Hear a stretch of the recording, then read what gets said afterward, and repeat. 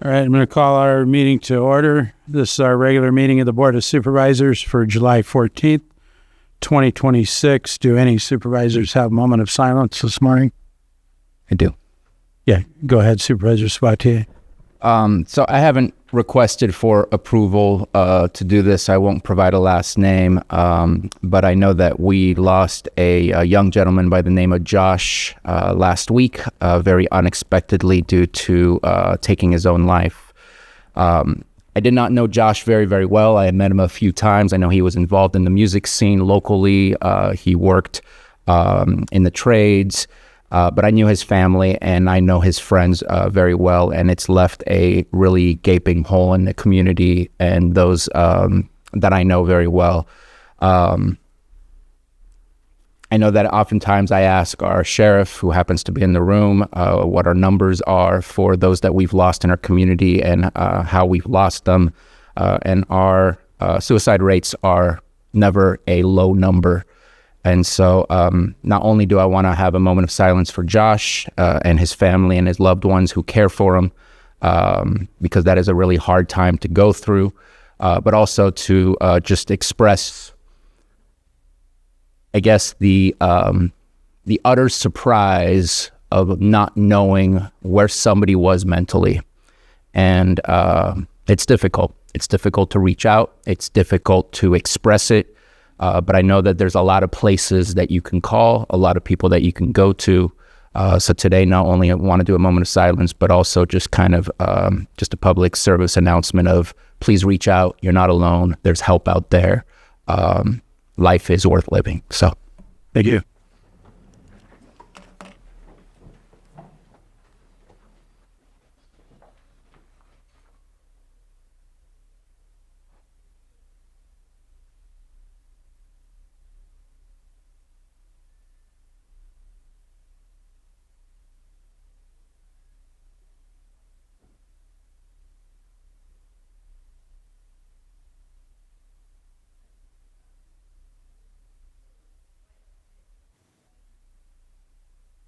Thank you, Supervisor On. Would you lead us in the pledge? Ready, start. I pledge allegiance to the flag of the United States of America and to the republic with which it stands, one nation under God, indivisible, with liberty and justice for all. Thank you. Do we have any extra items not listed on the agenda? No, we do not, Chair. Thank you. Move on to approval of consent agenda. Are there any supervisors that wish to pull any items from consent? Not hearing any. I'll go to the public. Is there anybody in the public that wishes to have us pull a consent item for later discussion? Not seeing any in the room. Any online, Johanna? What's that? Okay. Then I'll be ready for action on the approval of the consent agenda. Mr. Chair, I'll move to approve items 5.1 through 5.4. Second. I have a motion and a second. All in favor? Aye. Opposed? Hearing none, that carries 5-0. And I'm not seeing a pet of the week. Have we heard? Okay. I'm going to pass that item.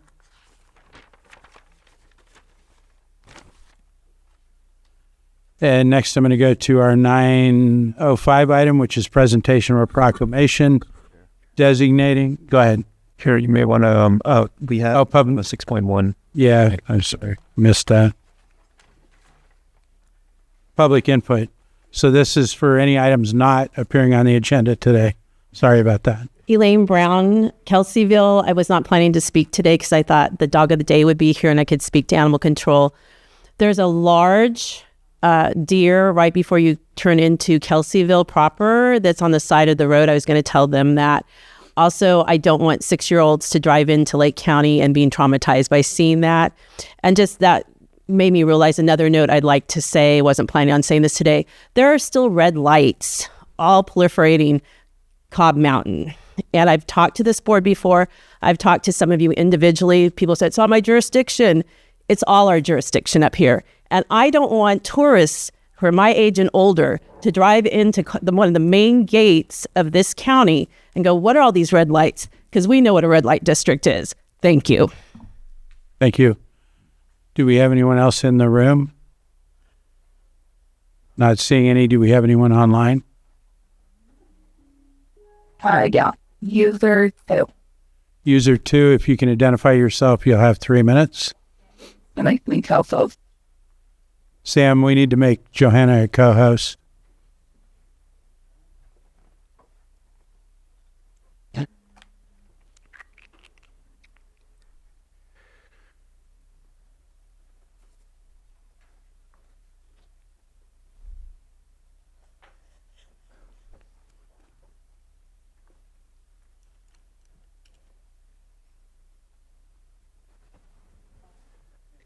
All right. User 2, if you could identify yourself, you'll have 3 minutes. Guy Laywell, Pillsbury Family Farms, and I want to talk today about oversight. Somewhere along the way, the government forgot who it is supposed to oversee. Oversight isn't supposed to be over the people. It's supposed to be over the government itself. The public should not have to be watching every email, every meeting, every policy, wondering if something is being created behind closed doors before this board ever votes on it. That isn't how trust is built. If the county wants respect from the public, it has to respect the public first. Too often, people walk into these county offices feeling like they're asking permission instead of receiving a public service. They leave here frustrated, confused, and exhausted. Not because they don't want to follow the rules, it's because they don't know what rules to follow anymore. The answer isn't more oversight of the public. If a government cannot clearly explain itself, it isn't serving the people. It's expecting the people to serve it. Every department should be asking itself one question. Have they made the process easier for the public to understand? If the answer is no, then something needs to change. Authority without accountability always grows. It never shrinks on its own. This board has every opportunity to change that culture. Start building departments that solve problems instead of creating them. Start building a government that explains instead of assumes. Start building a county where staff remember that every paycheck comes from the people sitting on the other side of the counter. Respect isn't demanded by the government, it's earned. And when the people begin to trust their government, oversight becomes a partnership instead of conflict. Mullah. Thank you.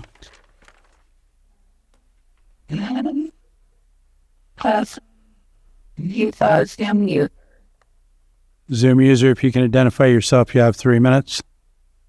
Yes, my name is Sterling. I am just here. I want to let the community know that Relay for Life is back in Lake County. It's actually going to be May 22nd. Last night I did say the 27th, but it's actually May 22nd of 2027. It'll be at Lower Lake High School.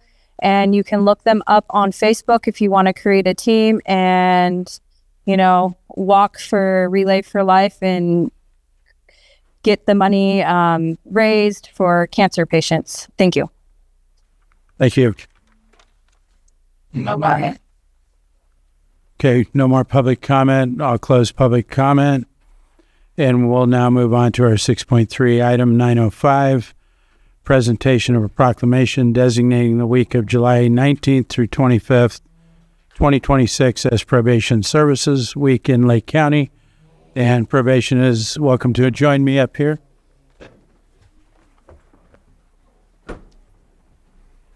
Yep. I increased my wheels down here, so it doesn't roll that much. How's it going, guy? Come on. Best spot. Except we're very vulnerable right now. But nobody's covering you up. Yeah. Oh, there we go. Sorry. What? Not bad. Well, there's a lot of you.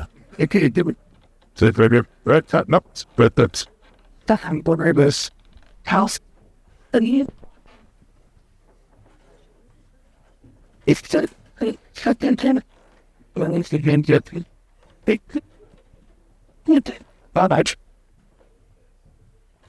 Bye.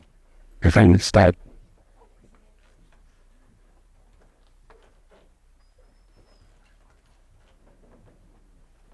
Got them all. Well, just about. Just All right. This is a proclamation of the Board of Supervisors, the County of Lake, designating the week of July 19th through 25th, 2026 as Probation Services Week in Lake County.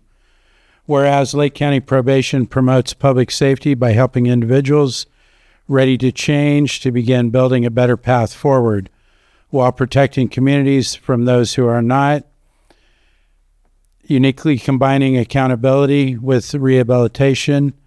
No other system does both, and whereas Lake County Probation serves as a key connector within the juvenile justice system and the community, maximizing the resources available through courts, local governments, law enforcement, social services, behavioral health providers, schools, crime survivor organizations, and nonprofit agencies. And whereas Lake County Probation officers receive extensive training, 400 hours within their first 2 years of service, and at least 40 hours annually thereafter in areas including trauma-informed care, cognitive behavioral therapy, strength-based approaches, and emotional intelligence. This training enables probation professionals to manage the trauma and complex needs of offenders while safely connecting them to support and supervision necessary for successful reentry. And whereas Lake County Probation delivers multifaceted public safety model that combines supervision, accountability, and access to transformative rehabilitative services, offering a safe and effective alternative to incarceration. And whereas Lake County Probation works tirelessly every day for youth and families of Lake County through its work as school resource officers, partnering with agencies for child abuse prevention efforts, parenting strengthening, and promoting positive community norms. And whereas we recognize and commend the critical role of Lake County's probation professionals and celebrate Probation Services Week in honor of their ongoing dedication to justice, rehabilitation, and community safety. Now, therefore, let it be proclaimed the Lake County Board of Supervisors designates July 19th through 2026 as Probation Services Week to highlight Lake County's probation's immense contributions for our community, passed and adopted this 14th day of July, 2026. Congratulations.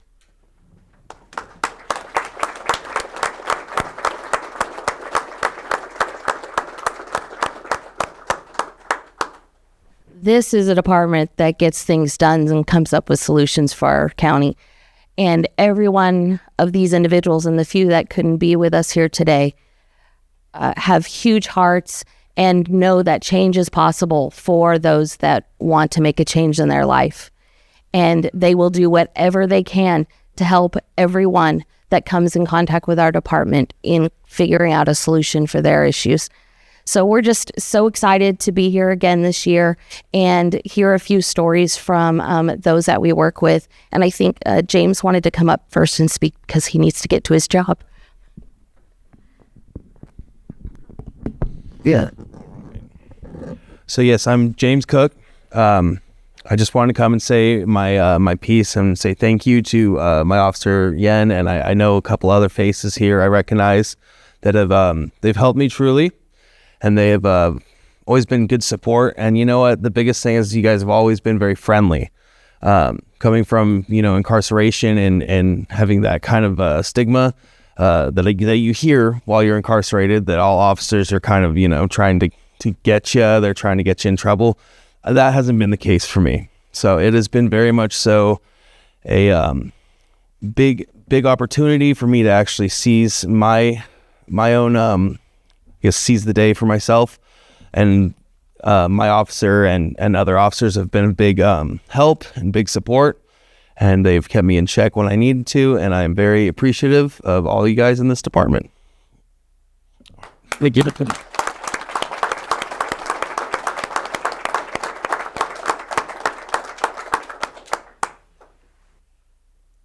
Keep going, man.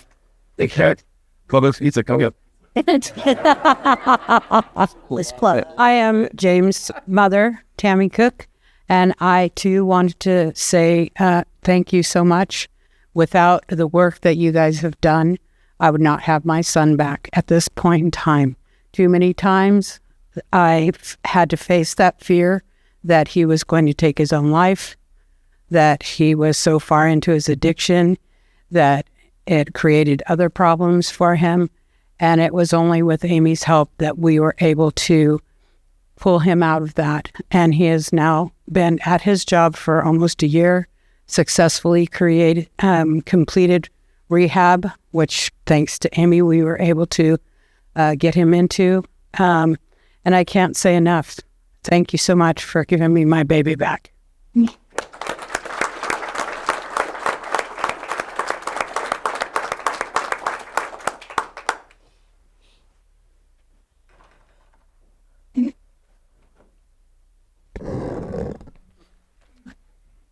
Good morning, jury and members of the board. My name is Anastasia Metters. I want to thank you all for giving me the opportunity to share my story. I've been on probation since I was about 13 or 14. Looking back, I know I made choices and mistakes that put me on a difficult path. I was in and out of juvenile hall, went through 3 rehab programs for drinking, 1 in Arizona, 1 in Oregon, and then got sent to Montana and struggled with alcohol and making good decisions. There are times I didn't think things would change, but today I would say I am much a better person since I got out of juvenile hall last November. I have been staying out of trouble and trying to do good and focusing on my future. If everything goes well, I'm off in November. That's something I am proud of because it shows how far I've become. If I could say one thing to a young person who is in the same situation, I would say keep trying. It does get better, and change for yourself, not for others. My goal is to move to Oregon and become a tattoo artist. I want to say thank you to the people who never gave up on me. Thank you to my probation officer, Billy, for sticking it out with me, even when I made it difficult. And thank you for holding me accountable and believing in me when I didn't. I want to thank my mom for never giving up on me. And no matter how many mistakes I made and all the time she was in me in juvenile hall, she continued to love me and stand by my side and support me and encourage me to change and keep moving forward. I wouldn't be standing here without her. I know we didn't have the best mom and daughter relationship usually. She is my mom, and I am proud to say that. I'm not proud of every single decision I've made, but I am proud of the person who I'm becoming. My past doesn't have to define my future. I hope my story reminds others that people can change when they have support and the opportunity to keep trying.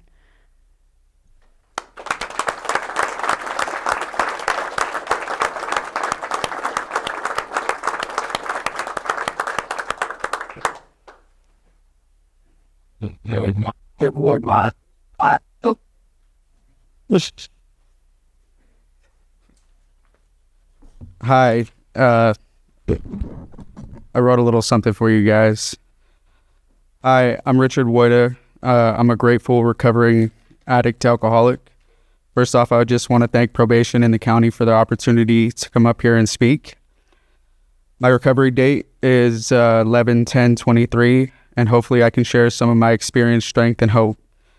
As I look back and examine certain areas of my life, I can see where many times my mental health was affected or where I should have reached out and asked for help.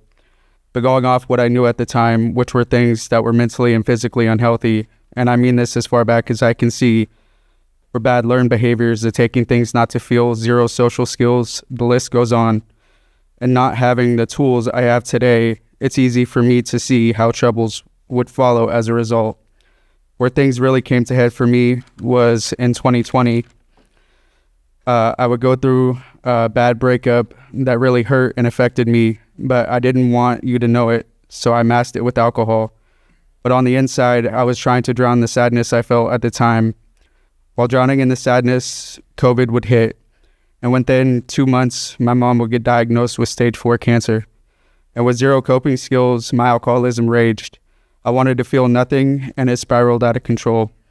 I tried to convince myself that it was one big nightmare, and if I got out of my head, it would all go away. But it didn't, and then it happened. She passed away. And I wasn't the son that she deserved for me to be.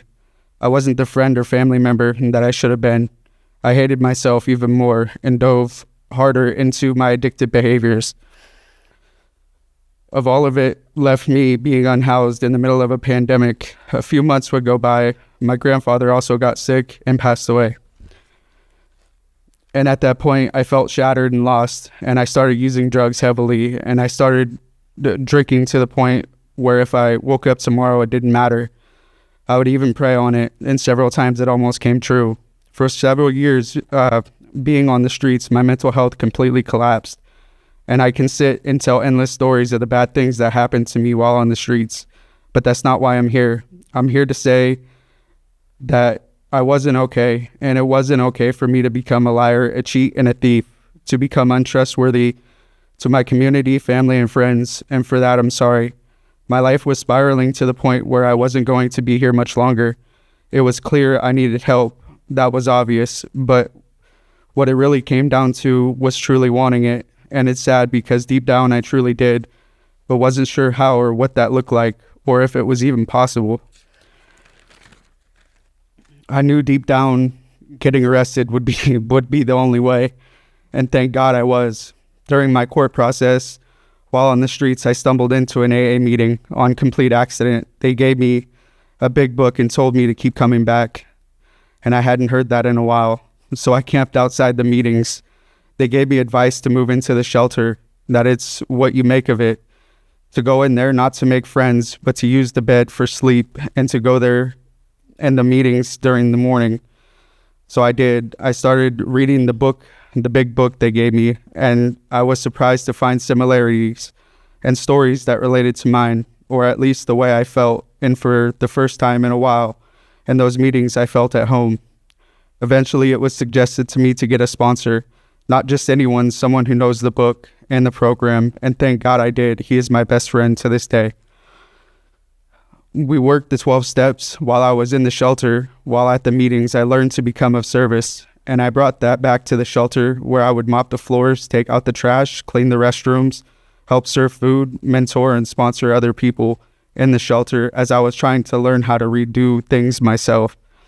Months would go by, and while going to the meetings and reading, I would learn a lot about the truth of alcoholism and drug-addicted brain, and how it would take 18 months for the brain to clear, and not to make any big decisions within the first year. But that wasn't optional. I had court and life-altering decisions that had to be made. I began to feel the sense of wanting to escape, so I called my sponsor, got honest, and headed to court, and was offered probation, which at the time was hard to see, turned out to be a blessing. No matter how bad things got, I had found something special in my newfound recovery. And with that, I moved forward while continuing to work the steps and mentoring those around me. I started secretarying meetings, NA and AA. I started making amends to the people and the businesses within whom I may have affected. And to my surprise, a lot responded very well and were very happy for me and accepted my apology. I think the hardest thing for me is the amends that I can't make, but I know God knows if I could, I would. So I have since learned that they are in my heart, and to do the best I can each day with what I got. I started working side jobs that my sponsor in the rooms would help me find. They advised me to go to a transitional living shelter, and I did. I kept working and saving and bought a car and joined the build construction program and went back to school. After finishing the schooling and graduating the program, I landed a good local job in the area and moved out of the shelter. But sadly, both were short-lived and didn't work out, but I did. So I started working 2 jobs and found another place to live. My faith and reliance in a loving God grew stronger, and eventually my hard work paid off. And I found my career path in construction as an electrician's apprentice, building low-income housing throughout California. I have been able to travel a lot and see life and things in a whole new light. I am grateful that today I have guidance, direction, purpose. I'm grateful to have new loving friends throughout the community with this second chance that I have been given. I truly feel blessed. And to anyone out there struggling or feeling beaten, broken, and lost, just know that if I can do this, so can you. It's not going to be easy, but worthwhile things in life don't come easy. Find an outlet, find forgiveness in yourself and with others. Find a sponsor, a life coach, a therapist, someone you can trust to help you identify some of the things in life we might be holding on to that we shouldn't be. be honest, do the work, be honest with yourself and with God, and your life too can change as a result. And remember that no matter what, God loves you, and so do I.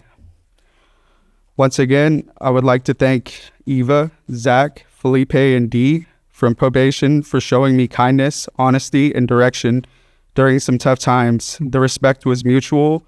We always parted with handshakes and smiles. Probation has been something I learned to value in my recovery. A lot of love and respect. I also want to thank the men and women working at the shelters for making warm food and a bed to get much needed rest and kindness along the way. To the Build program and the college who helped show me the tools I still use today, and the businesses and employers who took me on, thank you. I thank God for my friends in recovery, AA and NA, the Big Book, the 12 Steps, my sponsees, and my sponsor, Jake. I love you with all my heart. To the county, once again, thank you. And to the community, we got this together, one day at a time. God bless.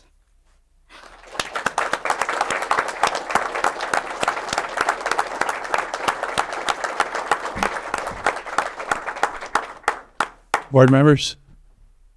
Go ahead, Vice Chair. Yeah, I want to thank all of you. You're all in the front lines, but through these stories that we hear today and in the past, it's always your empathy, your care, your respect, but also holding the line for accountability. And I think that is the best combination that you all demonstrate every day for looking out for those in our community that really want to change, to be on a better path, and the support for their families. And I can't be more excited that you have the Build program too now, where you can offer a work path and training path to a better life. So thank you deeply to all of you. Thank you. Say something. Supervisor Crandall? Yes.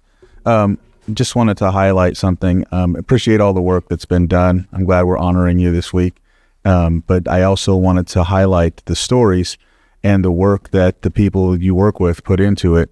What separates your work from when it comes to corrections or going into the jail facility is that's a sentence term. And a lot of people that I've worked with them as well. I was working in education and social working and things. And a lot of times people come out thinking that it's a sentence. All they have to do is serve that time and finish. And then most of the time you see recidivism. So it's good to see these stories because it shows people that truly want to take the time to do the work, and they know they have to put in extra aside from just serving that time. And so I just wanted to commend you all for doing that work. And I wanted to commend you all who came up and told your story and for doing that work and putting yourself out there, because it's more than just doing the time or spending the time on that. It's actually putting in the work to do better, and you all are doing that. Thank you.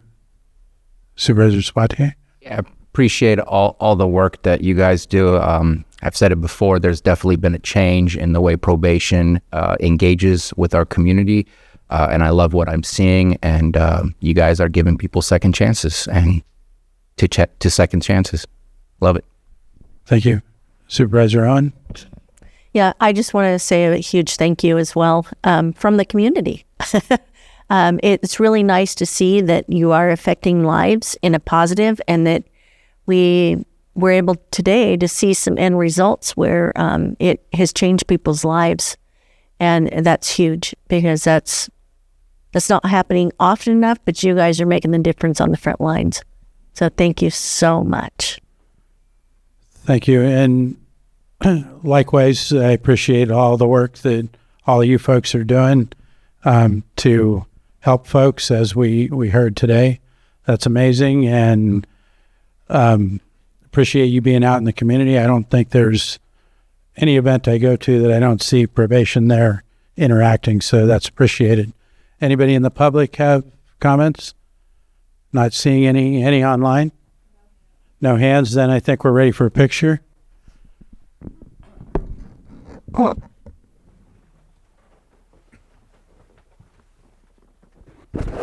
That much color. No, can't you make us? Yes, perfect. I do. Thank you all. Again. Thanks. That on. Correct. I was trying to get your attention to coming up.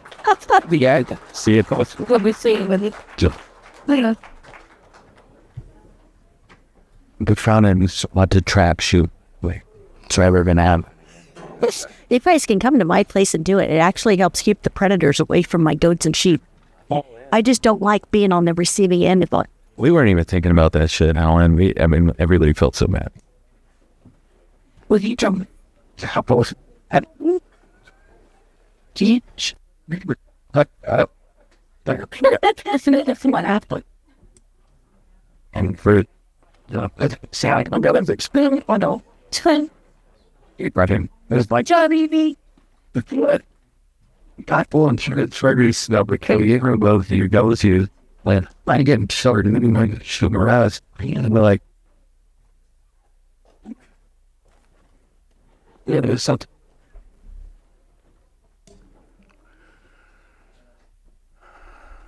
Okay. That's that you like action.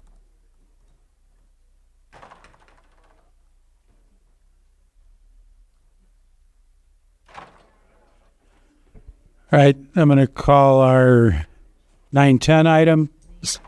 Sitting as the Board of Directors of the Kelseyville County Waterworks District Number 3, consideration of resolution designating a member of the County of Lake Board of Supervisors to serve as the representative member on the Board of Directors of the Lake County Sanitation District, Lake Osan.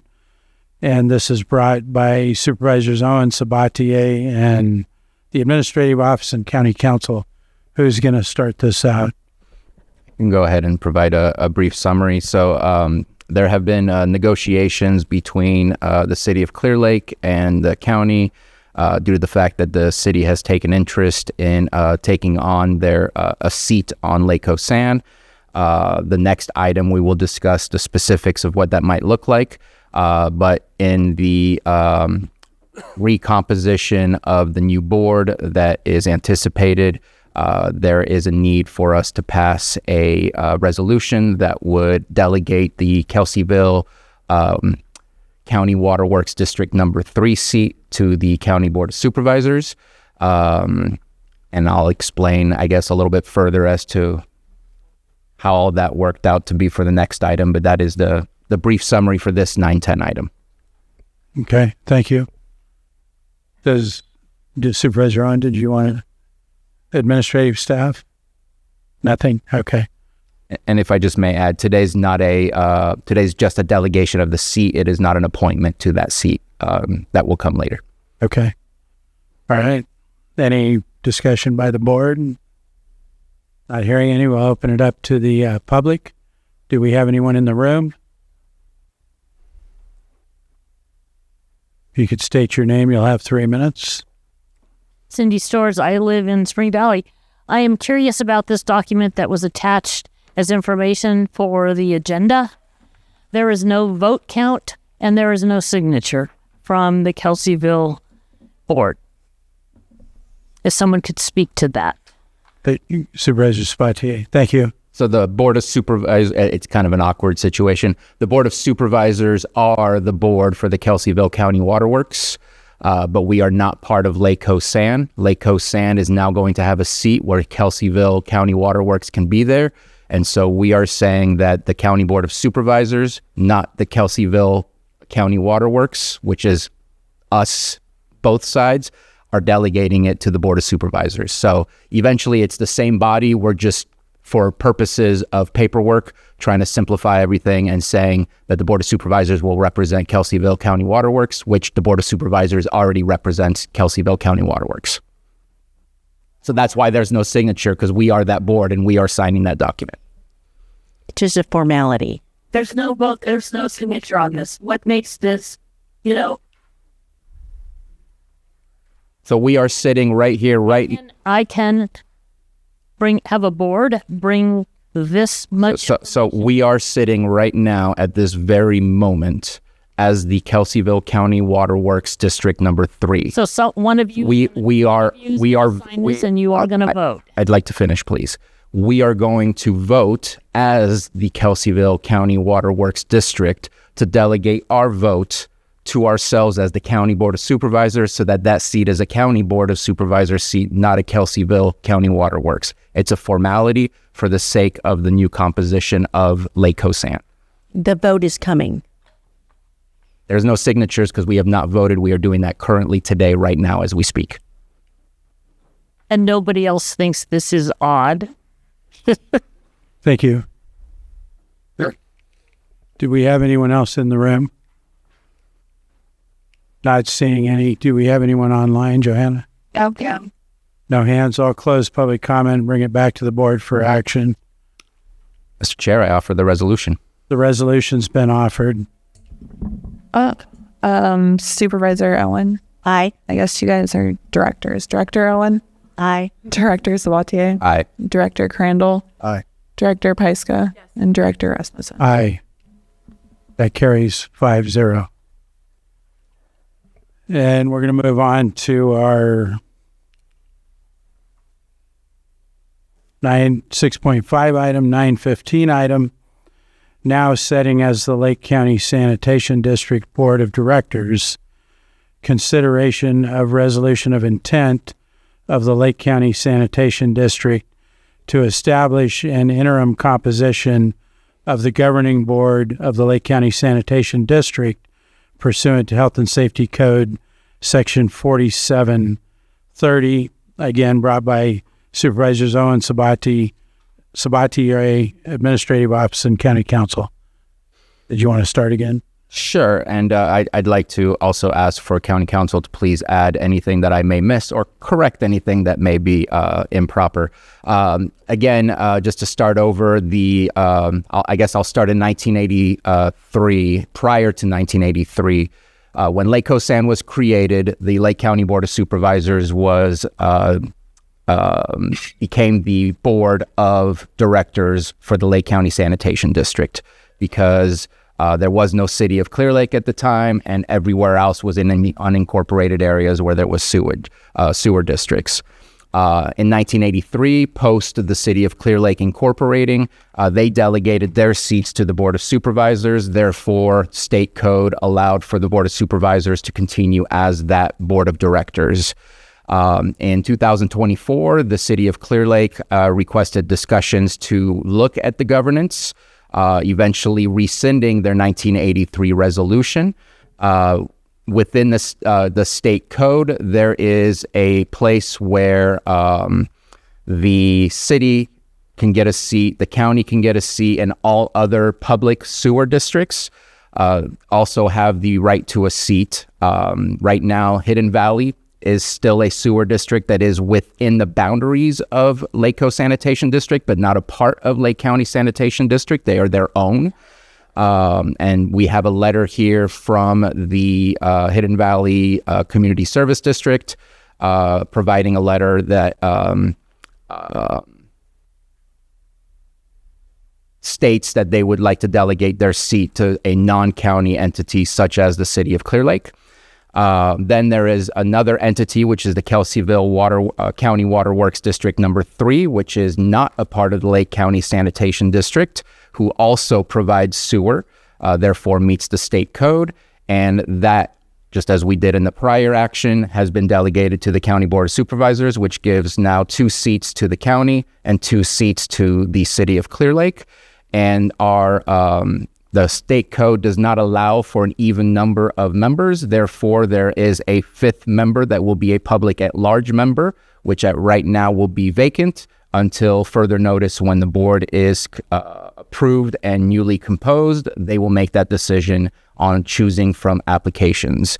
The action and so we've had long discussions with the city of Clear Lake. This is what we're coming back with based on our review and interpretation of state code, that this is a way for us to be able to move forward. This is seen as an interim governance in the sense that there is a request for LAFCO to do a reorganization of the Lake Coast Sanitation District, Lake County Sanitation District. We're not sure on the timeline on what that will take. It could be less than a year, could be a little bit more than a year. We'll find out based on LAFCO's approach to that. Within the action that is being requested of this board or the directors of this board, there is a conditional that there is a resolution that is on the agenda for the city of Clear Lake on Thursday, July 16th. And that action, if taken in the positive, as if they approve the resolution, then we would also move forward with the resolution that is being considered here today. So the action would be to approve and agree to the resolution with the condition that the city of Clear Lake also approve on their resolution that is on their agenda that has been reviewed. I know I sent it out to county council and admin. I reviewed it myself. I'll let them speak to that. And the final thing is, it's not in the memo, and I apologize, and it's not a major surprise, but I would like to give direction to staff to maybe open up for collecting applications so that as soon as possible, when this board is newly composed, they can take action to bring in that fifth member, because that fifth member is going to be important in order not to have a 2-to-2 type of vote potential where things don't move forward. And so I would like to open up applications, receive applications, and hold on to them until this new board is composed. And please fill in any gaps or any changes that I hope I said everything correctly.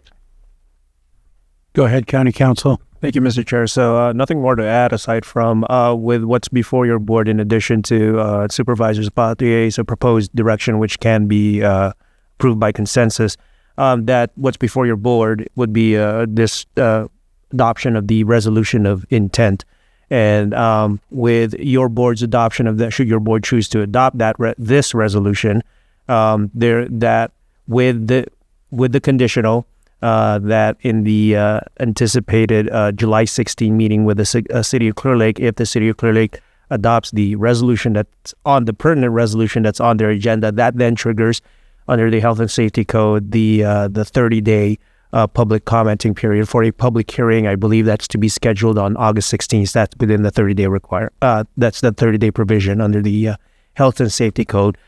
So again, what's before your board is the resolution of intent. If things go as planned, 30 days from July 16th, that would be August 16th, to receive any protests, objections, comments from the public for a public hearing to take place on August 16th. And that's where staff anticipates the appointments, the specific appointments would be made. Thank you. Any questions from board members? And so let me check in on the with the request for direction. That would be for county administration to advertise and collect apps and then turn them over to the new board once it's been finalized after the public hearing. That is a request, yes. Okay. All right. And I guess so I'll open it up to the public. Do we have anyone in the room who wishes to speak right now? No? Yeah. Go ahead and come forward and state your name. You'll have 3 minutes.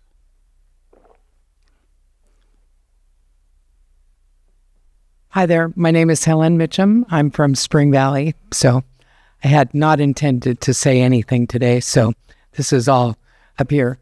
But it seems odd to me that as a sitting board, you can appoint yourself to another sitting board and you can make the new board configuration any way you like. And my concern is you've got 2 people from the City of Clear Lake, 2 from the Board of Supervisors, and you're going to have 1 appointment at large, a member at large. So you got 2 government agencies. Is this going to be a person or another agency that's going to represent those of us who live in the unincorporated area who would be majorly affected by any shift to what's going on for our services in Spring Valley?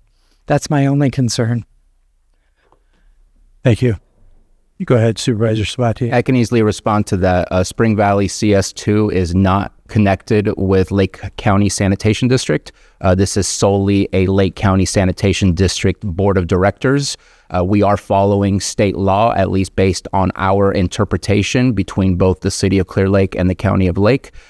So the way that we went to 5, if you follow California Health and Safety Code 4730 to 4732, you will find the code within that that dictates how it is that you can reach what we have reached. And again, there will be no connection. The Board of Supervisors, CSA number 2 in Spring Valley, is separate from this conversation. This is solely for the sewer districts, which includes Middletown, Anderson Springs, Southeast, Northwest, Land's End, and North and South Lakeport, I believe, are the 5, if I did not miss one. Reeves Point, Land's End, South Lakeport, North Lakeport. Yeah. Thank you. Hopefully that helps to answer that question or those comments. Thank you. Do we have anyone else in the room? Not seeing any. Do we have anyone online? I am online. Patrick Sullivan, Treasury Tax Collector. Go ahead. All right. So I did want to share some information on this. Just for your board's awareness, the Treasury Tax Collector and Auditor Controller offices, we've been scrambling on this since we found it on the agenda Thursday night. The timing for us was unexpected, so we are trying to work on a short clock here. Just want to be clear, when a district shares substantially the same governing board, like the Air Quality District or Lake San, it is considered to be a subordinate or component department of the county, which matters for financial reporting and the way that we process transactions. When the board structure changes as proposed, it is essentially taking Lake San independent. There's now a host of issues that we need to resolve before the August 16th deadline. Just for your information, even something as straightforward as cutting a check is going to require some restructuring. I'm assuming the Sand District is going to contract with the county to use county employees to run these facilities in whatever interim period this is. In order to keep operations in motion, the district and board of supervisors will need to pass appropriate resolutions to ensure business continuity. This goes for everything from payroll, purchasing, accounts payable, all of it. It's going to require some restructuring for our financial reporting. We're going to have to make some adjustments on the fly because we're trying to launch Workday right now, and we didn't really build it out this way. Another major concern we have is ensuring debt financing and the county's credit rating are not adversely impacted by this. We've met with our municipal advisor and bond counsel yesterday, and we're currently working on the needed resolutions to address this. I'd just say there are many different moving pieces here that have to be carefully managed. I think the critical question is it possible to get this all done by August 16th?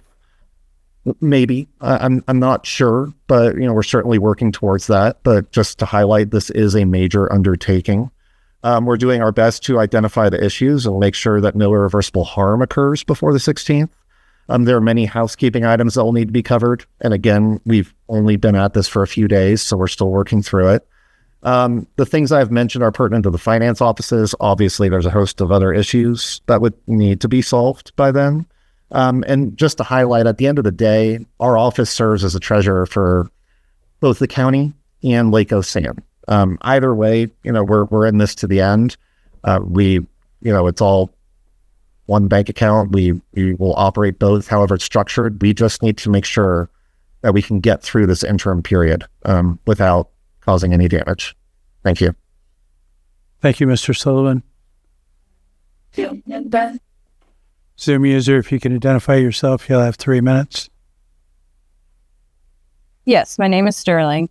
So I'm just going to ask you guys if you guys can slow down on this. I was reviewing through the documents that you guys put on there, and you guys are using the California Health Code and Safety. I just want to know where in that code it states that Hidden Valley can give their spot to a city council member. By what I read and seen in that code, it states it can only be a county member. So I would suggest maybe looking into that, or you guys can answer that. Also, I reviewed the public available Hidden Valley Lake Community Services District Board agenda from January through July this year. I could not find an agenda item where Hidden Valley publicly voted to delegate the representation that appears to be part of this proposal. If that happened, it did occur. I would prefer to maybe see that. You have many members of this community that's been asking for transparency. Also, it would affect Spring Valley because they use that as a station to hold the equipment that comes here.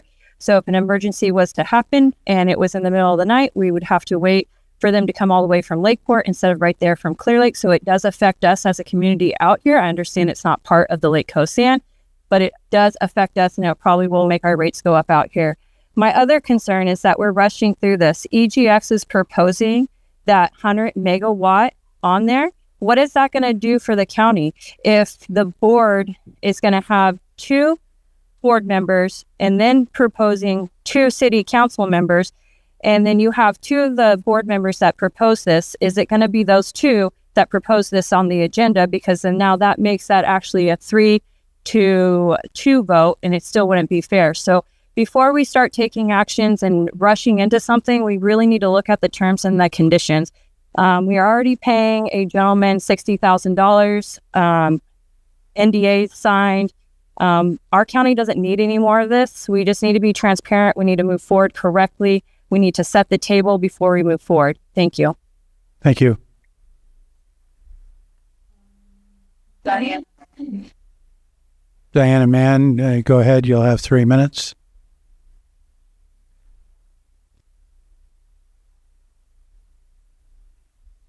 Diana, are you there? Unmuted, but there's no activity on about. Do we have anyone else after her? No. Diana, one last call. Are you able to hear us and speak? There's no activity on that, but no. Okay. Well, I'm going to go ahead and close public comment then and bring it back to the board. Supervisor Owen. To be honest, when this first came up, I had the same concerns that many of you have expressed. I wanted to make sure that everything was fair and that everybody was represented. And it's not a lack of transparency. We've been transparent. It's just some of this had to take place in closed session, and it's now coming forward. But we've been working on this for a while. I think it was December. Was it December, Alan, that you guys had sent the letter withdrawing? November.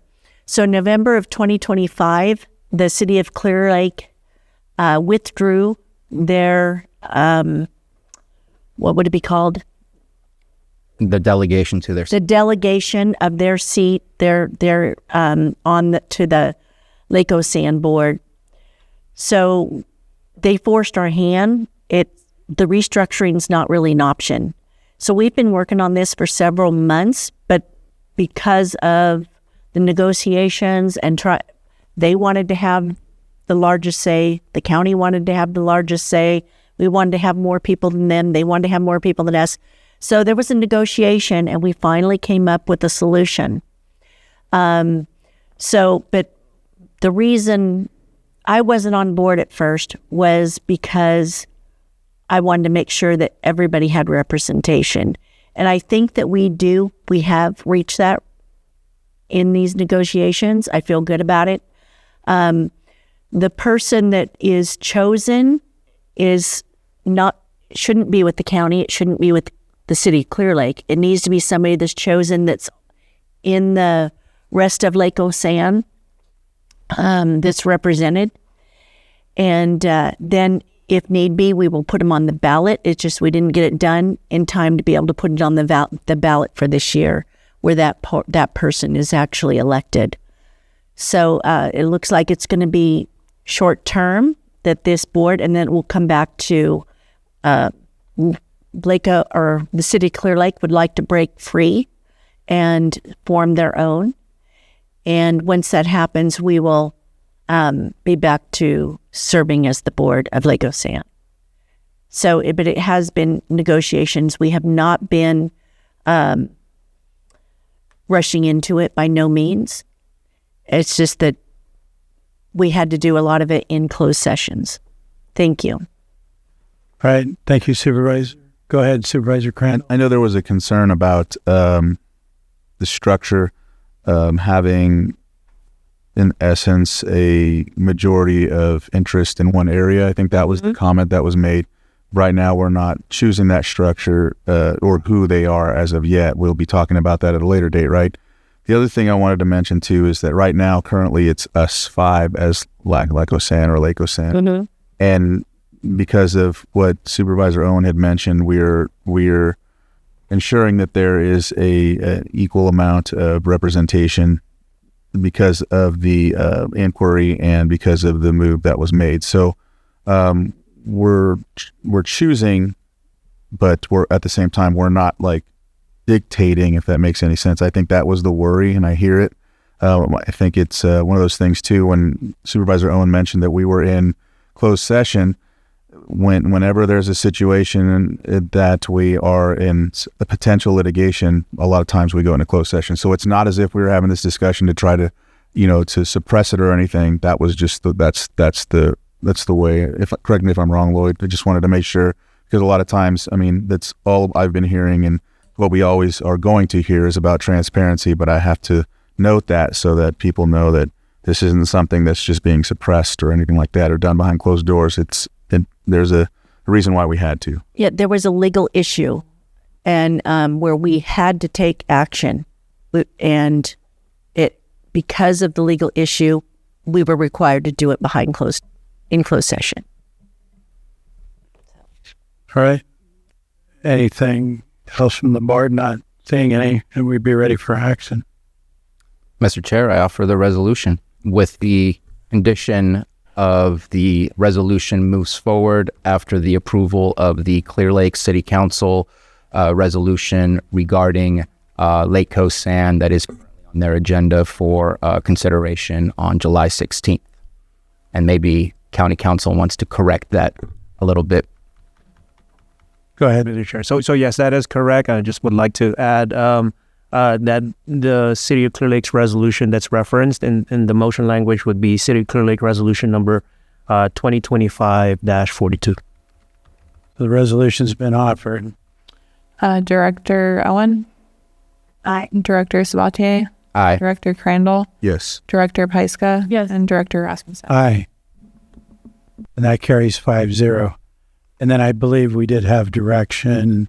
I didn't hear any opposition to the directing admin to advertise immediately and collect applications to be later turned over to the new Lake Osan board once it's established.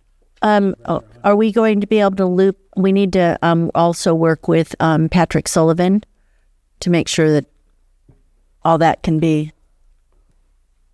Go ahead. And just to speak to that, I spoke with Mr. Sullivan yesterday, our treasurer tax collector, also spoke with admin, and I know they had a conversation with county council. I believe there are not simple solutions, but easy to get to solutions in the interim to make sure that there is continuity of business. It shouldn't be too difficult to make some of those things happen. There may be some internal things from the tax collector that are a little bit more difficult than just a simple resolution.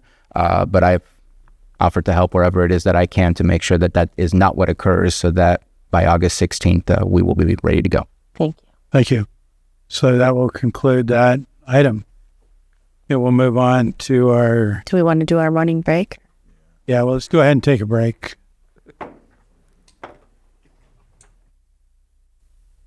All right, I'm going to call our meeting back to order, and we're going to handle our 6.6 9:30 a.m. item, consideration of whether to initiate the formal park renaming process pursuant to county policy for the existing Middletown Square Park. And Supervisor Owen sponsored this. Do you want to make any initial comments? I'm just opening it up, so I'm a little bit...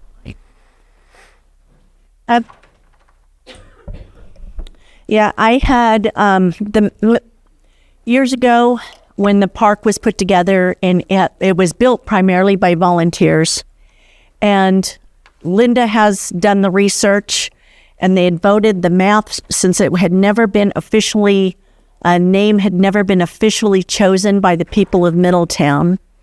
Some of them really didn't like the name Square Park. There was a big conversation, and it went back and forth for a while. They eventually voted on Gateway Park, and it was chosen by the math board, the Middletown area plan, they chose the name Gateway Park. And the significance and reasons behind that, I'm going to allow Linda to cover. And that's it. Okay. Director Ewing, did you want to? Or I can. I'll just add a few things.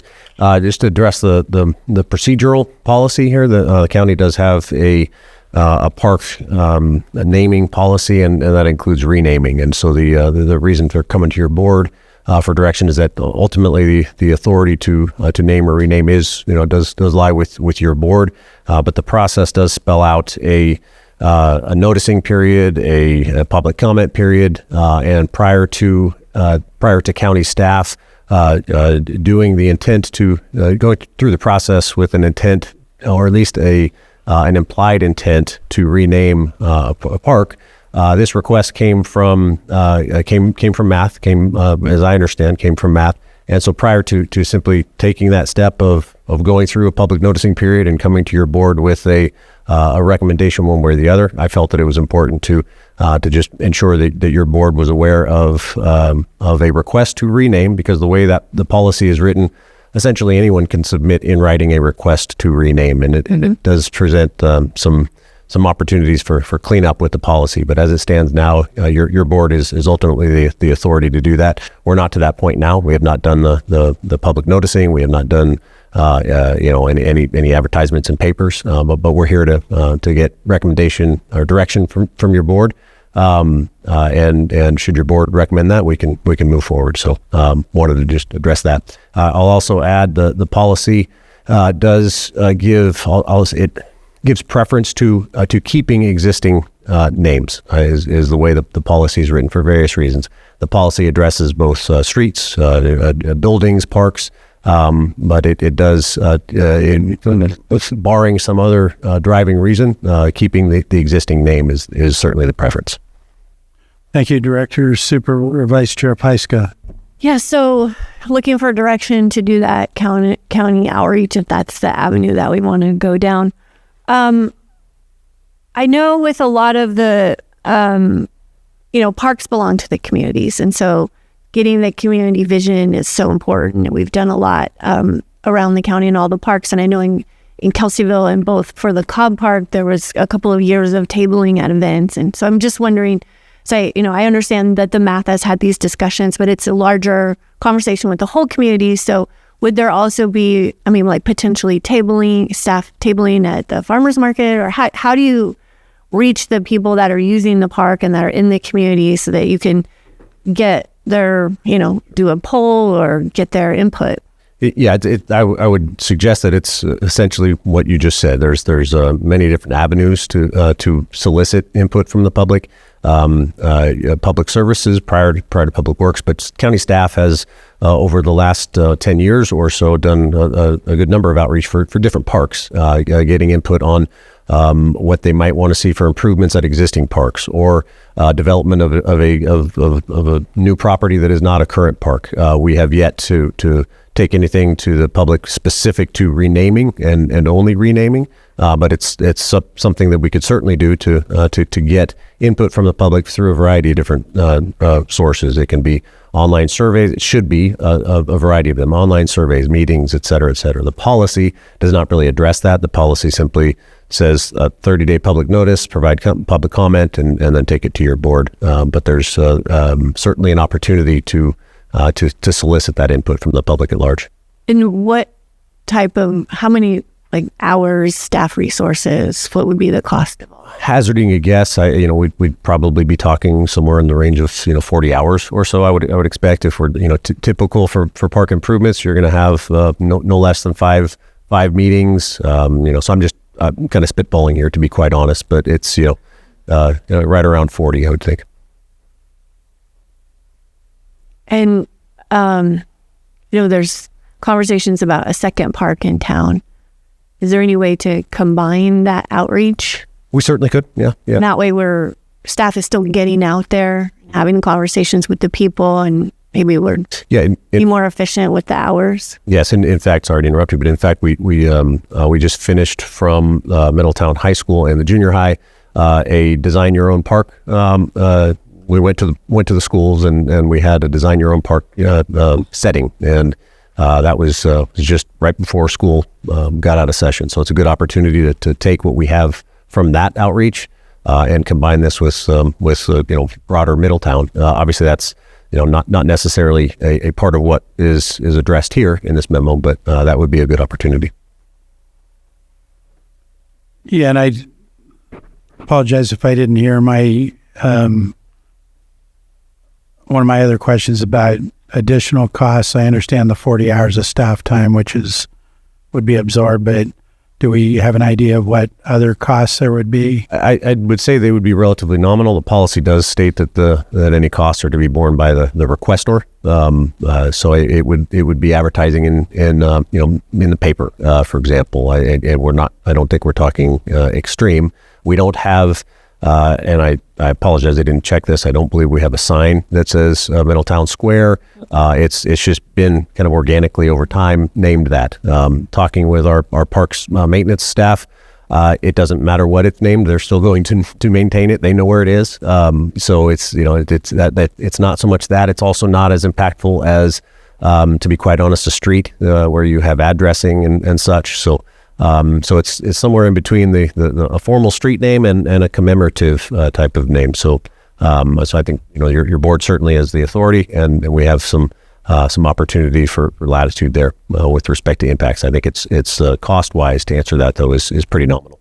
Okay, and with it being borne by the requester, since Math is an appointee of the county, I'm assuming that would be the county, but not sure.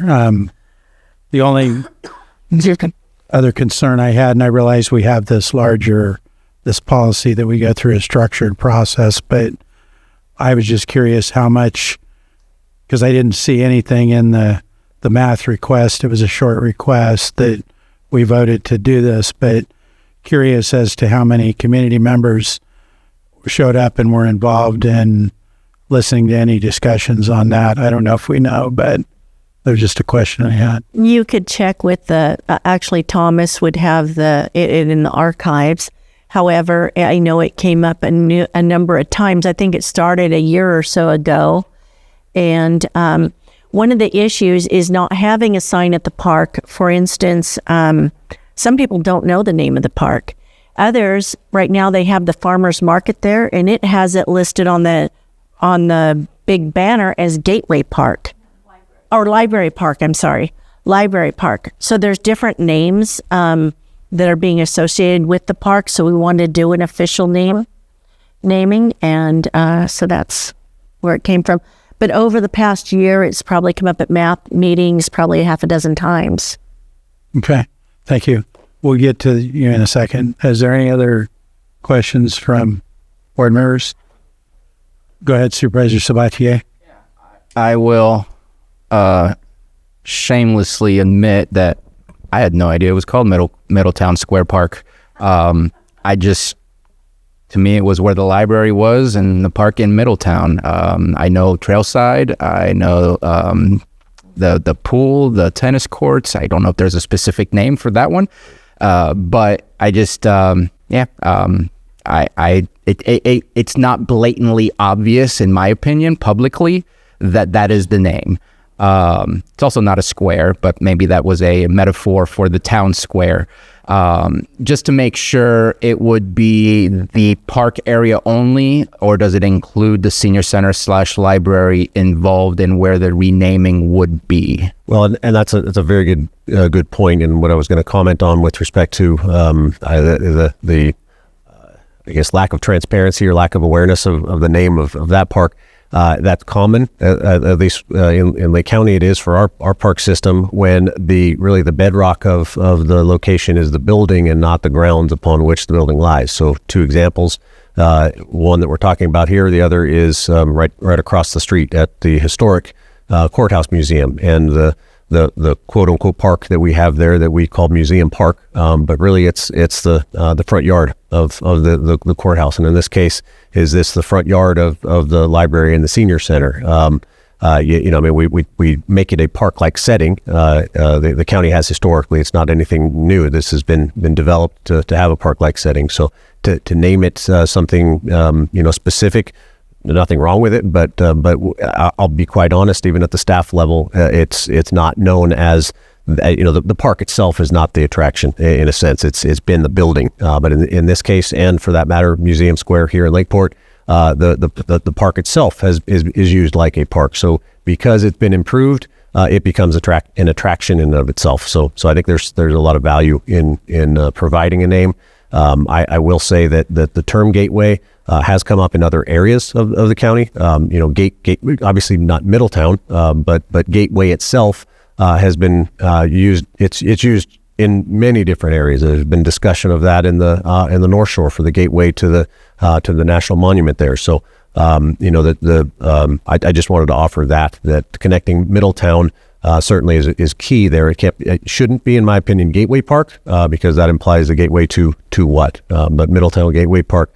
Obviously, I'll be agnostic here and defer to your board, and prior to that, defer to the input from the public.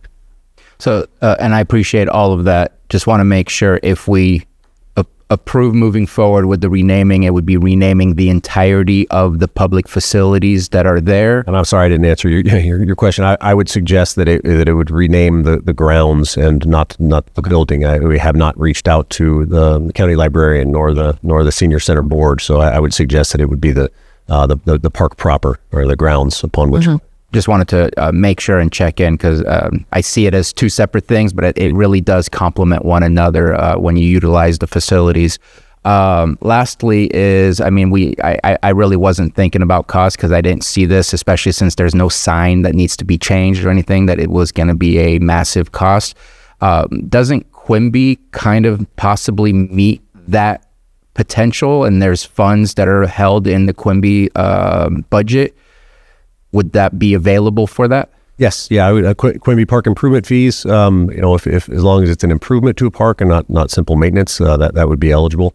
I don't have at my fingertips the funding that we have for Quimby for that general area, but I'm going off a recollection. I think we would have enough for a sign there, and I don't know that would necessarily be a part of the renaming cost. To me, that's a part of park improvement costs that the county would bear. The renaming process would as far as a cost to be borne by a requester, which if it's the county anyways as math, then maybe it's a moot point. But I wouldn't necessarily connect that to a requisite that we include a sign. But I think that should occur.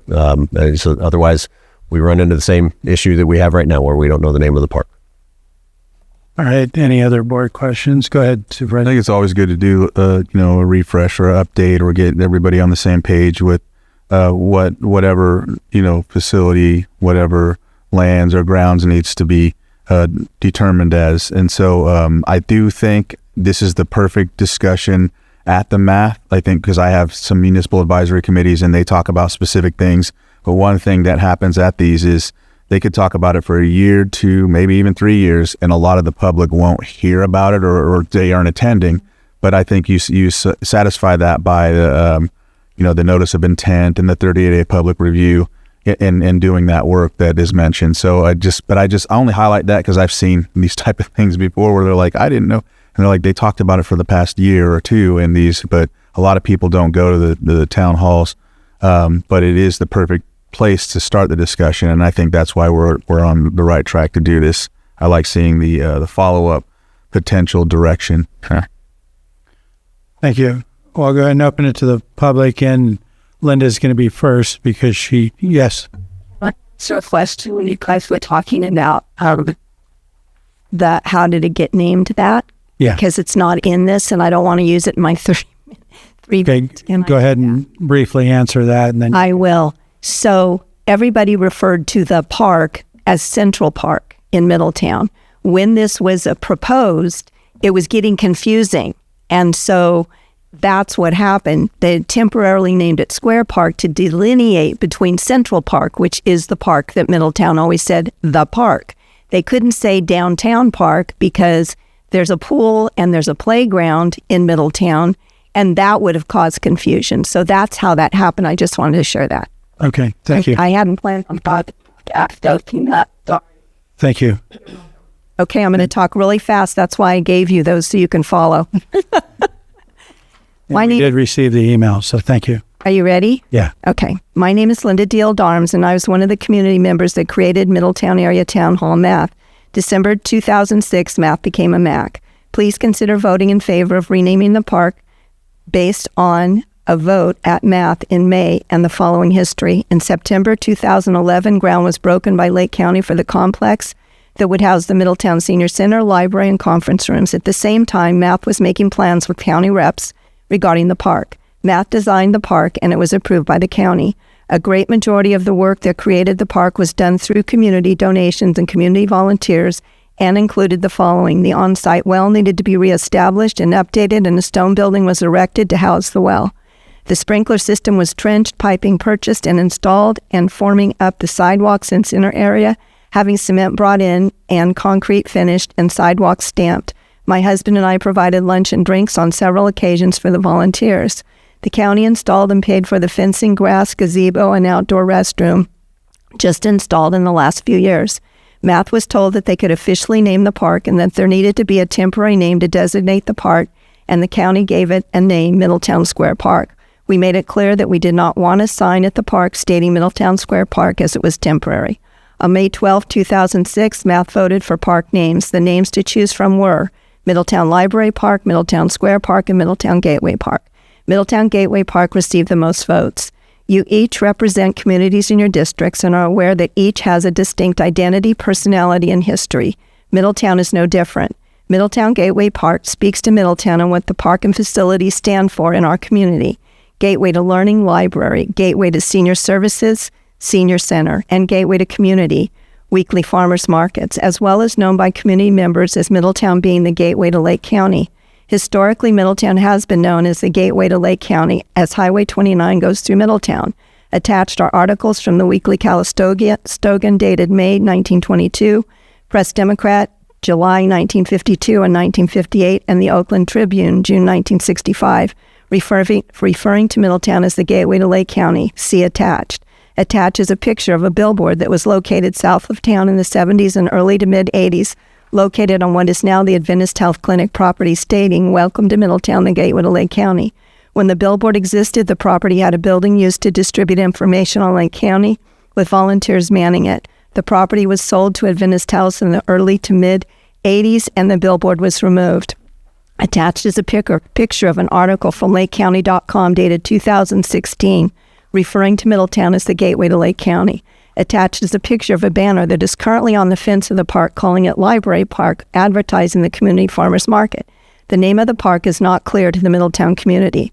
I'm requesting that the Board of Supervisors honor the vote made at the Math May meeting and vote in favor of renaming the park Middletown Gateway Park to reflect personality, identity, and history of Middletown. Thank you. Thought it was that. That's all right. We did get the email last night as well. Next. Good morning, Mr. Chair, members of the board.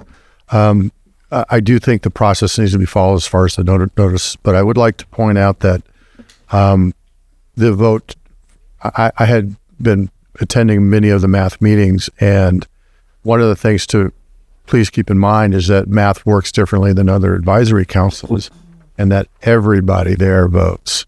And as was mentioned, this has been going on for a while. It's always been a topic. I know they spent quite a bit of time polling the community to try to get suggestions for names. They then, I think 3 meetings just this year, and the vote wasn't just 5 people. There was, again, maybe 20, 30, 40 people that participated in the decision to recommend their current, the recommendation now for Gateway Park. I think she provided a good historical background as to why Gateway Park would be appropriate. But I do agree that you need to have it publicly noticed and things like that. But I just want to point out, it's not like 5 people, just decided to name the park. They went through quite a bit of public activity. Maybe it doesn't meet the needs of the county, but it wasn't something that happened overnight. Thank you. Thank you. Anyone else in the room?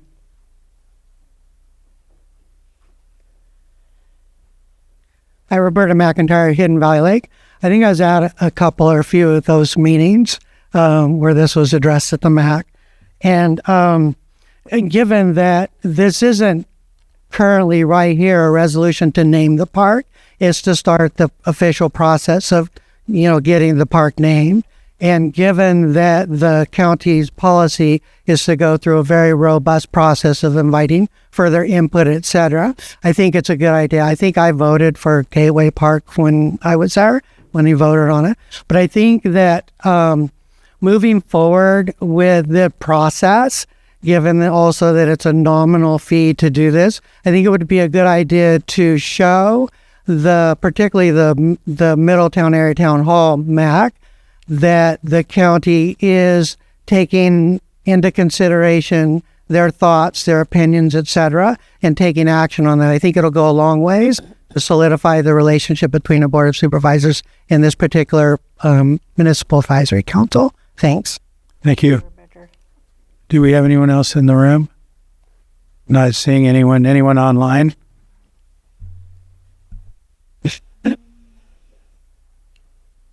Guest. Go ahead and identify yourself. You'll have 3 minutes. Thank you, Mr. Chair, Angela Emerald. In regards to the naming of the Gateway Park, and I'm not opposed to the name, I just wanted to bring up that since the 20s, 30s, 40s, 50s, we have several references to gateway areas into Lake County now, especially after the creation of the Barry S. Snow Mountain National Monument. So we're not the only ones that advertise gateway in Lake County. It's advertised at Department of the Interior, BLM. So I just wanted you guys to take that into consideration. The other thing is that while there is, it was voted on by MAC, just for your reference, at the Middletown Area Town Hall, it is a vote of all members in attendance. And those members are not restricted to members that live in the area. So they could have been members that don't live in the area that because they're in attendance, they get to vote. So just a couple things to take into consideration. Thank you. Thank you. Can I correct that real quick? Okay, go ahead. The voting members have to live within the fire boundaries, so they have to be a member of. Other people can attend, but they can't vote. And they'll work through of a while. Yes. Okay. Thank you. Do we have anyone else online? Yes. Already. Then I'm going to close public comment and bring it back to the board. Director Ewing, did you have? Yes, if you yeah. mind me adding. I think it's unfortunate that the Public Works Department or Public Services at the time was not involved with it. We certainly could have done that public outreach prior to coming to your board here. So I think in the future, if there's another advisory committee that is my understanding, is advisory to your board, staff can certainly be a part, and I would suggest should be a part of that process, so that we could come to your board in a cohesive manner, where that outreach has been completed, and it's not in silos. The organization, your organization, the Public Works Department that oversees parks. I think it's important that we be included along the way. So thank you. Supervisor Owen. Yeah, Linda, I'm going to refer to Linda. Lars, you probably don't remember it, and it was probably, but they had asked you when you were at one of their meetings it was actually Linda that had asked you about renaming it. And I think that they misconstrued what was stated there because they asked if they could. And you had mentioned, yeah. And I can't remember the whole conversation. I was there. But so they kind of took the ball and run because they didn't know any better. I didn't know any better. I was a new supervisor. So when you had responded to her question, they thought this was the proper course. Okay, fair enough. I appreciate that, and yeah, by no means was I trying to place blame. No, it's just lack of knowledge, right? On the procedures. Yeah, but in the 10 years that I'd been with public services, I didn't have any recollection of this coming up. Nevertheless, it clearly did, and so and I think it was just a miscommunication when she had asked, and it was actually Linda that asked you during public input on when you were there at one point, and that's what took place. And so, not knowing any better, absolutely, yeah, we can move ahead with that at your board's discretion. Yes, as Supervisor Sabatier. Yeah, I just, I guess a global statement. I really appreciate that we had a presentation not too long ago from the, I think it was just Worth, but I just appreciate that we've been getting a little bit more engagement coming all the way to the Board of Supervisors from the municipal advisory councils. I think they're there for a purpose. They are there to actually represent those communities. Now, I don't want to say that we should bypass the public comment or bypass more interaction with the public. But I think that there's a chance, I'm just going to say, if I was requesting this, I would want to take part in wanting to table and offer to get surveys from the community. And maybe this is where math can really be a way to get people to know who math is, get more people to engage with math, and also be the ones that take time to do the tabling. I'm not worried about the cost that this will be. That's not my concern. It's more of how do we best approach it? Somebody who was given orders to, here, please answer this question, or somebody who's really already passionate about the change. And so I just think it's an opportunity for math to be more engaged with the community, be out there, and then bring back that information, as long as maybe go through an approval process of this is how you survey, or this is the information we're looking to gather. I just wanted to put it out there, and I really appreciate the engagement that is coming all the way to the Board of Supervisors from our municipal advisory councils, because that's what they're for. Vice Chair? Yeah, and I appreciate this being initiated in math. That's what our MACs are for. I would like to see the tabling done by county staff and make sure that we're doing it the way that we've done it in all the other parks and moving it forward. And if there's a way to combine with the other park outreach just for efficiency, that I would be in support of that as well. I appreciate the fact that Supervisor Pyska brought up kind of going over the names on both parks so that we're making best use of our time. I was going to ask for your lead on how we can do it legally, and can we include the math group, as was mentioned too, as part of that process. Oh yeah, well, what I would say, the legally word scares me to answer, but I will suggest that county staff. I was looking for your leadership. We'll do that, and I think it's county staff in collaboration with math, and volunteers. Let's get get the word out there as much as possible through as many avenues as possible, so that we get as much input as possible. And what this was for direction in the first place. So that's our. I would like to ask that we make that direction. Yeah, and I'm happy with that direction. And just, the Cobb Park, we've been having these for, 4 years or something. We don't have a name, so maybe we should bring that into the conversation too. But it's going, noticing that it's going to be a conversation at the Cobb Area Council, but it's also showing up at the Black Bear Cobbler Festival and other places, so that there is broad participation. And I really think that's, to capture as much public input, that's a great practice. All right. Anything else? Nope. Ready for action? Yeah, action. I would like to. Do we need to table it then, and while we take this process? No, just direction. Just we direction. can provide direction to initiate direction with Lars to go ahead and move forward with the noticing of the park. If I could suggest, maybe it would be direction to staff to to initiate a public outreach campaign that would then culminate with a public noticing once the public outreach, we receive enough outreach, enough input that we feel that there's a name rising to the top. Okay. Go ahead. So I apologize. Maybe I'm the one feeling left out. What other park are we talking about that might be renamed? I feel like I'm in the dark on The Sutter. It's not a current county park. It's not even a current county property. It's actually, I believe it's the same property that was mentioned by Linda, owned by Sutter Health, just down the road from this park. So not a current county park. There's some discussions of that, being a potential, but it's not finalized. Is it too early to combine the two, or well, it's not too early to combine the two for public input. I would suggest that, but it helps the other park. It would help to ensure that we're again getting as much public input on the potential design of that other park. But there's a lot of other administrative and legal issues that need to be worked out there, such as the property rights and what that looks like. Okay, I apologize. I heard it as a renaming rather than a new park.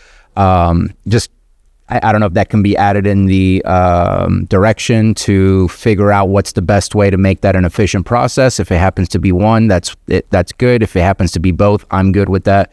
Just want to make sure to throw it in there so it's not just the initiation for the Middletown Square Park renaming. That's fine with me. Yeah. Right. Is that any other questions on that? No, I have the direction. I'm comfortable with the direction received. All right. Thank you. Then we'll conclude this item.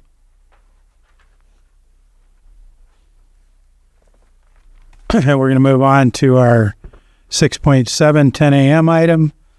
This is a public hearing. We're going to be setting concurrently as the Clear Lake Keys CSA number 1, 2, 6, 13, 20, and 21. Board of Supervisors, the Kelseyville County Waterworks District number 3, and the Lake County Sanitation District Board of Directors. Consideration of A, resolution confirming collections of annual lighting fees, and B, resolution confirming collections of delinquent water fees. C, resolution confirming collections of delinquent water and sewer fees. And D, a resolution of delinquent sewer fees for Lake County Sanitation District. And I'll turn it over to our director, Robin Boré. Good morning. This item before you is our annual tax roll item for our delinquent accounts. I have Jesse Salmeron and Cassie Benitez here to answer any specific questions about the dollar amounts and what's getting rolled. We've provided the list of APNs without names as previously requested, and these are over 9 months delinquent because this list also includes those that have already come in and started paying. And so the actual tax roll date is a little ways away. And so it will only be those that are currently delinquent at that time. So some of this on the list may go away. So do you have any questions? Go ahead, Supervisor Sabatier. Yeah, just a question. Since on the resolution, it requires us to state how many protests were received. Do you have a number that you have received for the Kelseyville, the sewer, water, and lighting? They would be protesting here. We have received. There would be no submissions prior to that? We have no submissions prior. Right. We would say 0. Do we need to put that in our resolution as far as the amount of protests received? Because there's a blank spot that states that that's what we've received.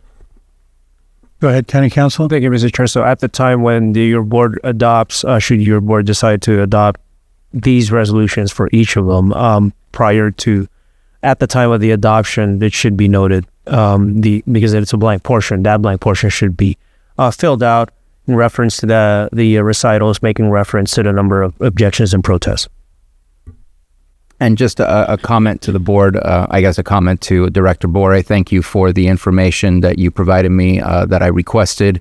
I can't say that it's trending because I only looked at last year versus this year, but the increase in delinquencies is slightly concerning. It looks like it's an increase of maybe 40%. It was about 750,000 last year, and it's about 1 million this year.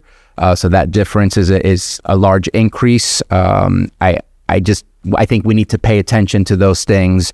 What I'm hoping is it's just to better understand part of the information I'm hoping to get later, which is how much of these from the tax roll are getting paid, because then that makes us whole. So maybe some people are abusing the system, wanting to get it on their tax roll because then it looks like they're paying taxes. I know some people play that game that is making our jobs just a little bit more difficult. But I think it's just something we should be paying attention to just because it is growing and it does have impacts.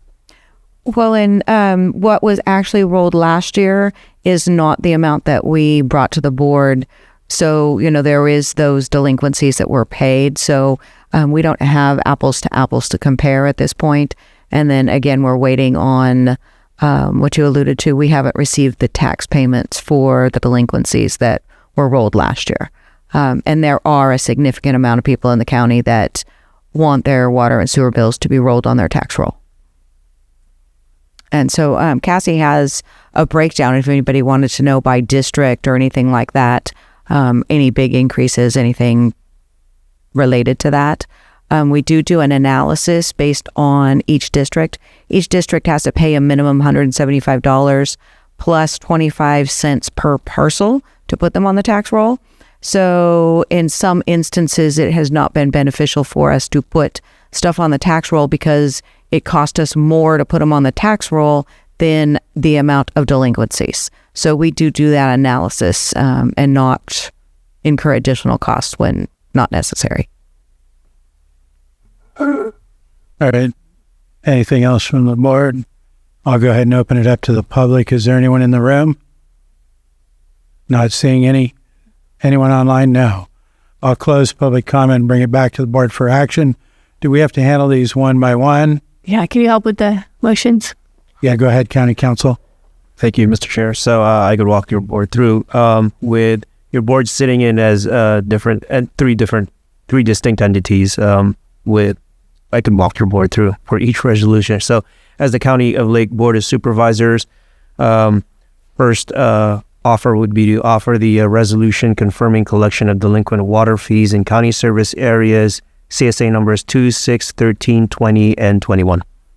Was zero protest. Yeah, zero. Was zero protest. Zero protest received. I'll offer the resolution. Resolution's been offered. Supervisor Owen, Supervisor Sabatier, Aye. Supervisor Crandall, Yes. Supervisor Pyska, Yes. Supervisor Rasmussen. Aye.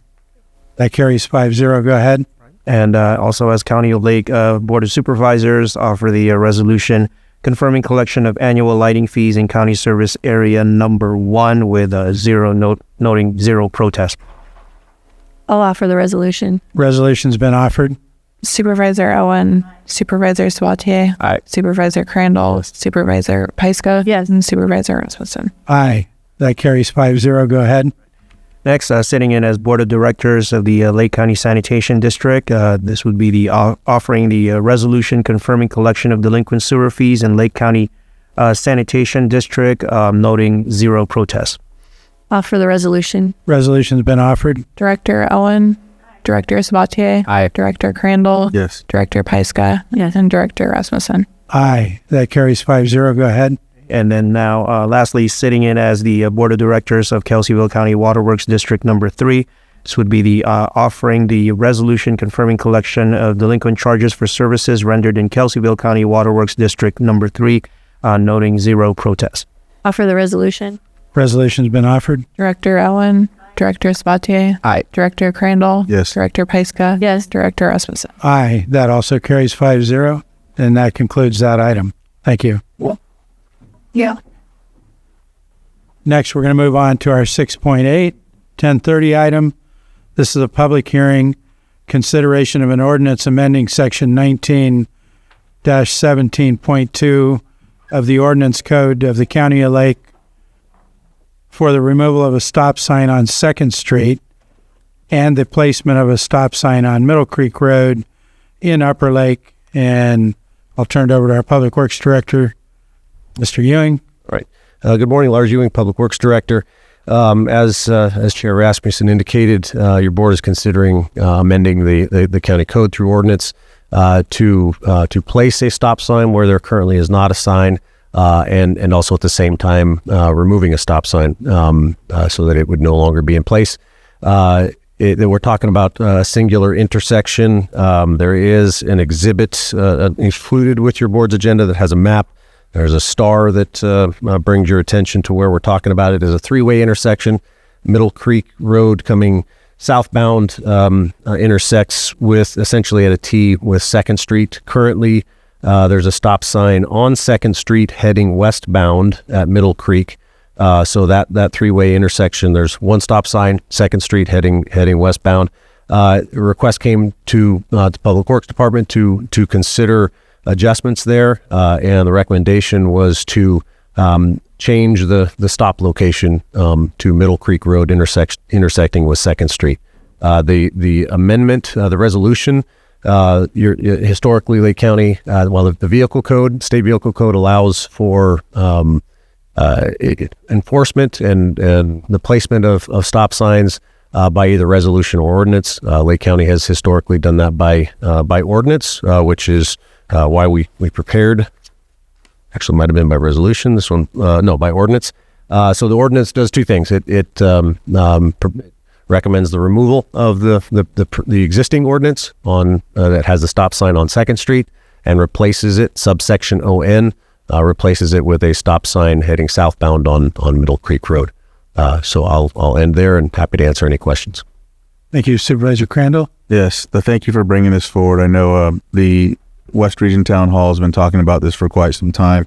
One thing I just wanted to make sure and just ask for public discussion is I know that the group had really been set on having like a 3-way stop. I just wanted to see and have maybe you explain what the concept is and why it went that route. Yeah, the what we call warrants in the engineering world, it just didn't hit the warrants for stop. When you add too many stop signs, oftentimes it can become unenforceable. So we looked at the best arrangement for that intersection. There's certainly some subjectivity to that, but when we looked at where is the prevailing traffic, we're talking about a one road, 2nd Street heading eastbound and westbound, and that's really the route of the main route of travel. To have a road, 2nd Street that comes in at an intersection with that, commonly people would expect that. So from engineering principles, it seemed to apply that a singular stop sign was merited. Is there a way? Last question, because I know it's going to be a change that the community may be used, how people get used to the same kind of flow. Is there something that we can do to enhance, like maybe for the first month, or I don't know, I'm just throwing some things out there so there isn't an accident because of just habit. Yes. I don't know if lighting the sign is a big deal or if like putting out orange, signs or anything until people get used to it. I don't know. I'm just seeing if there is a method for that. Yeah, and I apologize. I didn't address that as a part of this, but the intent is to do a number of things. On 2nd Street, where there will be a stop sign, on Middle Creek heading south, where there would be a stop sign where there currently is not one. That's where the most impactful noticing will occur. A couple of things: a changeable message signboard in the weeks leading up to it, along with likely a permanent advance stop warning sign saying there'd be a stop ahead, along with changed traffic conditions ahead. We would also couple that with some modifications to the intersection itself to we have visibility, but it also would include the stop sign.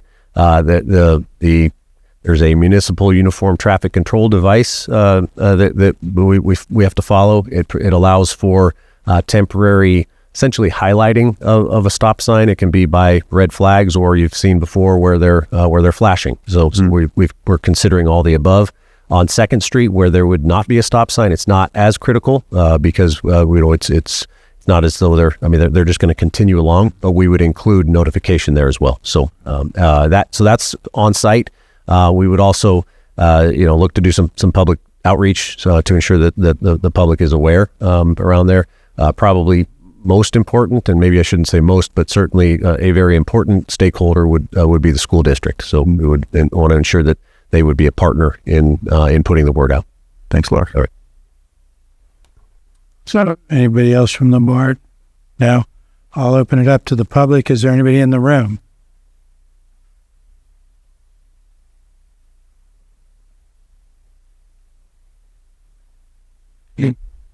My name's Tim Chiara. I'm a member of the Western Region Town Hall.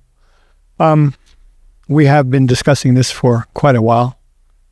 And so basically, as I understand it now, the existing stop sign that's on 2nd Street will be removed, and a new stop sign will be put on a Middle Creek going south. That's correct? Yes. Okay. So I can foresee a certain amount of confusion from these changes, but it's probably a necessary situation that we'll just have to work through. And I know that Upper Lake has had concerns about traffic around the schools and on 2nd Street, and that was sort of exacerbated by the Middle Creek coming into 2nd Street there, and a lot of people were concerned, and there have been I can't say that I know that there have been accidents, but I certainly have heard that that's the case. And I suppose when I heard Lars talking about removing one and putting the other there, I thought,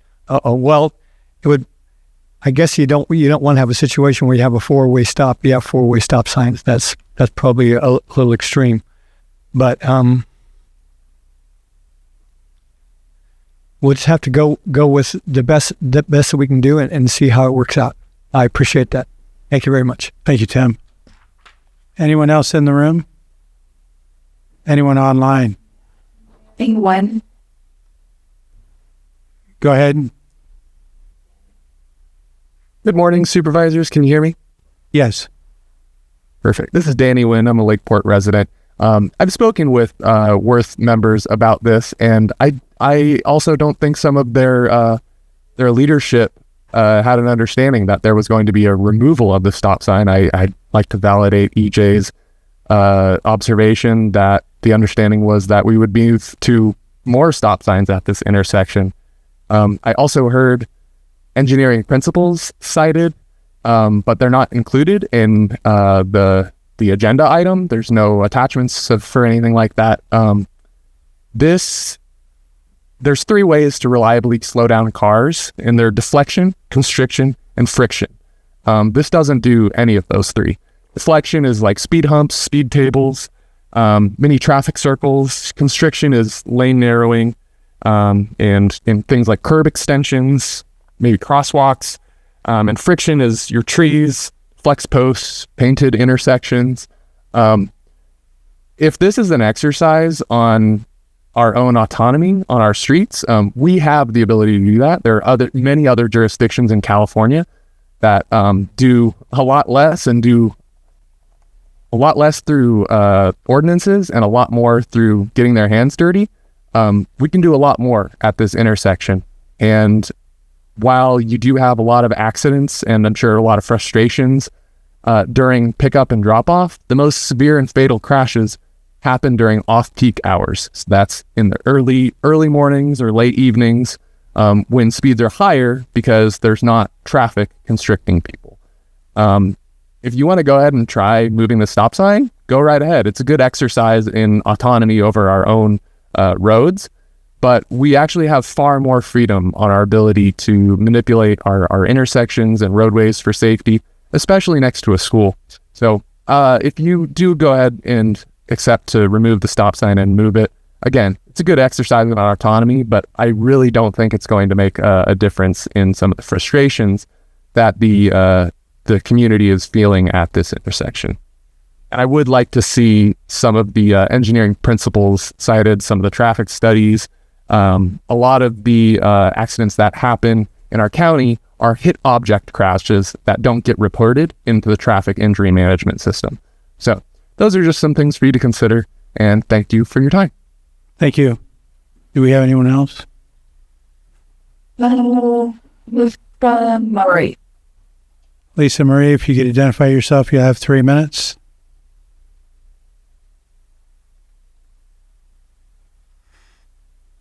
Lisa, are you there? Yes, can you hear me? Yeah, go ahead. Good morning, everyone. Lisa Marie Benavides. I am also a member of the Worth, and I live in Upper Lake. I actually take that intersection every single day, several times a day. First, I just want to say thank you to Lars and EJ for getting this on the agenda. I also want to acknowledge that while we were asking for a 3-point stop, Lars, in his meeting at the Worth, did present this as a potential option. So I do want to just make sure we recognize that this was always on the table as one of the suggestions. It's not the primary one that we wanted, but as someone who takes that intersection every day, as the person who created the incident form to have community members report near accidents or accidents, I do think that this is going to make a huge change. 2nd Street, the stop sign that's currently on 2nd Street is not stopping many. And the Middle Creek free right turn is, in my opinion, a huge problem. So I think that this is a major step in the right direction. I think that it is a direct result of the community requesting our supervisor act on our behalf. And now he has, and the director, Ewing, has stepped into the role, hasn't been in there a long time, but has responded to this issue when, we've been talking about it for several years and could get no traction on it. So I do just think that it's really important to say those things in our meeting or in these meetings too, because while it's not the perfect outcome, it is an outcome that's directly a result of our public servants listening to the public that they serve. So I just wanted to make sure we called that out, and though just share that as someone who takes it every single day. I strongly believe that putting a stop sign on Middle Creek will prevent a lot of issues. So thank you so much. Thank you. Anyone else? Yes. Yeah. Guest. Thank you, Mr. Chair.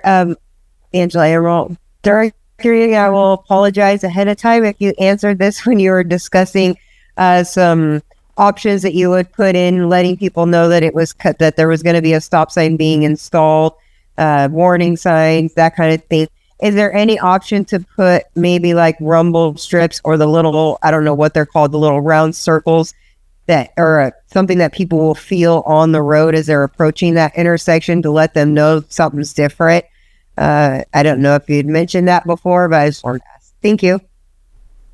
Thank you. Anyone else? No other. Okay. And did you have a question, Supervisor Spatier? Yeah, I just, I can appreciate like the idea of just a straight shot for 2nd Street. I guess my question is to Supervisor Crandall, like, what problem are we solving here? Is it a lack of enforcement on that road where people run the stop sign?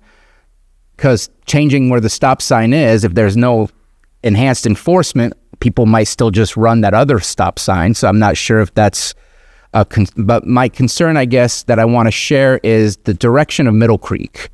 It's at an angle, and right now, they just get to go right without stopping. Obviously, if they want to go left, they have to stop. But the people coming from the left-hand side, which is like an awkward angle because you're angled in a direction that's not easy to face the traffic coming to the right, now they're going to be forced to stop, and there's line of sight potential issues because typically you want to realign a road to have a 90-degree angle. At least that's some of the road work sessions that I've been to help alleviate some of these line of sight issues. Now we're stopping people who will be forced to have a line of sight issues rather than the others who are supposed to stop that don't have a line of sight issue. I'll be blunt. I think a miniature roundabout is really something I would love to see that forces people to engage in a way that yields and slows people down. But I'm happy to move forward, but I'm also seeing an issue with the road because of the angle in which it connects with 2nd Street. If we're talking about Elliott Street, Laguna Street, and League Street, League Street, those are perfect 90-degree or perpendicular angles that the streets hit each other at, which gives you perfect line of sight or better line of sight. Middle Creek, in my belief, probably has heavier traffic because of it going into the agricultural areas, and was given that ability to turn because of the line of sight. And so is there work that will be looked at to resolve the weird angle that Middle Creek hits 2nd Street? Or are we just expecting that traffic coming out of Middle Creek, which is probably heavier traffic, meaning larger vehicles because of the agriculture that it accesses? I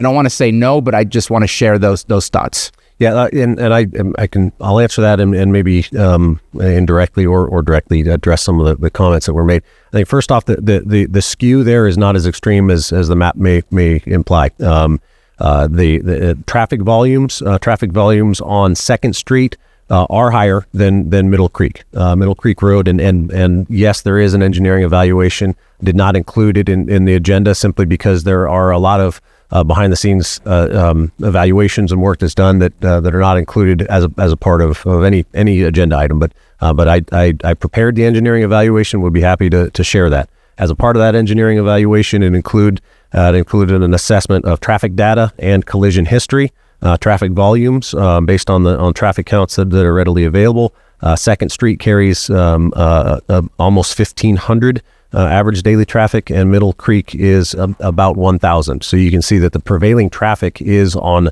2nd Street, and you're talking about a straight shot on 2nd Street. The driver assumption is that on a road that is straightforward, there's a road coming in at a T, but it carries less traffic than the road you're on. The expectation is that there would not be a stop sign there. So that factored in.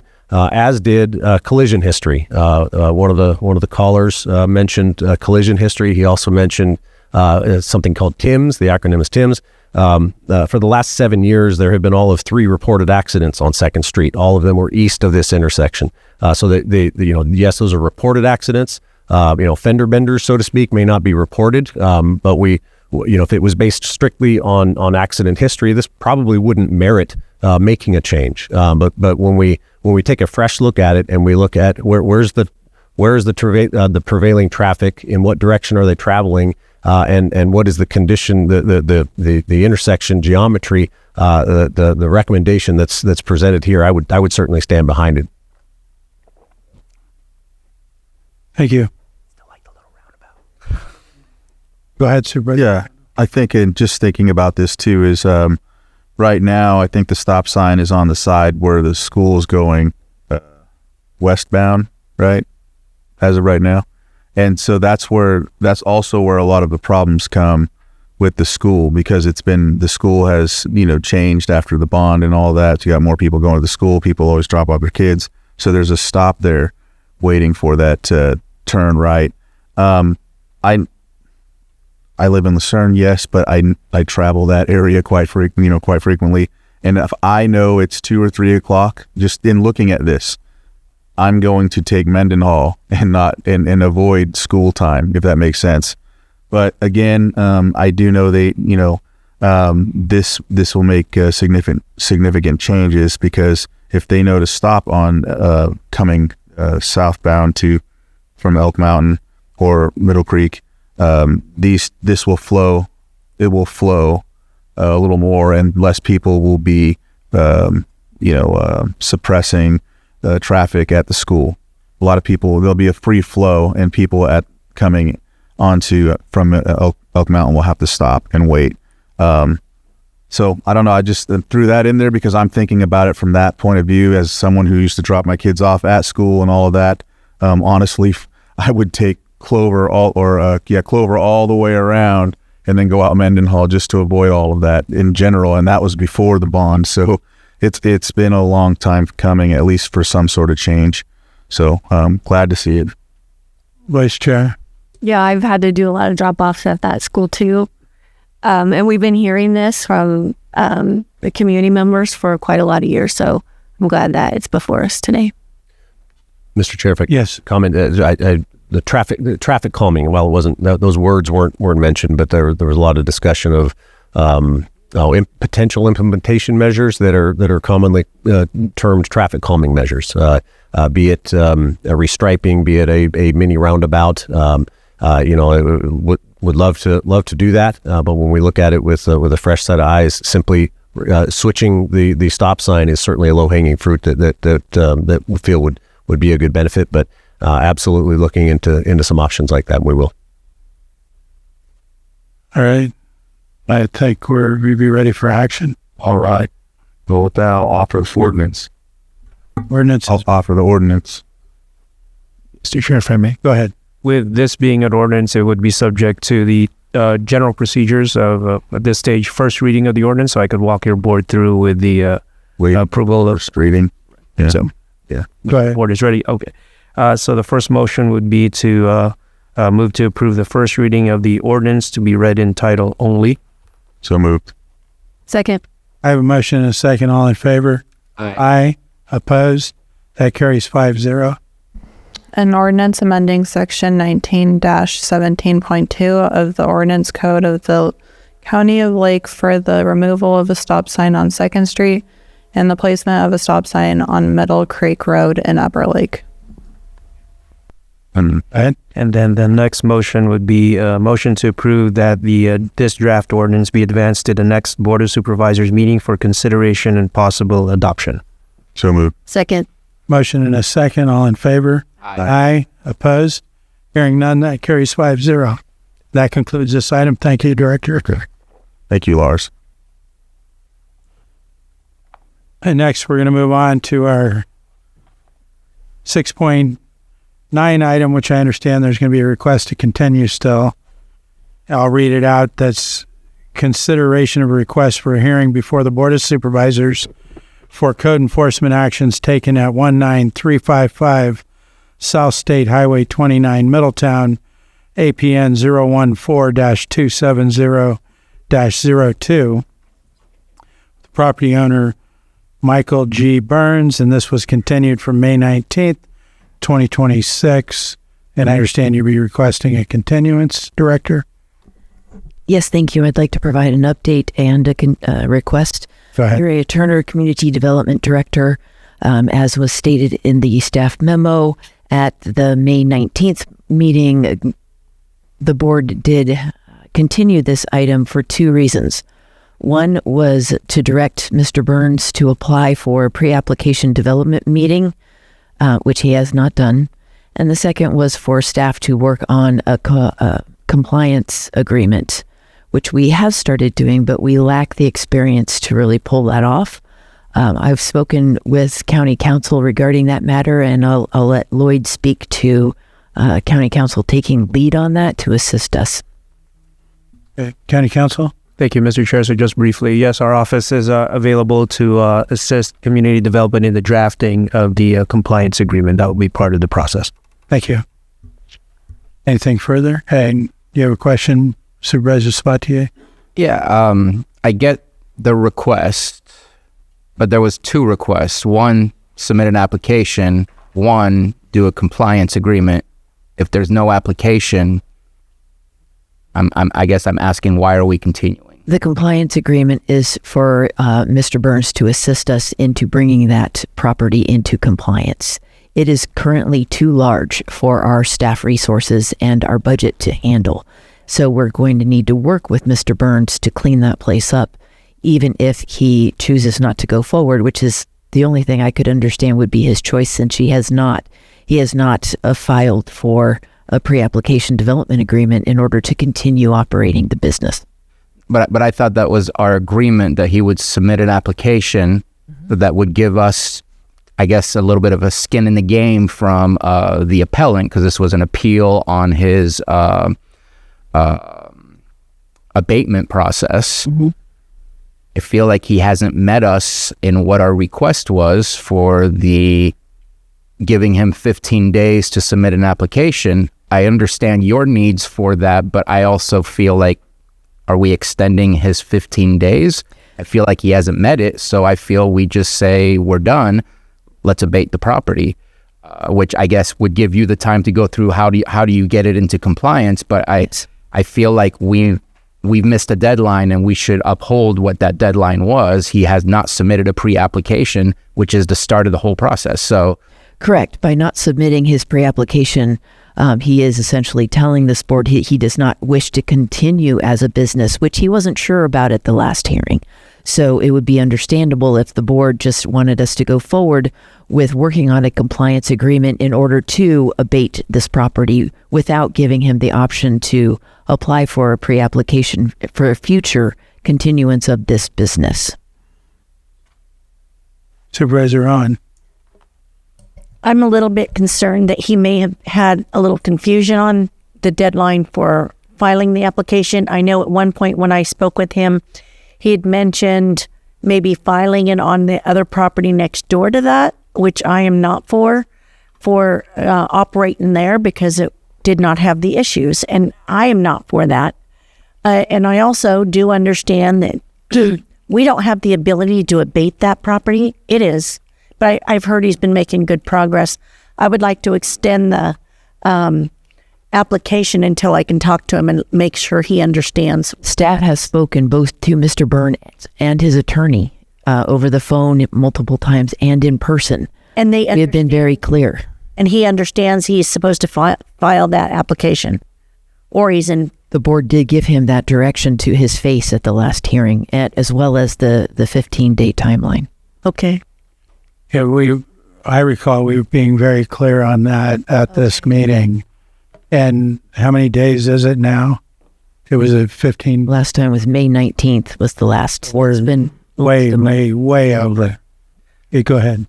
I'm just, because I guess what I'm looking for is I don't want to continue anything. You continue doing what your department is supposed to do to rectify the issues on that property, but I don't feel we need to do a continuance. We have failed to meet what was requested of us. I'm ready to move forward. Yeah. Staff is ready to move forward with County Council's assistance to develop that compliance agreement in cooperation with Mr. Burns and his representative. Okay. Yeah. I'm sad that it didn't happen. Yeah, I think the way I understand it, if we're just giving a direction to move forward with that agreement so we can get this abatement going. Yep. I think that. I'm not aware of a board's requirement to approve a compliance agreement. I would defer that to County Council, but if the board just wants us to go forward, I'm sure we can work that agreement out with County Council's assistance. That's fine too. And then we need not bring this back to the board. Yeah, that's fine with me. That's right. Yeah, I'm going to have to agree. Yeah, so there's consensus there. So, did you have something to add right now, or I need to open it to the public too? But I'll go ahead and open it to the public. Is there anyone in the room who wishes to speak? Is there anyone online? No? I'll close public comment and bring it back to the board. Sound like we have consensus for you just to move forward and it's not coming back to us. So go ahead. Mr. Chair, if I may. So with this being still a public hearing, with your boards, it sounds like it appears your board is not is leaning towards not providing or granting or approving a continuance of this public hearing. It is still a public hearing on a nuisance abatement, so that one option for your board would be to still, as part of the nuisance abatement hearing, uphold the nuisance notice that was provided to the property owner prescribing the requirements and the completion of such abatement. That's the standard language for upholding the nuisance, along with the direction to staff to reach out and coordinate a potential compliance agreement with the property owner. Without that action, there would still be a pending public hearing without to your board. So it would. Okay. The other option would be to continue the hearing for staff to come back to your board, which doesn't sound like your board is taking it. And he was noticed about today's item. Who requested that it be pulled? Because I had heard yesterday from Stephen that it may be pulled. There was discussion of pulling this item. I'm not aware of that discussion. Well, I was advised this morning that there was going to be a request to not hear this item, so You mean to continue it or pull it? To pull it off to do it later. I'm not aware of that request. Our department is not aware of that request. That's what was given to me by the admin office. So, Yeah. That's why I thought it was in the memo. Doesn't the action say continue? You do something. Yeah, it says continuance of the matter to a future date and time certain. So That was with our understanding that we needed additional work on the compliance agreement. okay, so it came from the department that there needed more time. So I didn't reach out to him because I thought it was being pulled, is what I'm saying. When it was continued at a time and date certain, he was here to hear that. Right. I just thought it was going to be moved from today. So what I'd be concerned about now is if he thought it was going to be continued and didn't show up. Yeah. If he was confused. Because I don't think he was confused about his requirement to apply for a pre-application development meeting. Yeah, I agree with that. If paperwork said it was going to be continued, then maybe he thought we weren't going to hear anything. Go ahead. I can understand that perspective. I also think that being present anytime something is about you on our agenda, that you should be here. We gave him 15 days. This is way past the 15 days. I don't want to waste any more time on this. I don't want to see this coming back to us unless there's a need for the compliance agreement that needs to come back to us. But if it doesn't, then I'm happy to move on and not see this again. Lloyd, would we get in trouble by moving forward since there was some information out there that multiple people seen that it was going to be continued to time certain? Go ahead, please. So the board memo does make reference in its contents, staff requesting a continuance to a date and time certain, a continuance of this hearing. The actual subject line of the board item still reiterates the consideration of requests for hearing before the Board of Supervisors for code enforcement actions taken at this property. So it is still a continuation from the May date of this public hearing for your board to decide. Your board always has the option to continue this per the request from staff based on the references made in the board memo. But with this still being a public hearing, your board may also just proceed with not approving the continuance and moving forward with a decision on the nuisance abatement. And hearing that, I'd be comfortable moving forward to. Yeah, me too. So we're ready for action. Go ahead. Yeah, thank you, Mr. Chair. So if your board is willing to consider it, I do have the motion language, and it would be the motion to uphold the nuisance notice with the prescribing the requirements and completion of such abatement, and that would be to abate the health and safety violations on the property as stated within the notice of nuisance violations as it relates to this property, with further direction to staff to coordinate a potential compliance agreement with the property owner as part of the your board's approval of the of upholding the notice of nuisance abate. So offered. Second. Motion and a second. All in favor? Aye. Aye. Opposed? Hearing none, that carries 5-0. Concludes this item.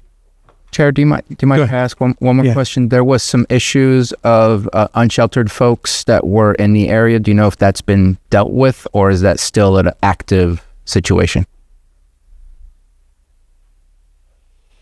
Mr. Burns, Marcus Beltramo, Manager Code Enforcement Division.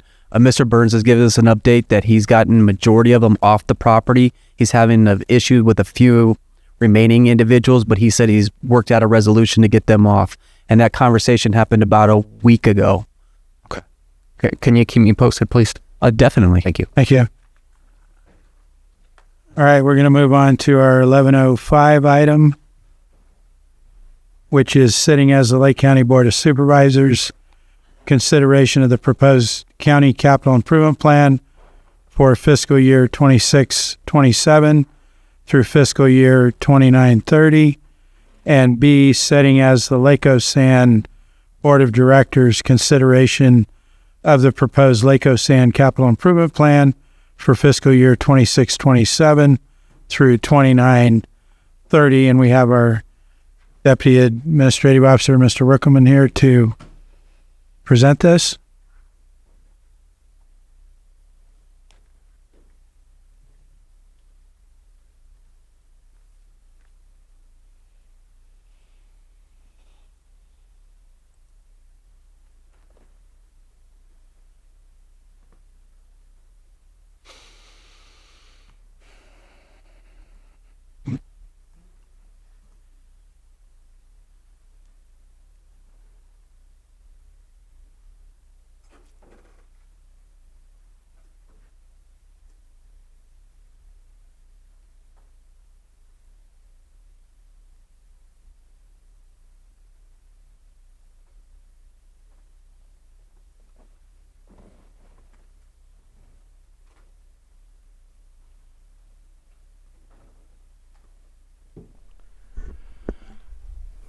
Good morning, Board. Ben Rickelman, Deputy County Administrative Officer with the county.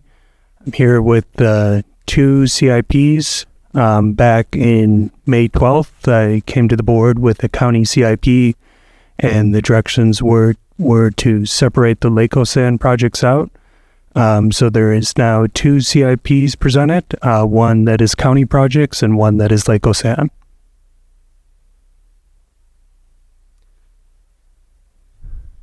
So this is fairly close to what was presented back in May, just that separation out. There are now 17 projects in the Lake Osan CIP. There are 6 projects that are listed both in the county and Lake Osan CIPs. For those projects, the project sheet for the particular CIP has the funding amount tied to either the county or Lake Osan. So similar to before, this is just a breakdown of the functional areas, how the county CIP is organized. We have transportation, facilities, and utilities. And then another change from the May version is we took out the FY 25-26. So this is now just for fiscal years 26-27 through 29-30.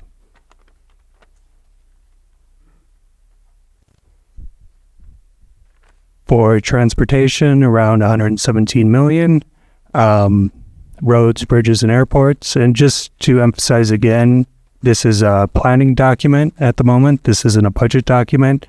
So the only committed spending is the Armory project. Everything else is conditioned on future budget processes. The geographic distribution of spending, a lot of this is driven just from the nexus of county-owned facilities in District 4 here in Lakeport, and then also the Soda Bay project, Soda Bay Road. Again, so now there's a new CIP specifically with Lake Osan that has about 11 million worth of projects, 17 projects. These are the largest Lake Osan investments within the CIP.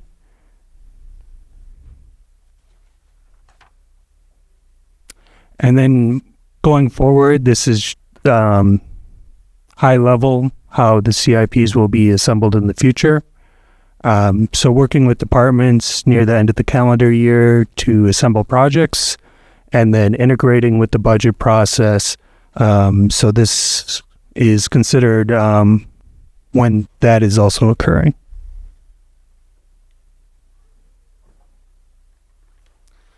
And that's all I have at the moment. Happy to take questions. Hey, go ahead, Supervisor Crandall. Yes, this is for both A and B, or am I waiting for? Oh, yeah, you can. Just go ahead. You have a question? Just in general, like I'm seeing through the whole process, appreciating that I know that this is one of the first, and we're separating these two. I think when we talk about the timing, it's important to consider, in general, the safety needs for specific projects. I know we're looking at other things, but I think the safety and the situations where there's like one egress, ingress type of thing to be, considered highly. Yeah, and I think going forward, having a more formal matrix on prioritization of projects and consideration is something the county will be working on. And I know department directors took that into account when thinking those projects, but having a more formalized setup and safety would be at the top or near the top. Yeah. Any other questions right now? No, go ahead go ahead. Just a brief comment. Thank you for doing the separation. While I have specific concerns or issues, I've already stated those issues in the past, but appreciate the work that it took to separate it. I think that will make life easier, as the action that we took earlier today will simplify that process. Thank you. I'll go ahead and open it to the public. Do we have anyone in the room? Not seeing any in the room. Anything online? Sterling, go ahead. Yes. So I have a couple questions. I did look through this about the fourth floor. This was fixed capital improvements, the fourth floor for the courthouse, and the money that we're spending in capital improvements on that. There's a line that does not include I believe the construction part. Are we going to find out what that is publicly, or is that going to be behind like closed doors? Then also with EJ's concern, I see that I guess the word would be delegating or putting these funds into some capital improvements that are, it might sound bad, but more for comfort than it is for safety. I have been here multiple times about the old Long Valley Bridge, the ingress and egress. We only have one way in, one way out. There's only $10,000 allocated to that for the next 5 years. So my question is when are we going to start funneling money into that to where we can start building that up and going into the next phases? Also with the old Long Valley Bridge, it says basically to buy some of the property from the property owner. It's saying around, I believe, 200 something thousand. If you guys can clarify that for me. Thank you. Thank you. Is there anyone else online? Okay, I'll close public comment. Did you have an answer on what she asked about? I would clarify with Director Ewing about, because those projects are under his direction. I know he's spoken to a few of those. Regarding the fourth floor, I know funds still need to be identified for construction, and that hasn't been agreed upon yet. So, this is just a planning document, but they want to be conservative. If the project isn't fully fleshed out yet, they're not going to put it in the project sheet. And then for the other ones, I would leave that to Director Ewing. Okay, thank you. Go ahead, Supervisor Sabatier. I just want to add that this document doesn't approve the projects. It just identifies the projects, identifies the potential funding for the projects. All those things would still have to go through a very public process if above the procurement amount. So if it's above 50,000 or 100,000, depending on the type of procurement we're doing, these projects would still have to go to the Board of Supervisors for approval. The fourth floor would have to come to the Board of Supervisors for approval, because that will be above and beyond the $100,000. Yes, thank you. Anything else? Are we ready for action? I think we need a motion to approve. Mr. Chair, I move that we approve the capital improvement plan for fiscal year 26-27 through fiscal year 29-30. I have a motion. And that would be as the County Board of Supervisors? Yeah. The county capital improvement plan. Yeah, for the county. Second. Motion and a second. All in favor? Aye. Aye. Opposed? That carries 5-0. Mr. Chair, I move that we approve the Lake Osan capital improvement plan for fiscal year 26-27 through fiscal year 29-30. Second. Motion and a second. All in favor? Aye. Aye. Opposed? Hearing none, that carries 5-0. And I believe that includes all concludes all of our timed items. So I'm going to jump over so we have time to item 7.2, which is, what's that? Did I miss one? They're just in the afternoon. Those are afternoon. Yeah. I'm sorry, the timed items that we can do. 7-2. Yeah, so I'm doing 7.2 now, which is consideration of the following advisory board appointments. First is the Behavioral Health Advisory Board. Second will be the Middletown Cemetery District. We have one application, Simone Tatum for Behavioral Health, and Zoe Brasisco. Not sure if I'm saying that. Yes, you are. I sat on the Behavioral Health Advisory Board. I can tell you Simone's been on the board, so this is a reappointment. She's been a good member. I have no concern there. Anything you want to offer? Nope. Zoe's been on the board. It's just a reappointment. Okay. Do we have anybody in the public that wishes to comment on these? Not seeing any in the room. Nothing online. I'll bring it back to the board for action. Somebody want to make a motion on the behavioral health? Move to approve Simone Tatum to the Behavioral Health Advisory Board. Second. I have a motion and a second. All in favor? Aye. Aye. Opposed? Hearing none, that carries 5-0. I'd like to make a motion to approve Zoe Brasisco for the Middletown Cemetery Board. Second. We have a motion and a second. All in favor? Aye. Aye. Opposed? Hearing none, that carries 5-0. And we'll go on to supervisor report. Anybody ready to start? We got there quick today. Go ahead, Super. Yeah. Sure. I'll be brief. Worked a lot with staff. I do want to thank all of those that were helping with this. County Council, major part in bringing all the Lake Coast Sand stuff to the Board of Supervisors today. I am certain that Stephen Carter was a part of it, but I know Susan Parker was definitely in the front lines, meeting with us at all times when we met with the city of Clear Lake. Supervisor Owen, thank you as well. And just, I hope I'm not missing anybody, but that was the core group at this moment in time. But I know there was a lot of conversations that were required in order to get everything on the board agenda, and I'm just thankful for that, so that we can move forward with that very long conversation that we've been having with the city of Clear Lake. So looking forward to that moving forward, and thankful for the board's action as well. I did hear, and I'm just saying this to try and add a little bit of pressure. We finally got approval from the Housing and Community Development at the state of California to utilize the funds that we had already had already been approved for, but now we can access the funds from HCD so we can move forward with the LG Sonic.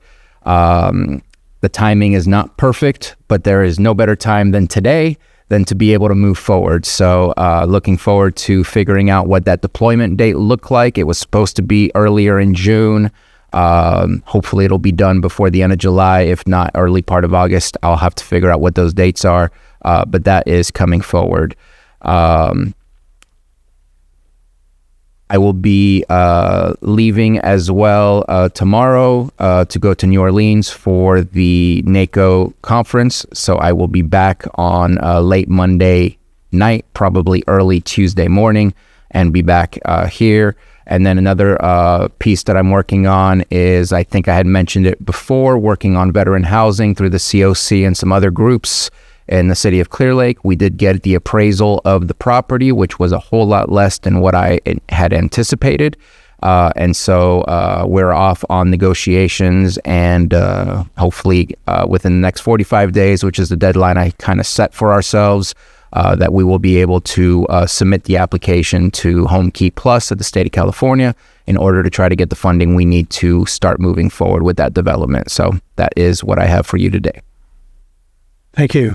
Supervisor Owen, do you want? I haven't finished my calendar, but tomorrow I do have Hidden Valley Ladies Luncheon and a dentist appointment, and I haven't gotten beyond there. Thank you. Thank you. Sure. Last week, I had several meetings with constituents, several committee meetings. I our BVAC meeting was canceled. I went to the wine group commission dinner and fire safe council meeting, a lot of advocacy meetings around budget overview and AB 2494 follow-ups. And then, let's see, Friday, another site visit and another caucus briefing. And to prepare for the conference this week in New Orleans. And then Sunday, there was the Crusher Cup at Boggs. We had a big mountain bike race, really well attended. And then I went down to Station 60 in Middletown for the push-in of the new water tender. And that's it. Go ahead, Supervisor Crandall. Yes. I guess I won't talk about that because I know it was a campaign event, but so I won't report out on what I did last week. Let's see. Last night, actually, there was a Central Region Town Hall meeting where Cal Water had talked about some of their initiatives coming forward, and then I just wanted to send out appreciation to Director Ipadier for coming out on short notice to the Central Region Town Hall meeting last night. It was very they asked and put him on the agenda. I'm not sure if he was aware, but when I touched base with him, he attended, so I was appreciative on that. Tomorrow I have a West Region Town Hall at 5:30. Thursday the TIPO meeting at 1 p.m. The Friday I'm going to be doing calls and catch up on a lot of calls that I have, and then back here on Monday with the CAO meeting. I need to make one because yesterday I didn't have mine on my own behalf. But and then risk reduction at 3 p.m. And then back here on Tuesday next week. Thank you. And Supervisor Owen, since I called on you before you're ready, did you have anything? No, I'm here to check back in. Thank you. Thank you. Let's see. I went to Animal Control Advisory last week with Supervisor Owen. Numerous community events. I saw that Supervisor Spatier participated in helping with Simple Gesture over the weekend, so I appreciate that. I heard it was a very successful event countywide. There's an open house at Vet Connect tomorrow, I believe. I'm going to try to stop at that. On Thursday, Sutter's got an event for some of their expansion that I'm going to go to. I have law library meeting, and then later this week a meeting with admin staff on some work on the BOS rules that we'll be talking about later this year when we have our special meeting. And that's it for me. I don't believe we have anything else except for closed and 1 p.m. timed items, so we're going to go to lunch and come back at 1 o'clock.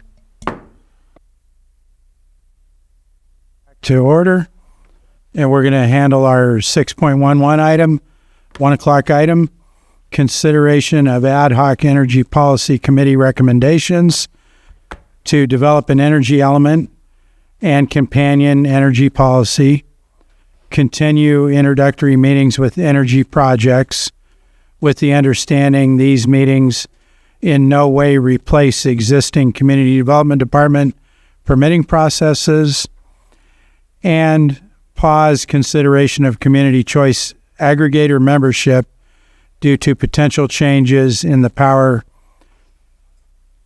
charge indifference adjustment. And we have our Chief Deputy Administrative Officer, Ben Rickelman, who's going to present this item. So I'll go ahead and turn it over to you, Ben. Good afternoon, Board. Ben Rickelman, Deputy County Administrative Officer with the county. This is a report out with a few different items with the Ad Hoc Energy Policy Committee. So there has been feedback from the community and discussion within the committee regarding energy element, which is a optional element with the general plan that would specifically look at energy. The committee's recommendation is to pursue this. If we were to do that with board direction, community development would issue an RFP to work with a consultant to develop one. And like other elements of a general plan, it is a community visioning process, and you would work to develop protection for certain assets in the community, and also thinking through possibly where energy projects could be sited. It would provide some predictability both on the county side and the community, and also for interested parties to kind of give them a high level guidance where potential projects could go and where they shouldn't go.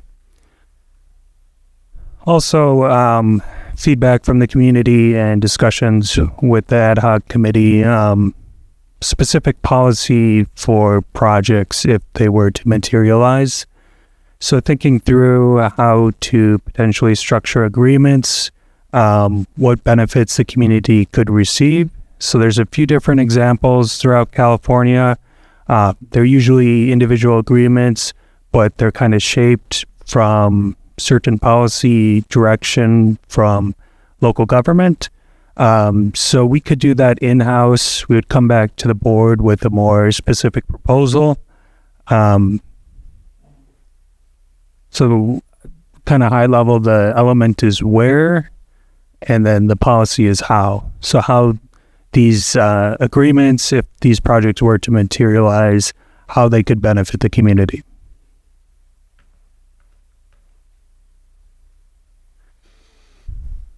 So there's a few counties in California where there is significant energy development. These are three of them: Imperial, San Bernardino, and Kern. These is just examples. They've all kind of taken different approaches how to structure agreements with energy projects, and also on the planning side. And so for this, we're just seeking board direction to pursue this RFP, and it would come out of economic development funds, but community development would handle it since it's part of the general plan, but the ad hoc committee would definitely participate in the process and provide feedback.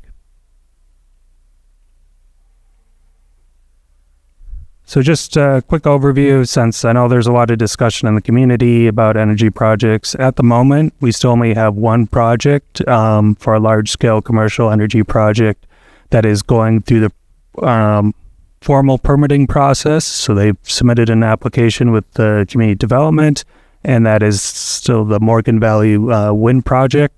They're going through CEQA at the moment, so I know they're currently working on some CEQA documentation.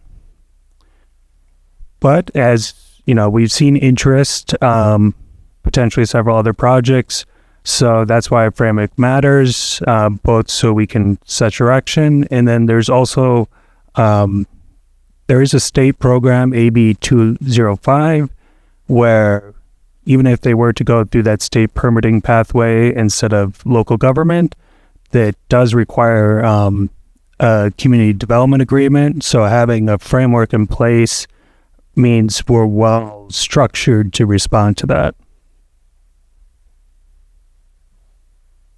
Another thing the committee has been doing is having introductory meetings with prospective projects. So these projects these entities have not committed to a project in Lake County, but just kind of high-level introductory remarks on the project or how it could evolve. And then we provide just kind of a sounding board for what community groups they may want to engage with and how the process works at a very high level. So we're just seeking board guidance to continue that. That the committee doesn't have any regulatory permitting power at all.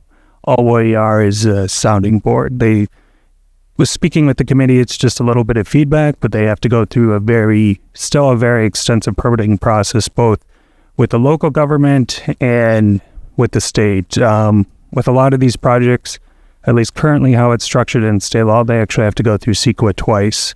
So it's a long road ahead for them if they were to occur. And then the final item is the PCIA, the Power Charge Indifference Adjustment. And this was set up when community choice aggregators were set up. So customers that stayed with investor-owned utility, they weren't penalized with customers leaving to join a CCA. It sounds somewhat simple in concept, but how that's actually calculated and the structures of it have become more and more complicated. There's been some adjustment. If you remember the conversation with Sonoma Clean Power, there's a pretty wide variation with how PCIA was impacting CCA customers. And recently, in the last few years, CCA customers have come out ahead, and therefore they've had more savings. But recently, the pendulum swung back the other way, and there's now litigation regarding that and how the CPUC is adjusting that. And the Association of CCAs now have a case with Third Appellate, and I think they have a decent argument, but we'll see where that goes. We don't expect a ruling till 2027. And then there's kind of a larger ongoing development with the CPUC and how this is all structured. And the most important thing is called the Track 3. And they think this could be the most important impact on the PCIA since 2017. We also don't expect a ruling on that till 2027. But once those both are resolved, we should have a much better feeling, and it could resolve either way. It could resolve to favoring CCA customers, or it could resolve to favoring investor-owned utility customers. But once that is resolved, we should have a better feel on if it's fiscally advantageous for Lake County residents to be part of a CCA. So our recommendation is just to pause on that consideration until that legal case with the Third Appellate, and then also the regulatory rulemaking with the Track 3 is finished with the CPUC.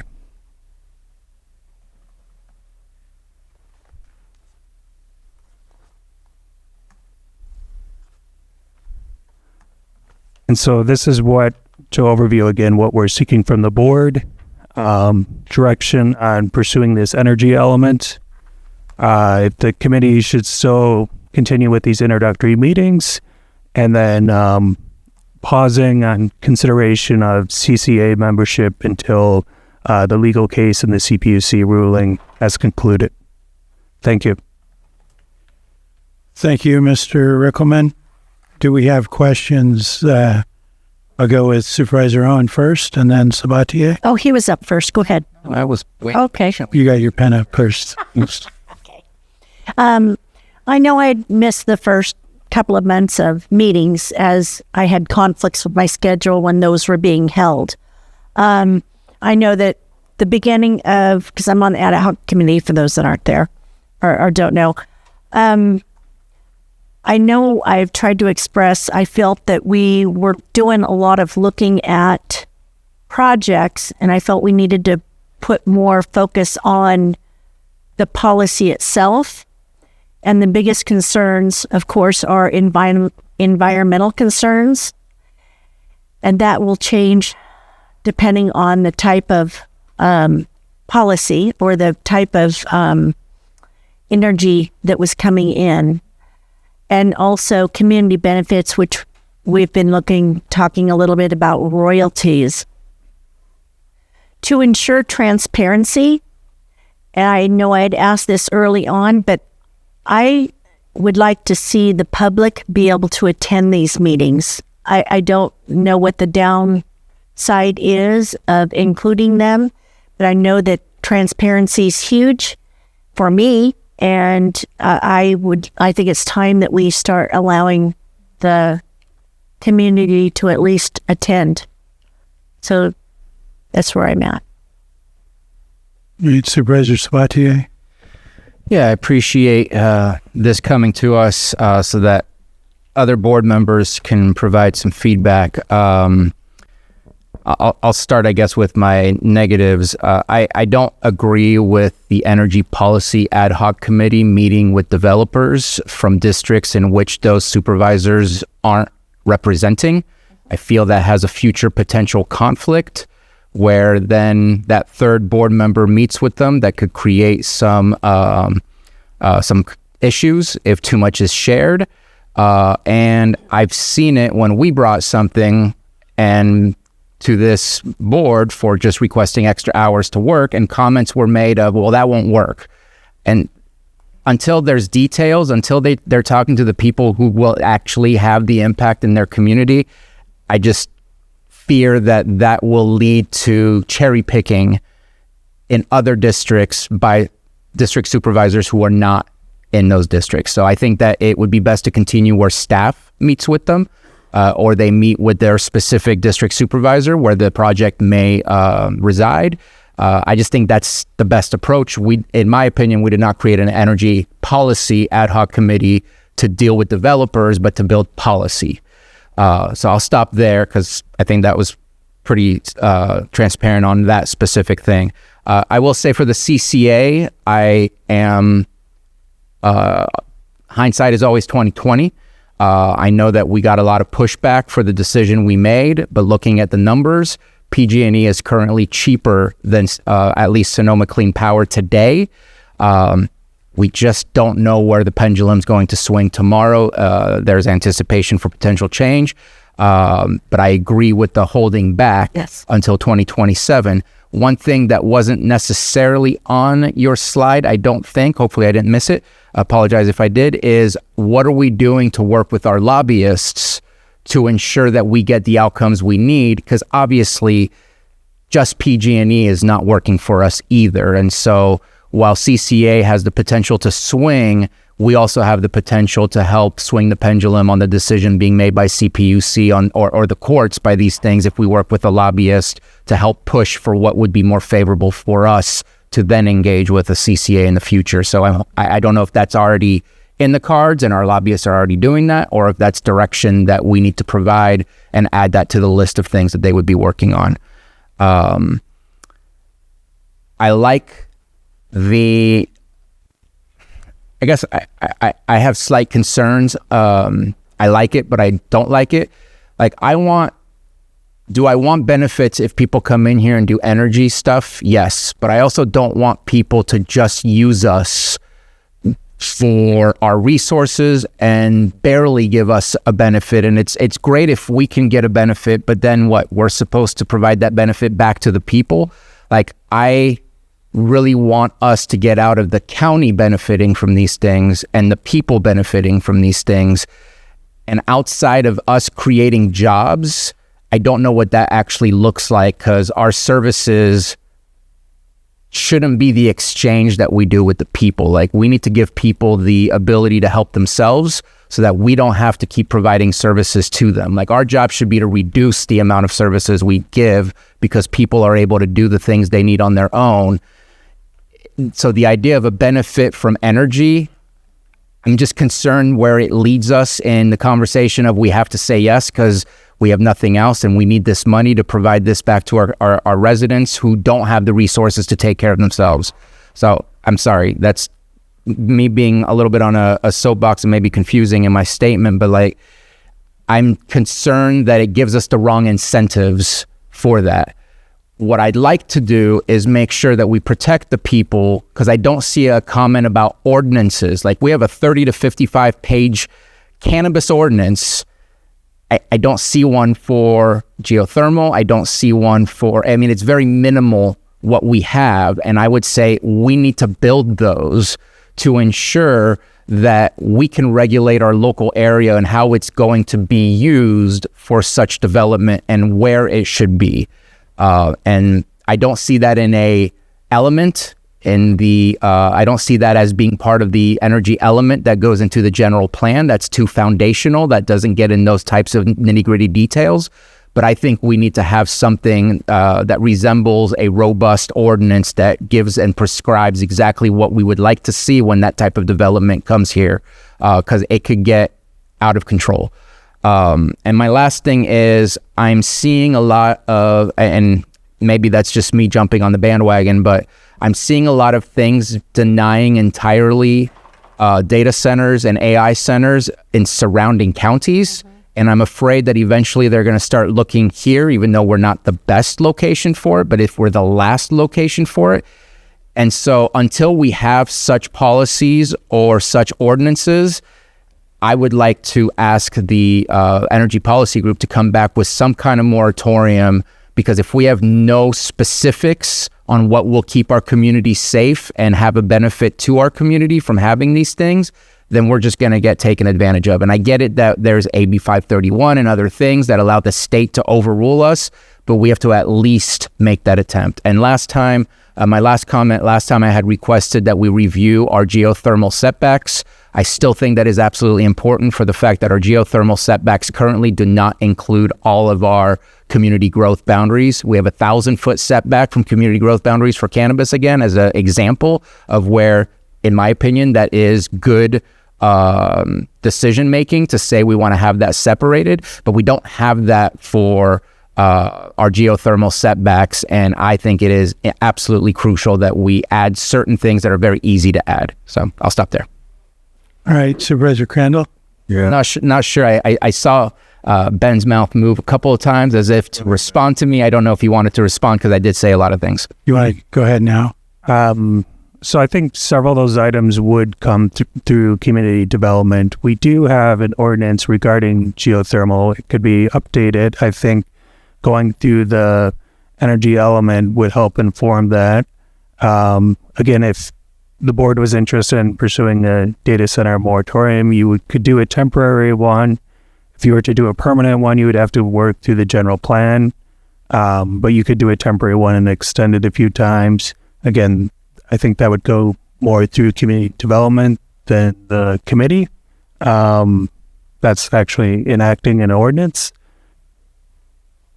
I think, examination of what that geothermal setback, if it were to be updated, I think that should also flow through the element, and then it could be something updated. The element provides kind of a systematic way to look at these issues, but then it is going to take action through specific ordinances that community development would be in charge of. All right, Supervisor Crandall? Yeah, I mean, since you mentioned that, I would be okay with the temporary, just to make sure and get something in place. A lot of other counties are doing it, but the other thing about it is it continues to be a distraction as it is, and I don't think any of us really want any of those data centers as it is.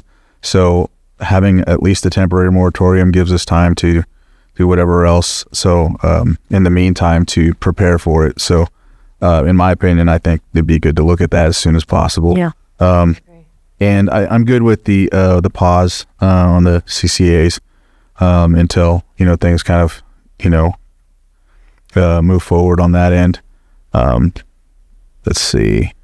I wrote it down, but you already said it. I'm good with it. I'm good with everything else. Mm-hmm.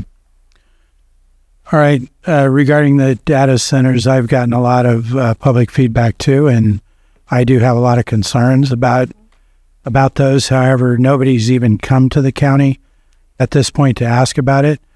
My concern with, if we were to go a temporary moratorium route, my concern would be doing that too early, because there's only a certain amount of time that you can extend that. I believe 2 times if it was a temporary ordinance, and then once that's over, we wouldn't be able to do it again under that same process. So that I want to be careful with that and not use up that time when it doesn't be needed to. I just think it's something we should think about. And then of course, if it's part of the if it's done through part of the general plan, then it's got to go through an environmental CEQA and all that. So, but definitely we need to have the data centers on the radar in case, because I do have concerns about them. I am hearing as well. Yeah. I don't have a problem with the pause on the the CCAs at this point.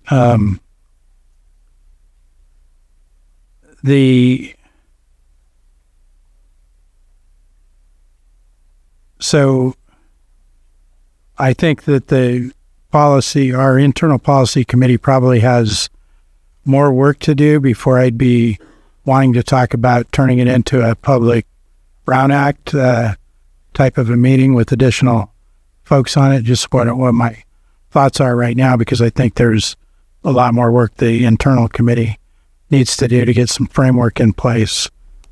And then just so I'm clear, we're talking about whatever this energy element's going to cost, $200,000 probably, that would be paid for by economic development funds that we have currently in our possession that are allocated.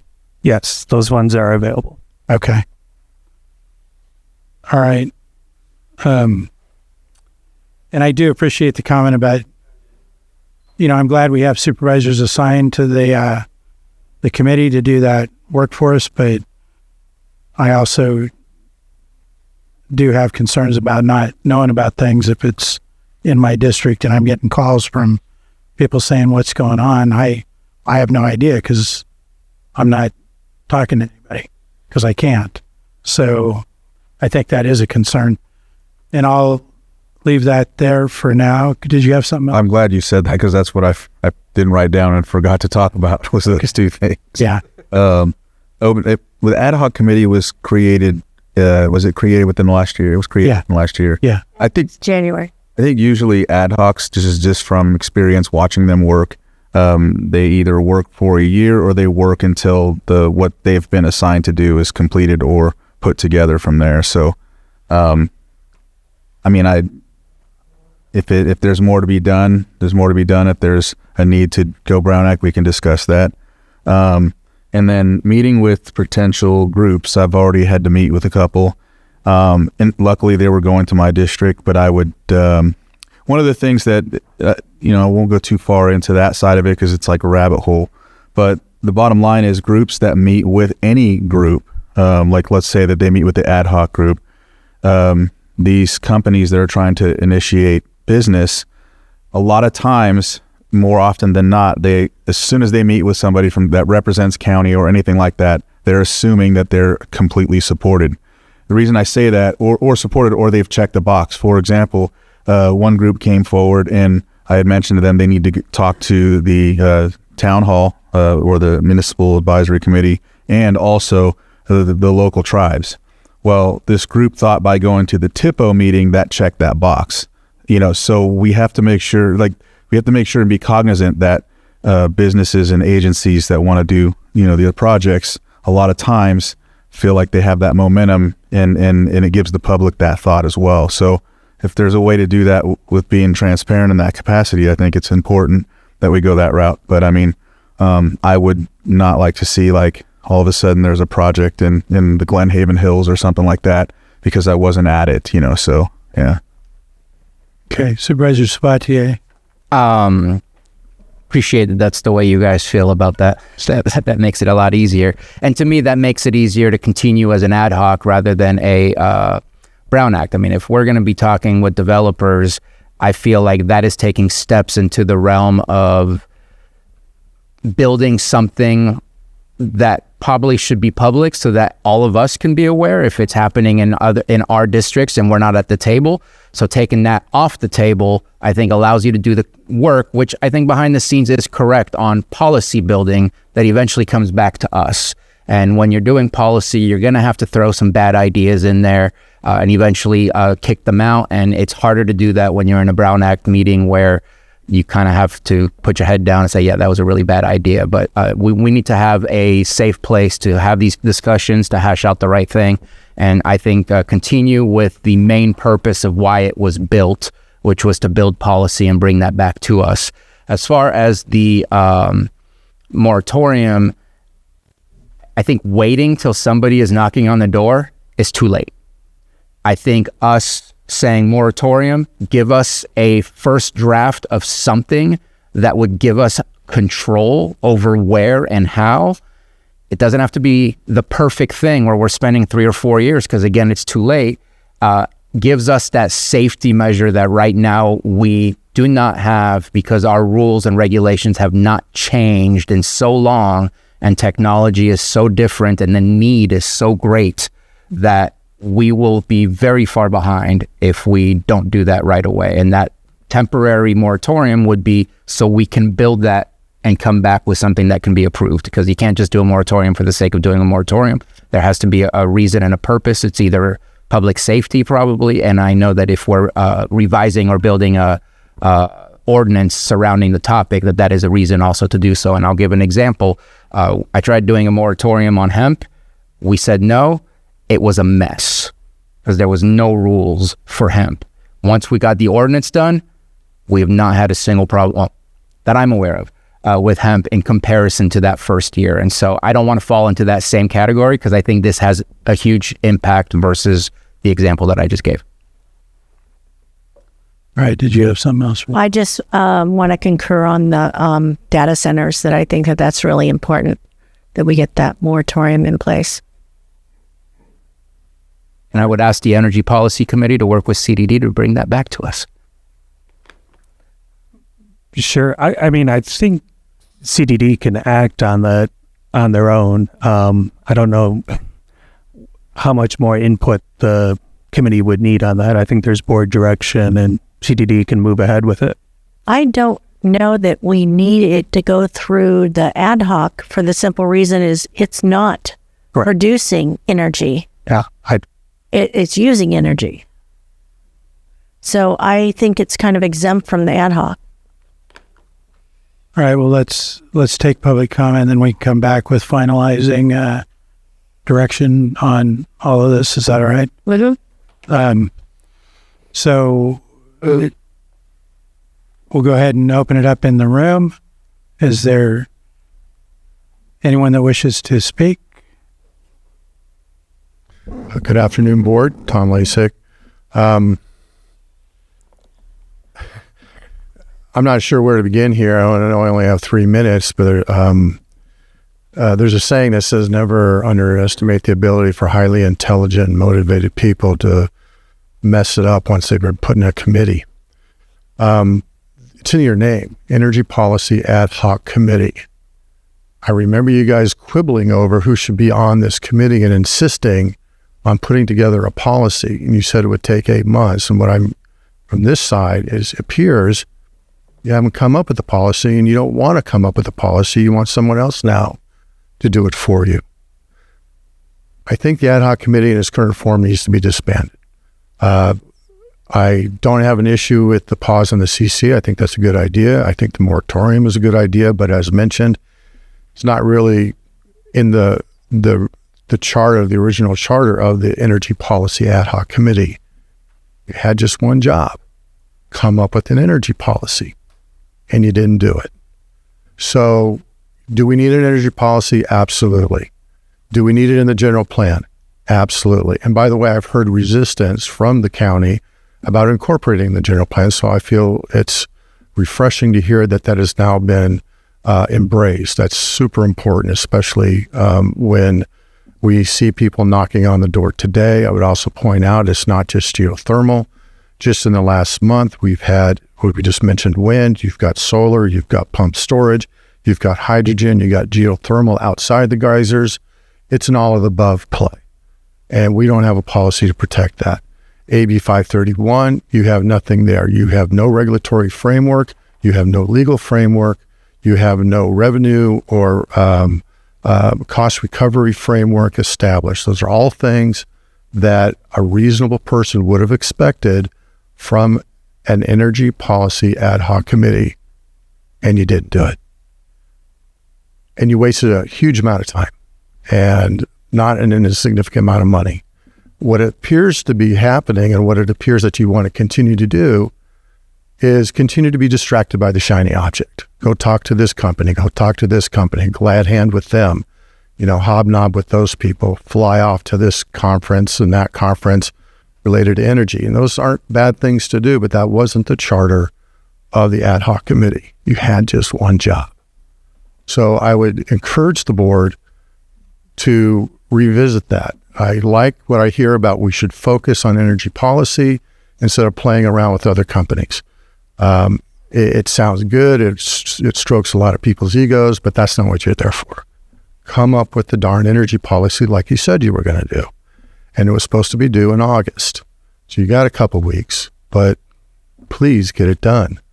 Thank you. Thank you. Next in the room.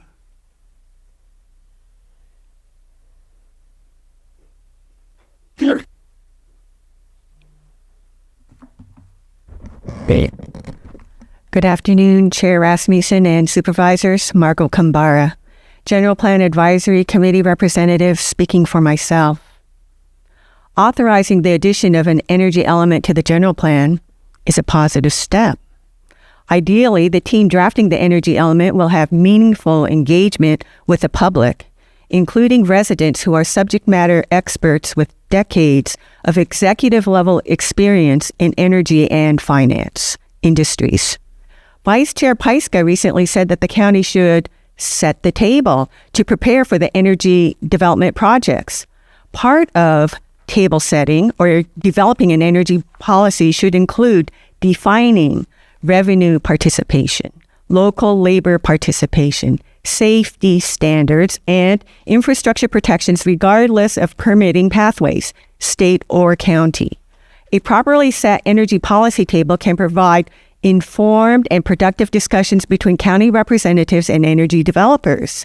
And here we take caution provided by Supervisor Crandall that sometimes developers hear what they want to hear and misinterpret conversations in these meetings as a green light. Meeting with developers without a comprehensive energy policy does not position the county for maximum success. And to address some of the comments of your board just now, Supervisor Sabatier brings up good points for this table discussion. Robust ordinances are needed, centered on energy policy. Supervisor Sabatier also emphasized a need for a first draft of this energy policy. We're not looking for perfection, but we need some straw man to work with because we can't wait. As soon as those developers start knocking on our door, as Supervisor Sabatier pointed out, it's too late. Thank you. Thank you. Anybody else in the room? Thank you. Mireya Turner, Community Development Director. When we started the Energy Ad Hoc Committee, I believe the mission was very clear that it was to be specific to the CCAs, the policy, since that's where it was derived, rather than a broader energy policy for multiple different types of power generation sources, which came to our attention later. Just wanted to reiterate the information that the department did pass to Chair Rasmussen. We have not had any inquiries regarding data centers. That's not to say that some of these inquiries are not hiding it for later, but so far they have all been power generation through various sustainable energy sources, those types of projects. However, we do not consider a project for real until they apply for a permit. We've made that very clear to anyone who has been given any access to this energy policy ad hoc committee, that it doesn't exist. There is no regulation, there is no entitlement, there is no approval until we go through the permitting process. So that's the same for every project that comes across our counter. I appreciate the board's direction regarding the energy policy. I appreciated Chair Rasmussen's pointing out that a moratorium is good for maybe a year. So unless there's a simultaneous direction to develop the ordinance, it would not just be an internal policy, it would have to actually be something codified regarding data centers during this time period. I wouldn't want the board to run out of the time regarding a moratorium for a data center while we worked on simultaneously the internal energy policy as well as the community visioning process for that energy element.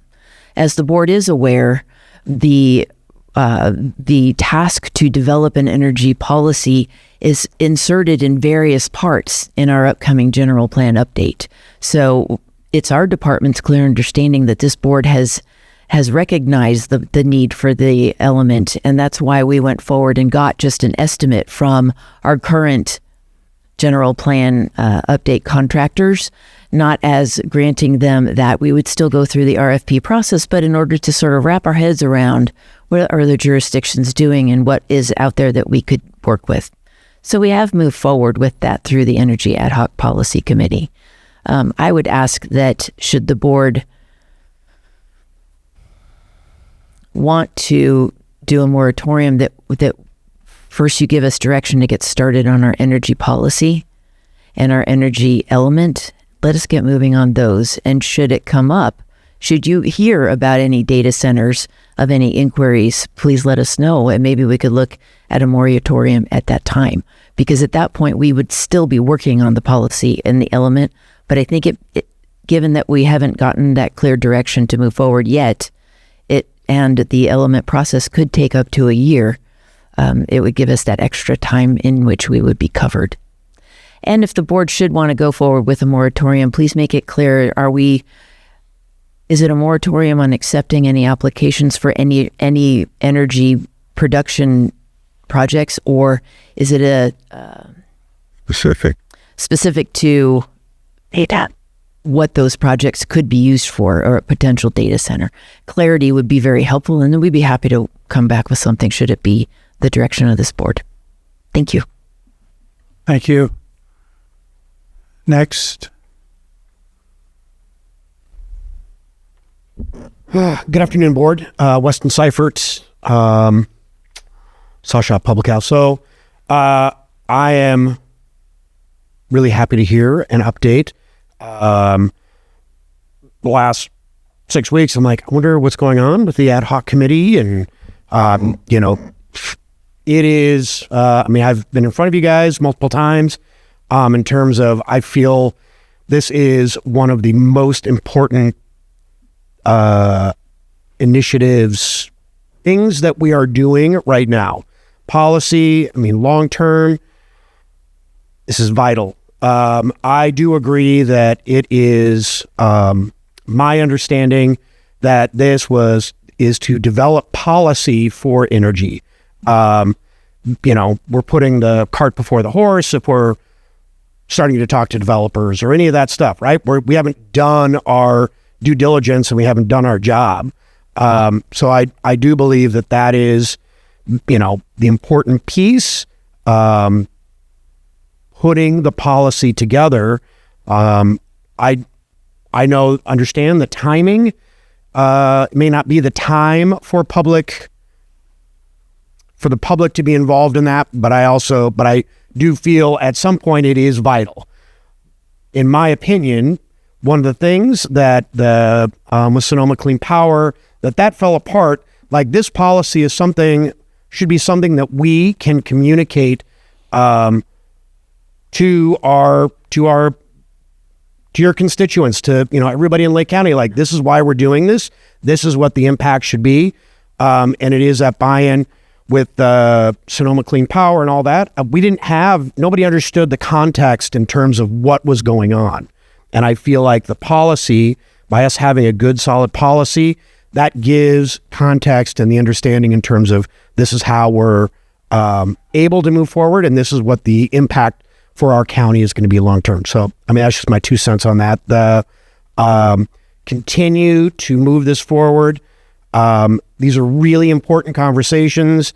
At the end of the day, again, for me, it is about putting people together at a table and working through and having those conversations. But this is really, really important work, and I appreciate that we are moving the needle forward. So thank you. Thank you. Do we have anyone else in the room who wishes to speak? Not seeing anyone else in the room. Do we have anyone online? Sterling, you'll have 3 minutes. Yes, I first want to just say thank you for actually having this on the agenda. As you all know, I have been fighting for this for a long time.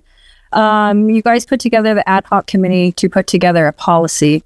We did not decide to put together ad hoc committee to talk to developers. So it's kind of concerning that the ad hoc committee is actually talking to developers in the last 5 months and haven't put together a policy, which is a little concerning of why the public has requested for stuff to be in open for the public to see, so the transparency happens. If we would have known this was happening, say 3 months ago, we would have had 2 extra months to work on this energy policy. I agree with Bruno. I agree with Helen. I agree with Brad and EJ. We need a moratorium for the data centers, and it can be added to the energy policy because there is a federal law through the United States that data centers now have to have their own power grid, which would include those micro power grids that are proposing in Lake County. So if they can come in and buy those power grids, those micro power grids, now the data center has their own development of power. So we really need to add that into the energy element and policy. Also, I really want to emphasize this very, very, very, very, very clear, that Lake County volcanic geothermal system is unique to anywhere in this nation. We hold the cards. We hold the negotiating. They're going to come to us. They want what we have. We hold the cards. We can decide what we want, what we don't want. We are not going to miss any opportunities. I want to make sure that's very understood. There is no other place in the nation that has geothermal like us. So please understand that and just let it sit there.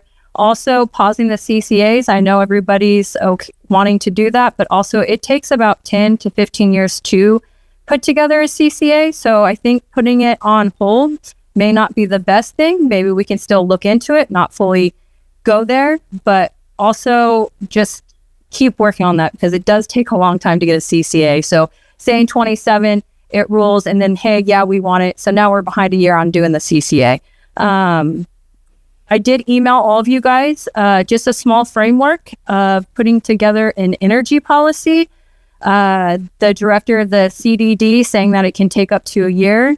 I'm just a normal citizen that can sit down and put one together. So explaining that it's going to cost this much, they need to put it here. Saying that we need to look at other counties. We're not like any other county. We can determine what we want in that. We don't have to go off of other people's counties because other counties are not like Lake County. And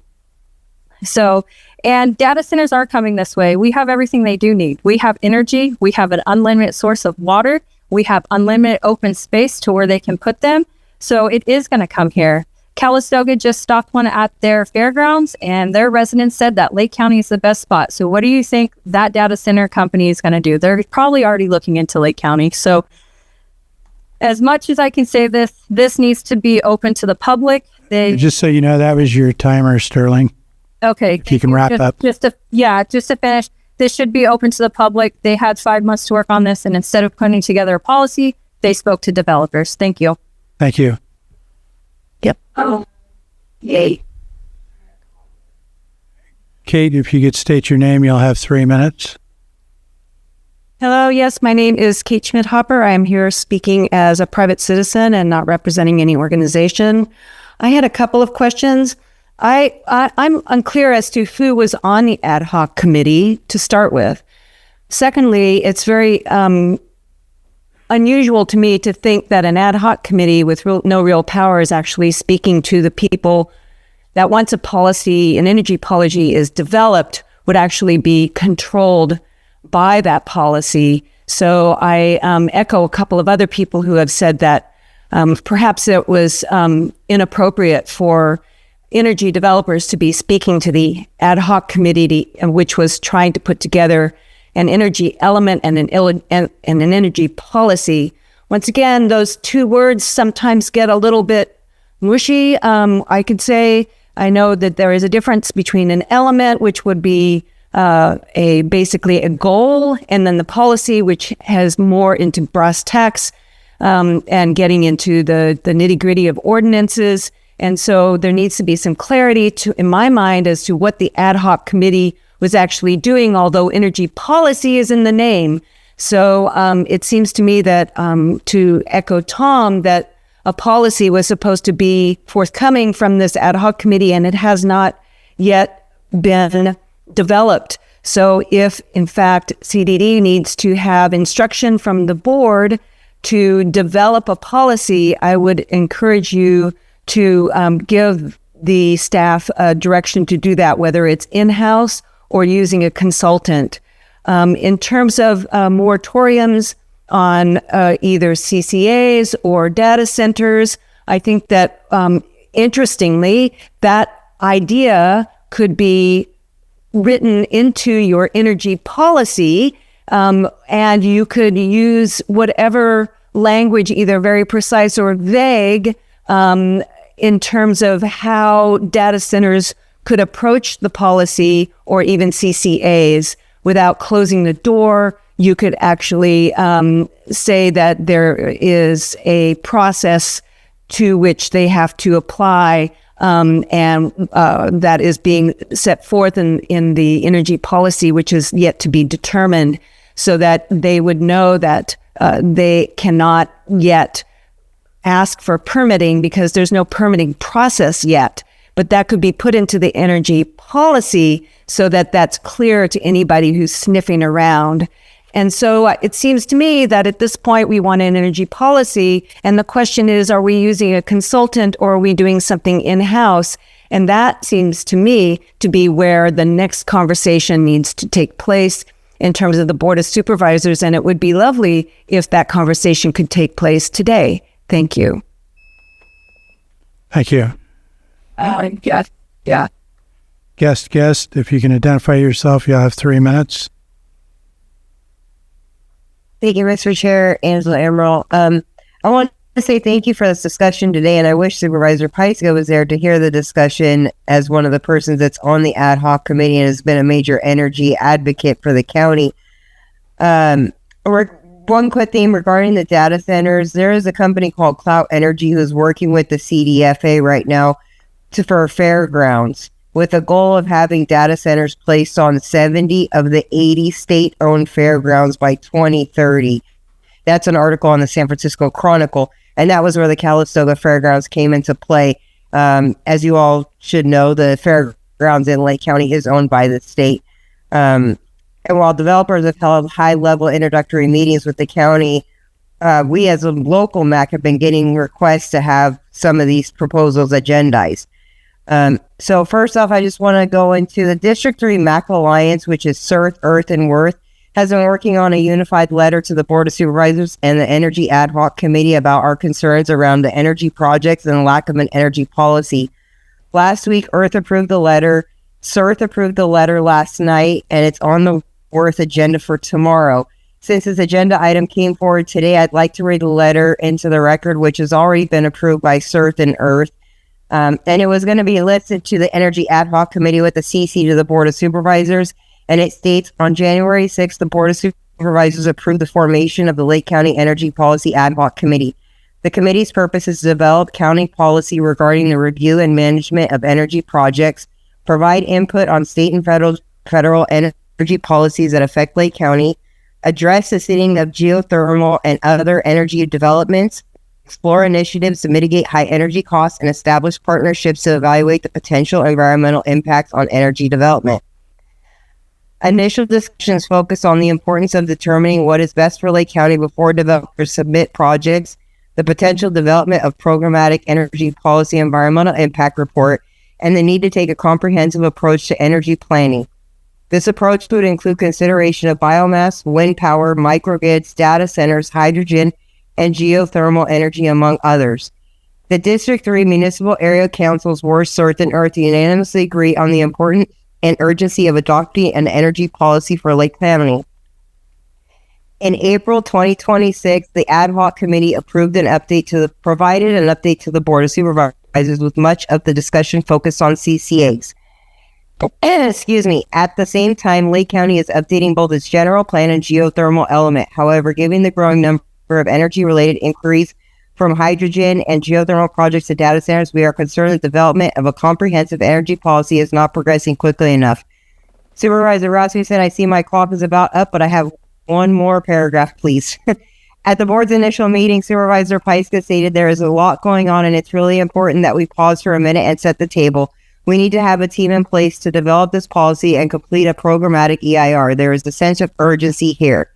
Our three municipal area councils share and support this sense of urgency. We respectfully request an update from the ad hoc committee at an upcoming Board of Supervisors meeting regarding the status of the energy policy. We would also welcome a review of approaches taken by other counties, consideration of energy overlay zones, AB 531, and an outline of how proposed energy projects will be evaluated and managed while the policy is being developed. Thank you. Thank you. Do we have anyone else? That's the on. Betsy? Go ahead. Thank you, Mr. Chair. Betsy Kahn. I have 3 or 4 comments. I want to thank Bruno for the explanation about his suggestion to revisit the geothermal setback to include all of the community growth boundaries. That's very important. Our current general plan update draft includes an extensive geothermal element, which I have reviewed just over the last week or so. In almost every instance, you could take the word geothermal and replace it with energy production or energy development, and you would be worlds ahead in what the Community Development Department has to do to fulfill that part of its mission. That's very important to keep in mind because it's a text change. As far as protecting our water supplies, Sterling made the comment that we have, I think she said we have unlimited sources of water. Unfortunately, that's not true. And when it comes to the impacts on groundwater basins and the surrounding drainage areas, the current groundwater management chapter of our municipal codes does not address some of the potential impacts of drilling, which are used for some of these projects. And that needs to be done. It's not something CDD has in its list of tasks, and in fact, policy municipal chapters are woefully behind in being updated. So that would be a task that needs to be addressed as well eventually. But creating the policy, including public involvement for technical issues, is critical, and I appreciate the comments of all the members of the public that spoke. Thank you very much. Thank you. Lisa, go ahead and state your name. You'll have 3 minutes. Hi, everyone. Lisa Marie Benavides. And I just want to say thank you for having this on the agenda. I'm the Upper Lake representative on the Western Region Town Hall. And last fall, when Sonoma Clean Power was a big topic, this was a huge conversation. And I know that we all feel very passionate about it. And I think it's only going to get bigger. So what I would like to propose, and I'm by no means an expert, but I was collecting a lot of community input around Sonoma Clean Power. And a lot of the fear was on the geothermal component, was on energy developers coming in and taking our resources and damaging our land and our water. And so I do think that when we're talking about the moratorium, what I would ask is that we do expand it past data centers, which are truly a real fear and a real threat to not only our community, but our entire country. By taking our water and our resources. I would just say that before we allow the development of any big energy projects or even micro energy projects, because we know that some people are little snakes and like to sneak in on small projects and then make them big projects.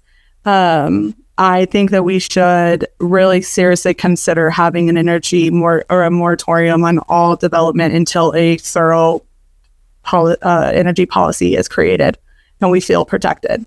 Thank you. Thank you. What was that? Coda, if you could state your name and you'll have 3 minutes. Hi, thank you. Coda Rainsford. I'm with EGX Energy, and I wanted to thank the board for this agenda item and the preliminary sharing from the ad hoc committee. I also have been eager to hear some of the outcome of the discussions from the committee, because I see any energy policy actually as an asset to guide development. And as far as the topic of communications, I think an energy policy could include a procedure for pre-application communications, whether it's just the CDD pre-application meeting or other mechanisms. I personally have not spoken at the Energy Policy Committee, but had been interested to do so just as a way to converse on how development inquiries may proceed in an efficient manner. And I also believe, having worked in permitting in other industries for over a decade, that there are ways to engage with consultant developers outside of a specific project pitch or project update, and that there's an opportunity to benefit from industry experience and navigate these new these new opportunities in a more of a collaborative way, and that Lake County is considering new project types, and there is some uncertainty in what those permitting pathways are, and there's an opportunity to navigate that process together and think through what steps would be required to just guarantee responsible development as well as the community benefits. So again, just thinking of ways to collaborate on a potential roadmap so there are clear guidelines that set boundaries and protect the local interests. And then I know and have heard and had conversations with different folks around the concerns over different permitting pathways and state authority versus county authority. And I just wanted to add that there are options in regulations and code for how that process is navigated. So even though a county may not retain authority on something like drilling, such as the prior commenter was mentioning, there are mechanisms for the county to retain review authority for that process. And there are choices that someone coming in with a project idea has. And so one, you want to make sure that the advantages to the county in terms of review direction and fees are retained if that's something that the county desires.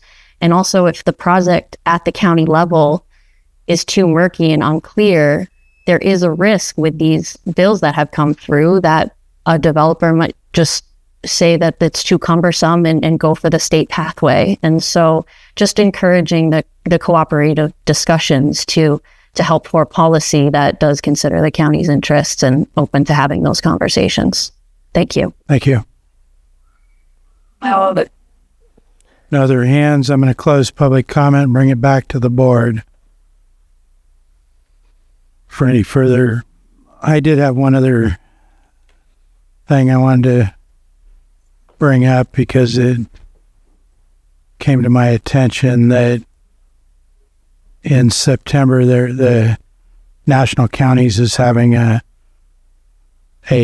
conference specifically related to energy, and I think that we ought to take the opportunity to have one of our committee board members go to that. I think it may be beneficial if the board thinks that's something we should do. Where's it at? In Texas. And I will say that Supervisor Pyska, I have knowledge, is not available. So go ahead.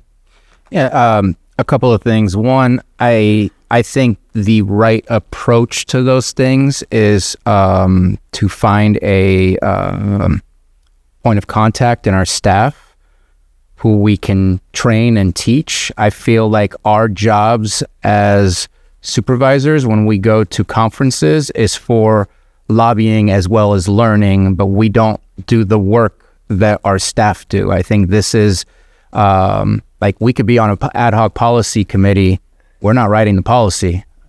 Staff's writing the policy. Then we review it. We give ideas and thoughts, but like we're not doing that work. So I would like to suggest sending somebody doing the actual work going to those conferences in order to really bring back and utilize that for all of us, hopefully for as long as possible. So that would be my suggestion. Just to go back to what's in front of us, I'm just going to go with my yeses because I think the no's were pretty obvious, and I think we got concurrence on that. Yes to going out for a consultant to help us out. But I'm also yes to getting, it's been since January 6th that we created the ad hoc. I'm sure there was some time to put it together in the first place and get it started. It all has slow starts to get everybody on the calendar and everything else. But there's been 6 months, and we do need to get to an actual policy itself. I want to make sure that we're not taking the usual treadmill of government pace where just like not our next item, but 2 items later, 3 years, here we are still talking about an ordinance update. We can't do that. And so we have to figure out an expedited way to get to at least 80% of what we're looking for, if not more, rather than, again, looking for that perfect amendment or that perfect policy that will cover everything we need, or else everything will have already happened, or we'll miss the bus entirely if there's any economic development impact that can occur. And so what I would like to ask and see if there's concurrence, yes, layoff of CCAs, because we're going to wait and go back on, because and I really appreciate that Angela Amaral read the purpose of the Energy Policy Committee. I wish she would have told me January 6th before I had to look through 20 different agendas to finally find it myself.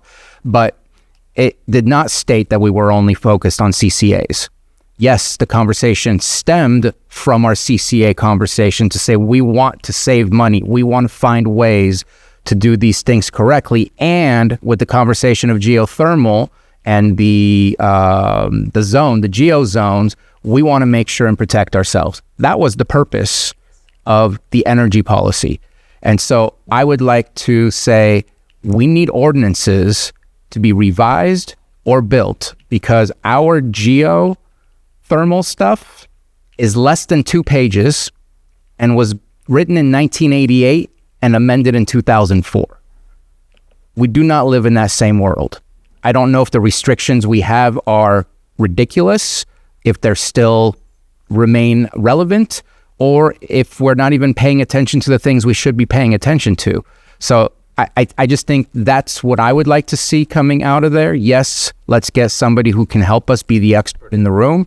Yes, let's send a staff member to these trainings so they can learn as much, so they can become an in-house expert in the room. And we need to work on our ordinances and policies ASAP in order to bring it back to the Board of Supervisors. And we shouldn't be, I'm not saying we shouldn't be aiming for perfection, but it needs to happen within a normal amount of time that can make sure that we are safe when somebody does knock on the door, and not put us on our heels when somebody knocks at the door. And looking for how the board feels about those statements. Okay. Do you want to go ahead? Did you want that answer on that right now? That's up to you guys. You can ignore me, or you can. Why don't you go ahead, and then we'll see what we can guide, and we'll come back and figure out the consensus. I absolutely agree with what you had stated. I had reached out to a friend that's in the industry, and Peter Lucchetti, and he had sent me, but I have not had a chance to share it with the ad hoc committee, kind of a rough opening draft of a policy. And so I do plan on sharing that with the committee, the ad hoc committee. I still would like to see a way for the community to at least watch the meetings, or I think that we have a lot of experts in the industry in our county, and I know I had been asked by a few of them to be on the committee back in January. Of course, that's not the direction that we went. But I just, for transparency reasons, I would like to just have them see what we're doing in the meetings. I don't know if there's a reason. I was told no. I don't know if there was a reason why we didn't want that to happen. So that's where I'm at on it. Do you have anything further? Yeah, no. All right, so I'm okay with the pause on the CCAs and going out for the consultant for the general plan element to have that brought back to us on what it's going to cost and how it's going to look, and then continuing with the ad hoc committee as it is to bring us back a draft policy, making that the priority, that the ad hoc committee focuses on a draft policy to bring back. And I think, that can put that back out in front of the public again, once we get that back, just giving my opinion right now, that I'm good with this. The public can weigh in, and then we can start fine tuning it from there. That's kind of what I think. I'm not opposed to starting to look at the moratorium. If we do, I think it should be broader than just potentially specific AI center, maybe, but I think it should come back to with maybe first on what it could look like. What are the possibilities? How could we frame that?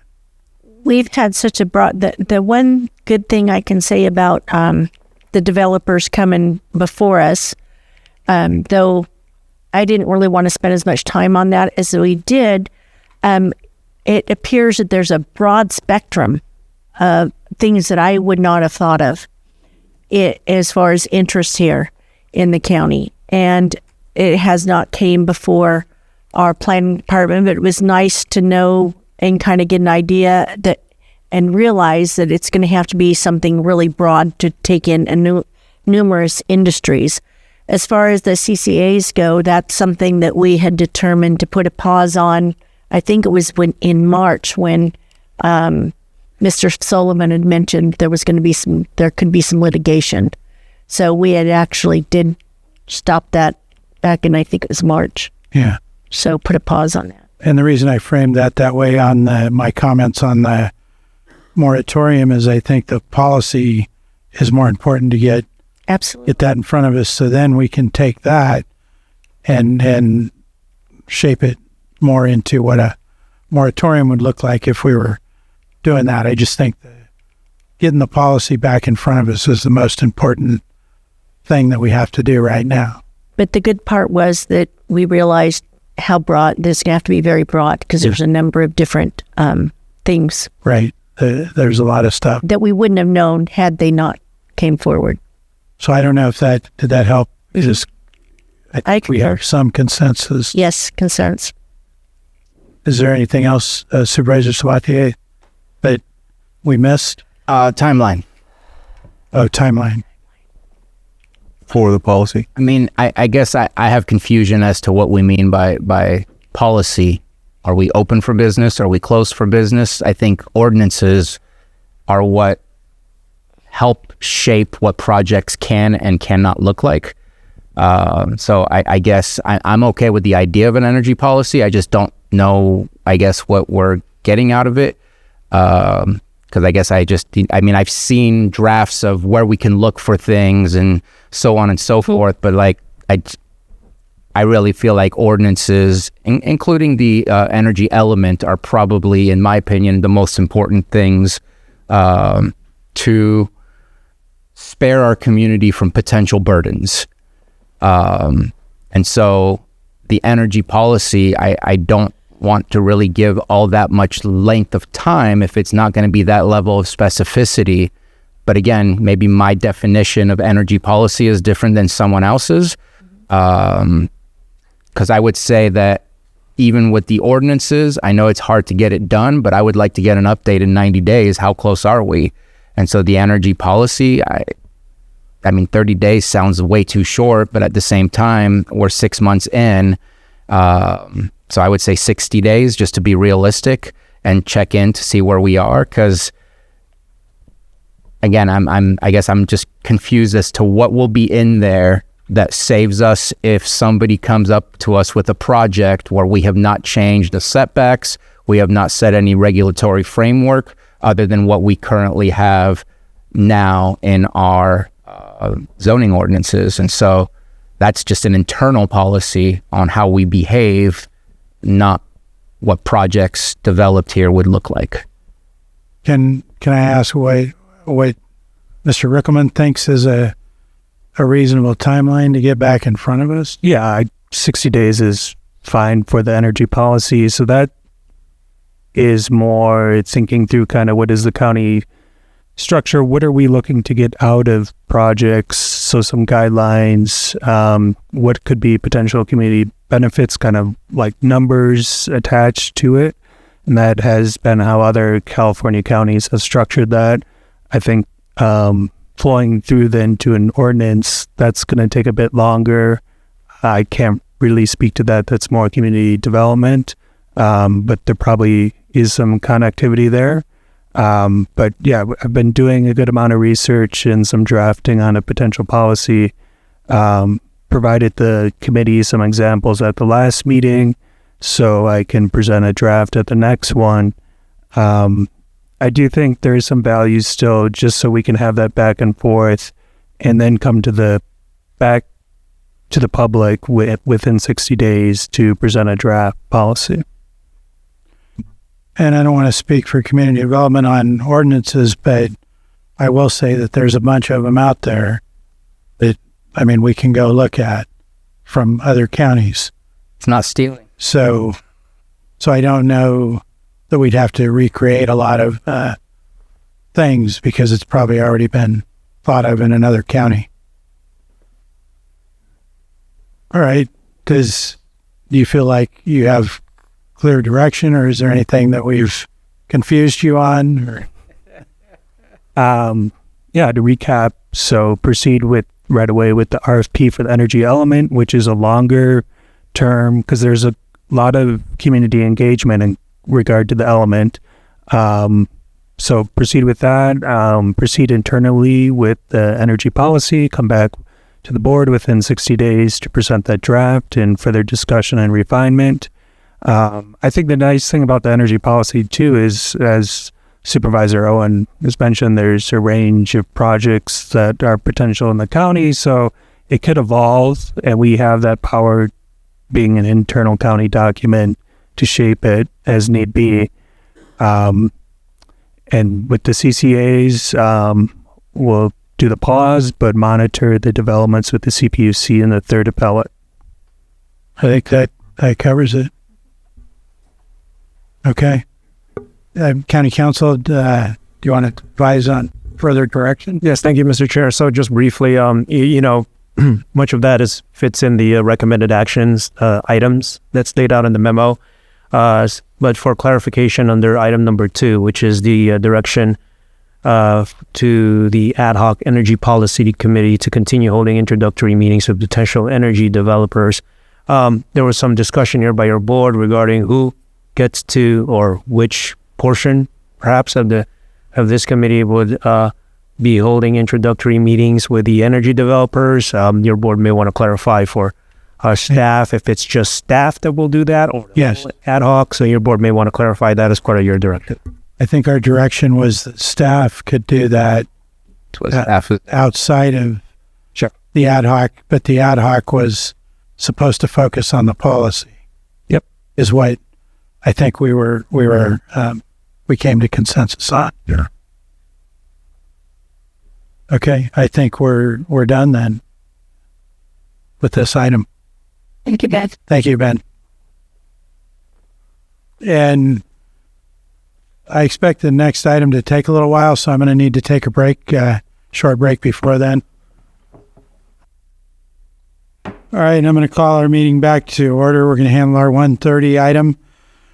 6.12 item, this is consideration of appeal PL 26-359 of the Planning Commission's denial of major use permit PL 25-71 and mitigated negative declaration for Pasta Farms.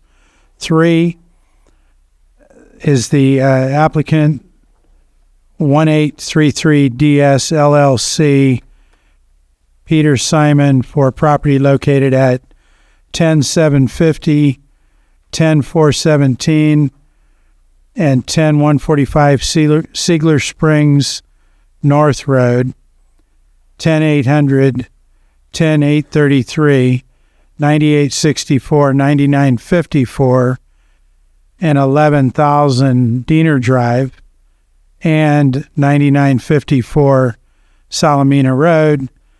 APN numbers 115-004-05, 115-004-01, 011-069-48, 115-004-08, 115-001-21, 115-001-29, 115-004-07, 115-006-18, 115-005-03, and finally 011-047-06. And I understood the applicant was requesting to present from here, so do you want to go ahead and come up? And we're going to be swearing in anybody testifying for either side on this.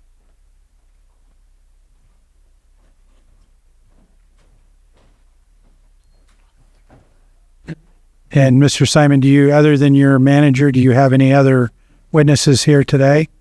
No. Do you have any witnesses online? Not that I'm aware of. Okay. And community development, do you have staff here also other than yourselves that's going to testify? Would you have Senior Planner Michelle Iris available online? And she's online, so if everyone could stand to be sworn, and Miss Iris, if you could also raise your hand online so we can understand that you've been sworn in.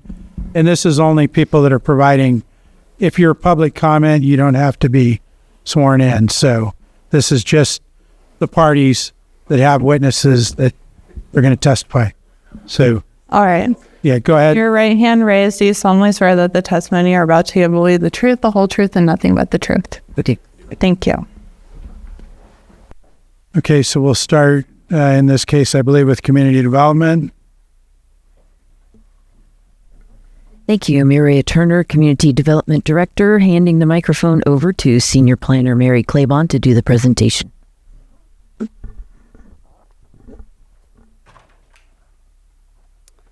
Thank you, Board and Chair. My name is Mary Claiborne. I'm with the Community Development Department. Today, for your consideration, is PL-26-359, Appeal of Major Use Permit Amendment PL-25-71, denial for a maximum of 30.1 acres of outdoor commercial cannabis canopy, a Type 4 nursery, and Type 13 distribution self-transport only license.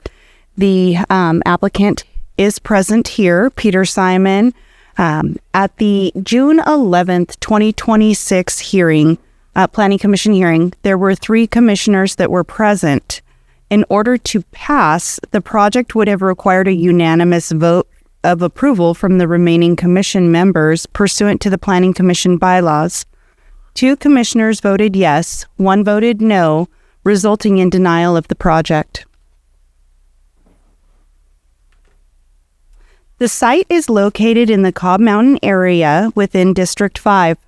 It is approximately 3.3 miles south of the Clear Lake Riviera community growth boundary. The site consists of partially developed land in an agricultural setting. According to the Biological Survey, there are no aquatic resources on site. Surrounding land uses include rural residential properties, undeveloped forested land, and vineyards. Access to the property is via Siegler Springs North Road or Diener Drive. The total combined parcel size is approximately 602.48 acres. Existing uses on site include 20 acres of outdoor commercial cannabis canopy with perimeter fencing, 27,201 square foot processing building equipped with ADA compliant facilities, 480 square feet of office space, 20,400 square foot of agriculture shade house membrane structures, a 2,400 square foot greenhouse, pesticide storage shed, equipment storage, 3,000 square foot composting area, a 15 foot by 15 foot cannabis waste area, a 3,000 gallon steel water tank and irrigation water tanks. The purpose of this amendment is to combine two approved major use permits, which are UP 20-11 and UP 22-31, and expand the canopy from 20 acres to 30.1 acres with appurtenant facilities. The new construction includes a 39,900 square foot processing building, a 40,000 square foot nursery, a 1,925 square foot accessory structure, a 3,200 square foot accessory structure, and two 300,000 gallon steel water storage tanks.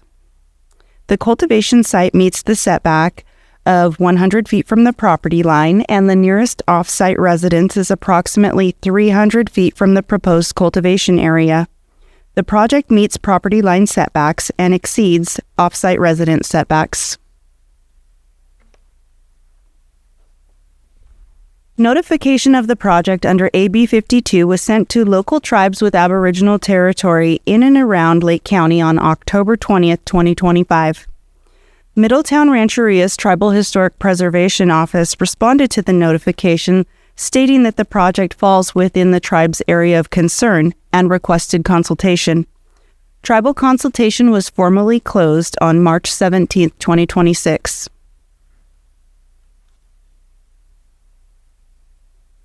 A point of interest, oak removal.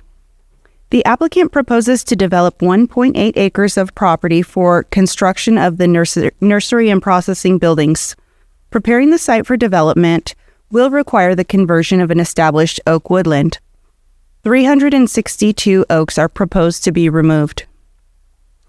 Prohibited activities include oak tree removal. The applicant is proposing to minimize the tree removal by site selection. The applicant has selected the proposed conversion area on the project parcel for development of appurtenant facilities based on the proximity to the existing roadway, rather than proposing additional trees for removal with the development of internal roadways meeting Public Resource Code 4290 road standards.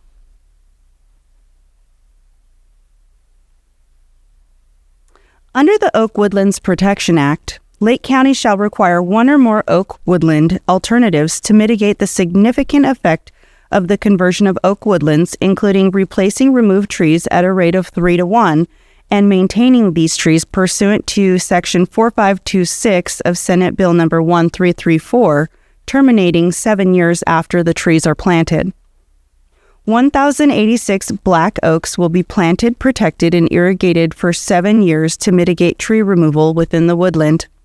The removal of trees requires a complex grading permit to be obtained, and all grading and earthwork is to be in compliance with Chapter 30 of the Lake County Municipal Code.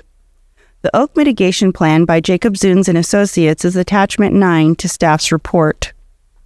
Following the June 11th Planning Commission hearing, staff received additional agency comment from CAL FIRE's Resource Management Division Chief. Staff has incorporated the comment into the amended conditions of approval, which is Attachment E. The specific condition is listed as A26 in regards to a timber harvesting plan. The water availability analysis by EBA Engineering determined that the on-site cannabis irrigation practices are optimized by using advanced irrigation techniques. Water use data provided for existing operations was estimated to be approximately 0.88 gallons per day per plant. This reduced water demand is attributed to smaller plant sizes, optimized spacing, and efficient irrigation methods. The annual total water demand for the project is 107.37 acre-feet per year. estimated volume of groundwater in storage is approximately 6,593 acre feet. This annual proposed water demand is estimated to be 1.6% of the groundwater in storage underlying the project site. The water availability analysis concludes that the project has a sufficient supply of water and water use will not result in overdraft conditions. A point of interest, this is something that the Planning Commission likes to see prior to making any considerations, is how many projects have been approved within the area. And there are 9 projects within a 3-mile radius. And within staff's report, it does identify which projects and the size of those projects that are available in that 3-mile radius. I have a quick question. It's a rhetorical question, but a question nonetheless. Those projects are cannabis-related projects. That is correct. These are cannabis-related approvals, and the Planning Commission has requested that they identify where these approvals are when they do hear these items. And that, just one more quick question. Those are ones already approved. Are there any others that are possibly pending in that same 3-mile radius? And if so, how many? Sure. At this time, the Community Development Department has about 50 pending cannabis applications. Many of those are not moving forward. Staff has not utilized a metric for how many are pending within the area, considering many of those are not moving forward. Okay.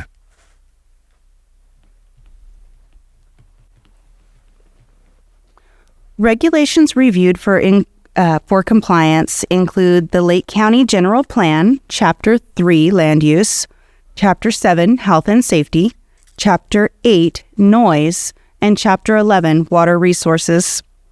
The Cobb Mountain Area Plan was also analyzed, as well as the Lake County Zoning Ordinance, Article 5, Agriculture, Article 7, Rural Lands, Article 27, Uses Generally Permitted, the 2026 CEQA guidelines, and the Department of Cannabis Control state regulations.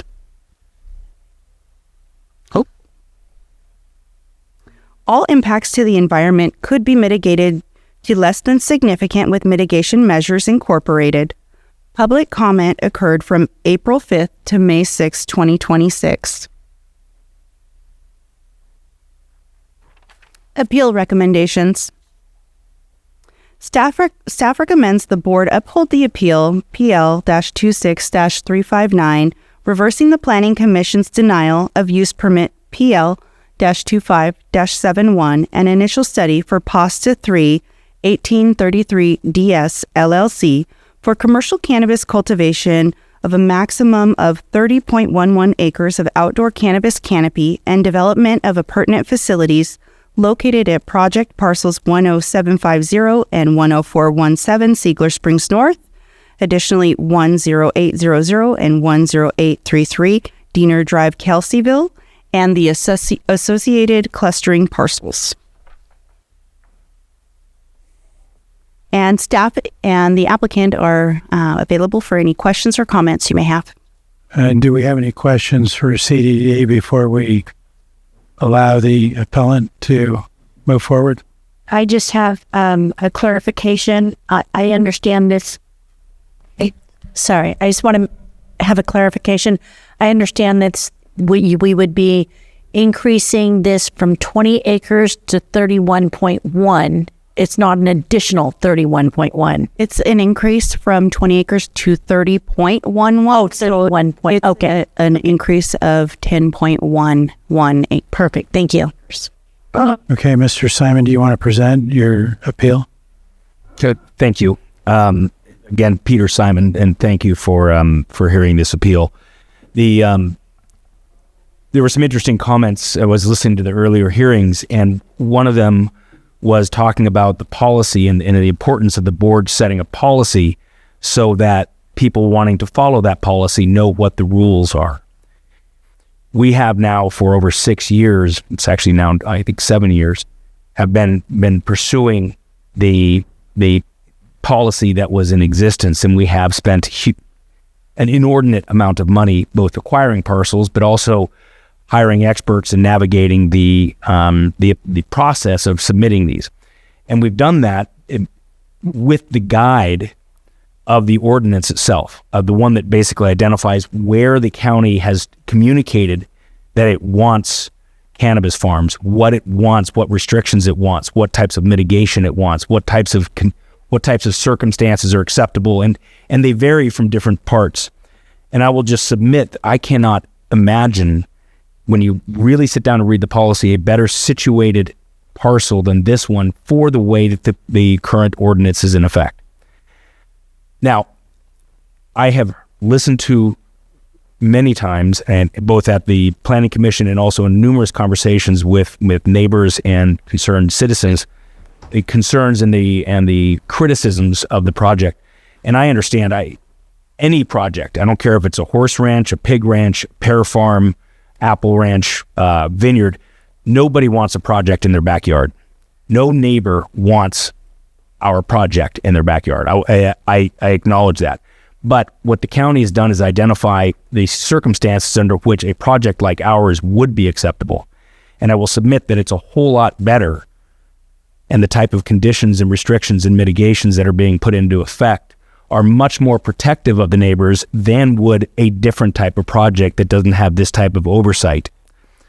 To simplify, our project has two components to it, and many of the comments that I have reviewed are looking at the overall combined project, not just the additional component. So we have the first component is to combine the two, but really the only new components of our project are, one, we're adding roughly 10 acres of cultivation. That cultivation is really just it's a marginal increase in things. We're still going to be using the same number of tractors, largely the same number of workers, some additional farm labor contractors, but the benefit is that we're going to be able to do that without having a significant increase on the impact of our neighbors and the environment. Not a single tree is being removed for the cultivation. The second component of our project is the buildings and the appurtenant structures. And we did struggle very hard with where to locate them and where we would like them. And we tried to pick the area that was the least impactful. And what I'll do is I'll briefly touch base on a variety of the different complaints and topics that I think you have viewed, that have been expressed, and that we will likely hear today.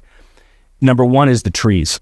There was concern, and frankly, I think that was the issue at the Planning Commission that we weren't able to fully address. There were some time limitations to address it, and I think that was the one that ultimately caused the one vote to go against us.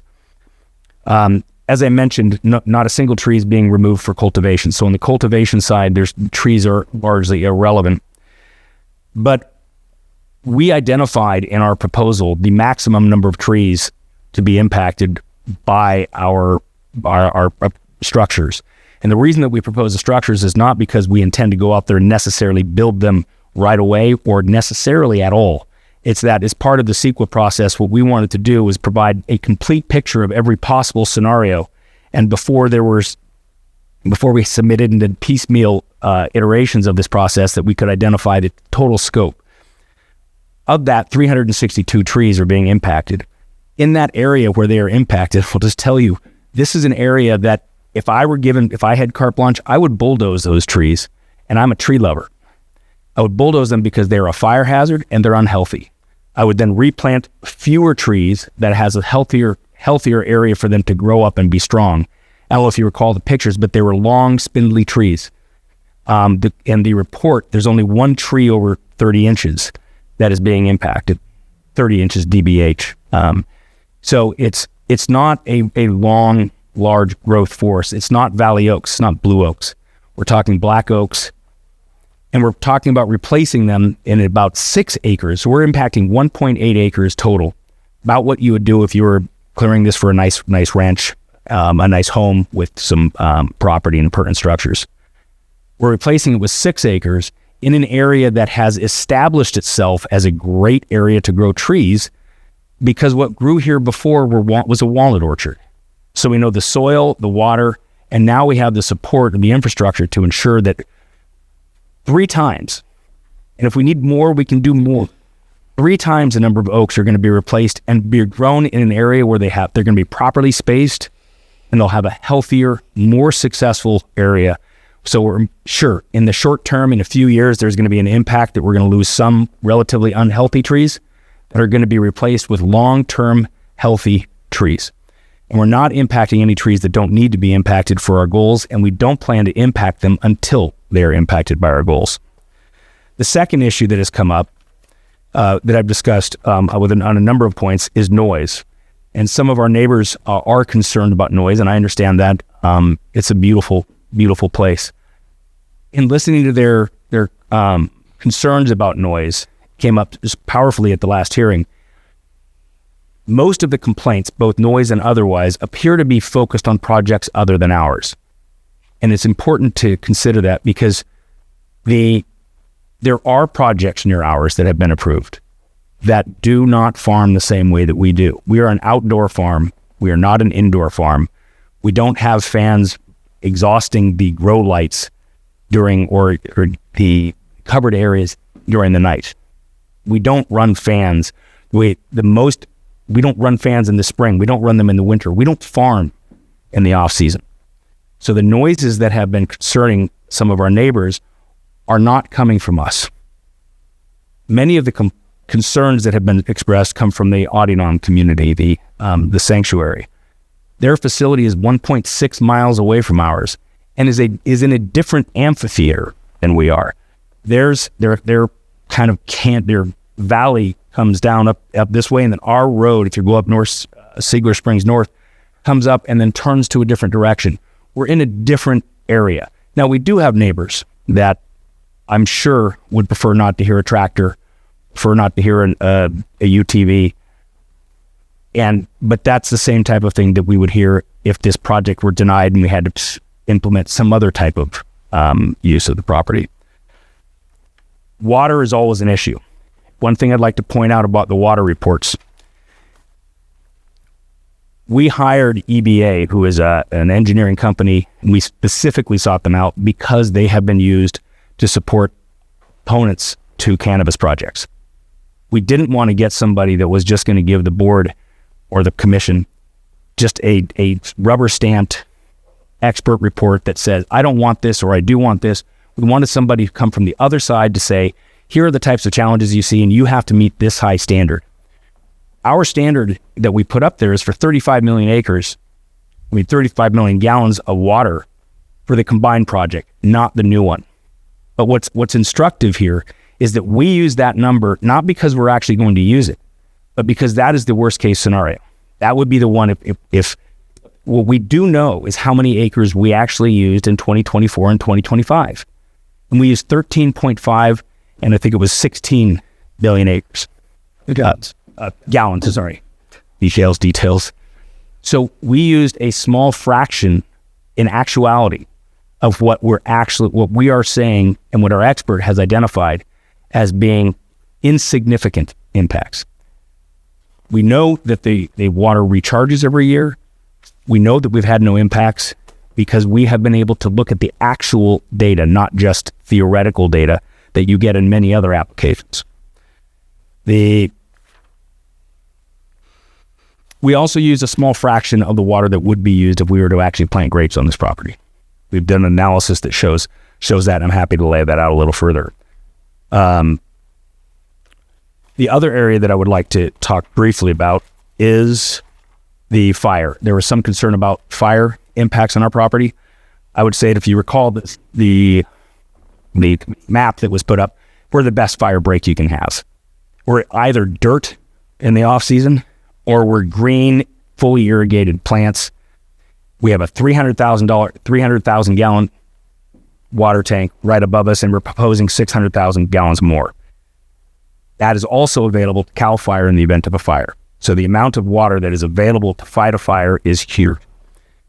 The evacuation routes that are available to us are perfect.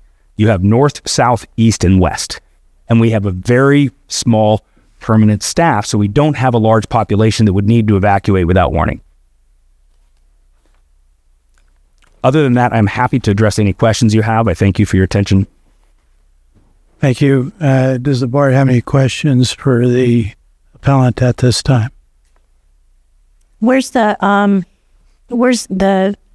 buildings located in reference to your current building?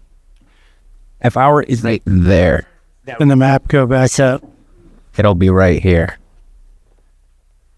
It's all the way to the west of their property and just south of Siegler Springs Road. Right at the corner of Diener and Siegler. Okay. Okay. I just have the visual as well. I do too. Yeah.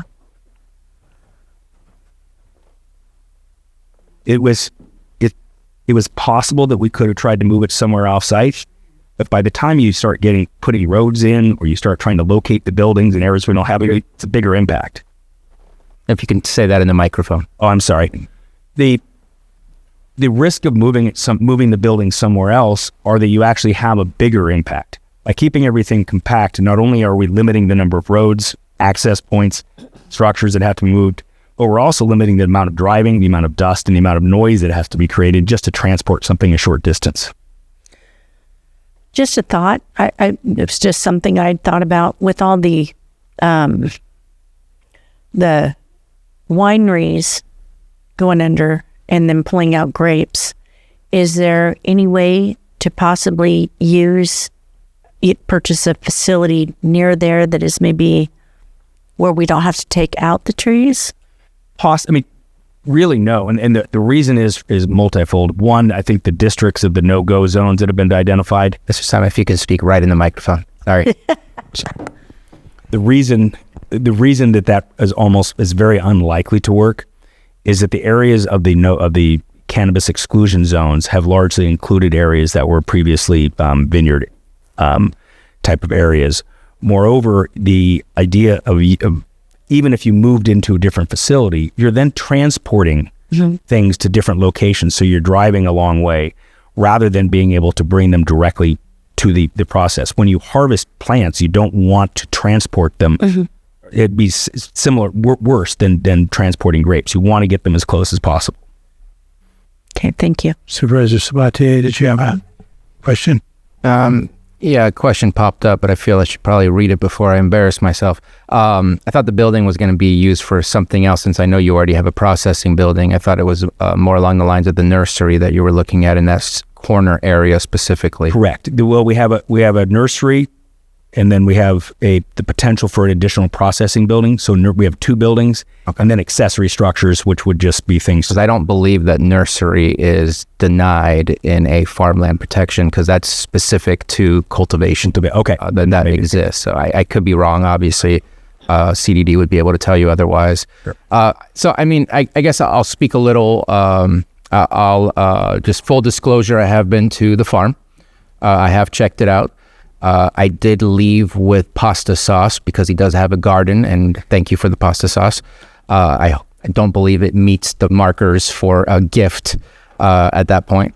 The farm is a good farm.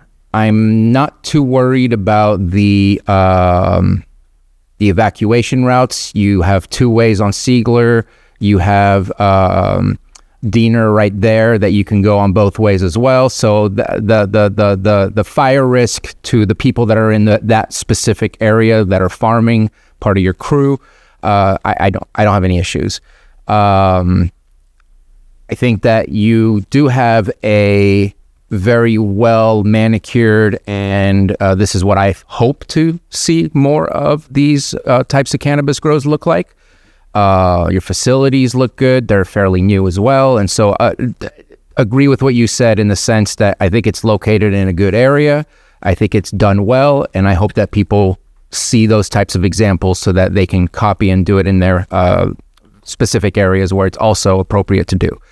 I do struggle a little bit. I'm not worried about your water use necessarily, because I do see the data that shows that it does come back. But I do worry in the sense that, so what I did is I looked at your original initial study, your original hydrology versus what are we saying today. And what I believe, and I could be wrong, which was a little confusing because I thought your hydrology report for your initial, and I know we're not really supposed to talk about that, we're supposed to talk about the amendment, but I think it matters. It said it was for a 10-acre grow, even though it's really 20 acres. But it said we're going to do it for 20 acres just to show you how much water we could use if we did 20 acres. And it said something like 10 million gallons per year. And you seem to be above that amount. In fact, the last count that I was looking at, and it's just based on your hydrology that you had, I know that you provided us with a maximum of 16 million. I believe that was the previous year, 13 million for this last year. But when I look at the chart and I added it all up, including the months that you just have employees there without grow, it looked like it was around the 19 million section. Actually, I think it added that up to 19 million on the... but again, that's just me trying to make a better understanding of the graphs that you provided and so on and so forth. And so when I see that you might use, I'm going with numbers off the top of my head that I remember looking at, like 36 million gallons, 34 million gallons of water with this new extension up to 31.1 acres. Again, I'm not worried about your water use, but my guess is it's going to be similar to your last hydrology report. We have hotter and hotter days, which means you're going to need more and more water, just like our native plants are using more and more water every single year, which has impact on our wells, which has impacts on our groundwater because Mother Nature gets thirsty. Everybody's drinking more, not just the cannabis plants. So I just, a little bit of, I guess, grain of sand in the way that I take the hydrology report, especially after seeing your original one versus what's your actual use. I guess I do have a rhetorical question that doesn't need to be answered now, but since we have received annual water reports that go above and beyond what the hydrology reports say, what does that mean to us and what are our actions that are taken? Because I'm not sure that anything has come from that, even though we know it's above what the hydrology report estimated would be used. We actually, you're talking about if I could offer some clarification, one of the issues that we have is that we have 2 use permits in concurrent. So we submit one report to that. Our initial hydrogeology study was with Vanderwall Engineering. He was since retired. And when we had him do what was the hydrogeology for the second, he used his initial information and he said that we could cultivate up to 22 acres. I want to mention EBA Engineering was hired by the residents of Morgan Valley as an ultra conservative to actually kill cannabis projects. I'll just mention that it took us 3 or 4 months to convince them to even work on this project. And they told us, if we don't sign off on this, we're not giving you good information. EBA Engineering also was hired to deal with and map all of the aquifers in the North State. And they have, as you can see with the 300 plus page report, it is an extremely conservative report. And when you look back at your rhetorical question, not conservative in the number of pages that it provided. I'll give it that. I think the issue with your question is that there's 2 use permits currently in motion, one for 9, one for 11, and how that reads. Okay. I guess I have to re-review all that, and thanks for making it more confusing for me that it's 2 consecutive permits. And I know it's number 2 is the one I was looking at, and now we're looking at number 3. But again, I'm not really all that concerned about the water. I think that you're not close, in my opinion, to a place that I feel would be potentially threatened by overuse, and I just want to make sure that we have the ability to enforce water use, or maybe do amendments saying this is not your water use. You're going to have to amend it if the reports show otherwise. And in our next item, you'll see that that's part of Article 73, this consideration of consequences, citations for using more water than approved. Yeah, because I think it's important to give legitimacy to this process, because if we have a report that says here's the estimate, and then we have an actual report of use that says it's above and beyond, not doing anything just feels like we're asking for something that's, thank you for spending your money on a hydrology report, but nothing comes out of it if you go above and beyond. So and that's for the public as well. I think we need to do better. So appreciate you mentioning that. So I'm going to move on to, I think, just the obvious, which is the trees. In the original initial study, it spoke to the adjacent area being, I don't think they said wooden oak. I think they just said undeveloped forested areas. And they talked about how that was a good thing that it wouldn't be touched in order to allow for birds and other, I think it said, feeding young or something along those lines, to continue to use that land.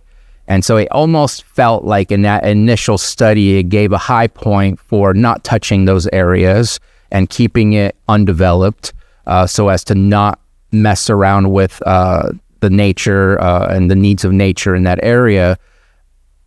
But here we are, and just to add on a little bit, in the original, and I get it, it's agricultural, but I'm going to put it to the side, as in I can't use it, but I'm still going to have it in the back of my mind. You did take out other trees. Those were walnut trees, and trees do have whether we like those trees or not, which is a very vanity perspective that we have of which ones we should cherish and which ones we shouldn't. They behave in the exact same way, in the sense that they suck out carbon dioxide and they put out more oxygen, and they are places that are homes for birds and so on and so forth. So I can't fully ignore the fact that trees have already been taken down for this project to happen as is. But now we're looking at 362, 6 of which are ponderosa pines. The rest are all oaks. And it's I guess it's kind of weird to me that it's on the prohibited activities, which I guess in Article 73, just so I don't throw a wrench in your Article 27, it really doesn't belong under prohibited activities if we're potentially approving 362 trees to be taken out. I know it says avoid and minimize within the text of the tree removal, but that really it's a contradiction of being under the prohibited activities. And I think it makes it really confusing in this conversation of, is it prohibited? Is it not? Then did we avoid and did we minimize? And I feel, so I know I had this conversation with Ms. Claybon, and thank you for having a conversation with me. And I feel like there's an opening here, but at the same time, I'm not ready for the opening today. And to me, the opening is, do you have dead and dying trees? Can those be identified by an arborist? Because dead and dying trees shouldn't count as you taking down trees. Right now, what I see is 362 healthy trees. If it happens to go down to, I'm not going to give you a number, but something that is more palatable of saying, yes, we can exchange that with the 3-to-1, then I'm willing to move forward. But with this concept in my mind that we're just taking down 360 trees, clear cutting an area so we can develop a building, it seems to go against the spirit of the avoid and minimize. And so personally today, I would like to request further information from the applicant to be able to help identify what are we talking about here. Because, for example, the 36, 34, whatever inch in diameter tree, is that a heritage tree that is thriving and alive? Or is it a heritage tree that's a widowmaker and ready to just hurt somebody if you're walking around it at one point or another because it's dead? And so I think that should matter to us. And so I am requesting that we continue, because I think that you have a good farm. I think you have a good spot, but I can't feel like I'm approving your current amendment to your use permit in an appropriate way when I'm stuck with the avoid and minimize and the prohibited activities section of the cannabis ordinance. And so I'm trying to find a way to maybe help some of the members of the public who are talking about the oak issue as being a concern. I guess I'm going to talk about the elephant in the room a little bit as well, which is, after we're done with you, we're going to go on and talk about updating our ordinance. I think you're at a spot where it's unfair to pull the rug from under your feet. I'd like to find a way to say, please give me information. If you provide the information that helps lead me to a yes, then I would like to continue with the current laws that you have been doing all of this work for, rather than say, sorry, we continued. No such luck. You're now limited to no more than 20 acres, which is what potentially we might do. So I'll leave it there. I'm stuck, but I'd like to give an opportunity to provide enough information to see if maybe I can get unstuck, or maybe I'll still be at the same place. If I could make one point of clarification for you as well. We didn't start this project. I'm not a cannabis guy. My original partner and I were in grapes. The walnut orchard was pulled out because we were going to put grapes in. So before we'd even contemplated cannabis, we had pulled the trees out. There were a few remnants of that orchard that were later pulled out when we did add cannabis, but it was very, very few trees. We would have, the alternative to this would have been to pursue a THP and plant ideally about 150 acres of vineyard on there, and that's even before we added 300 additional acres to the property. So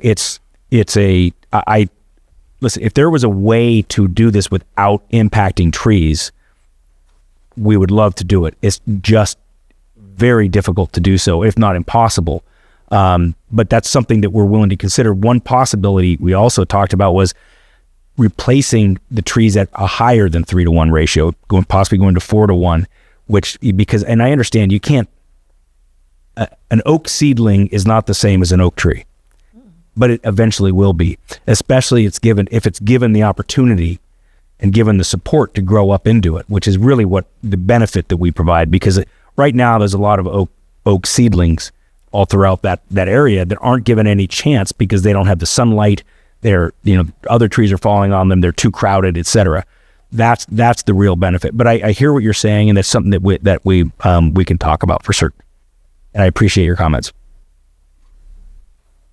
All right. I need to add a disclosure too. After hearing, I'd forgot to do that, but I too have visited the farm a couple of times. I think that they're doing it right. I think that this is a project that I'd like to support, but I also have to say that they did give me some pasta sauce.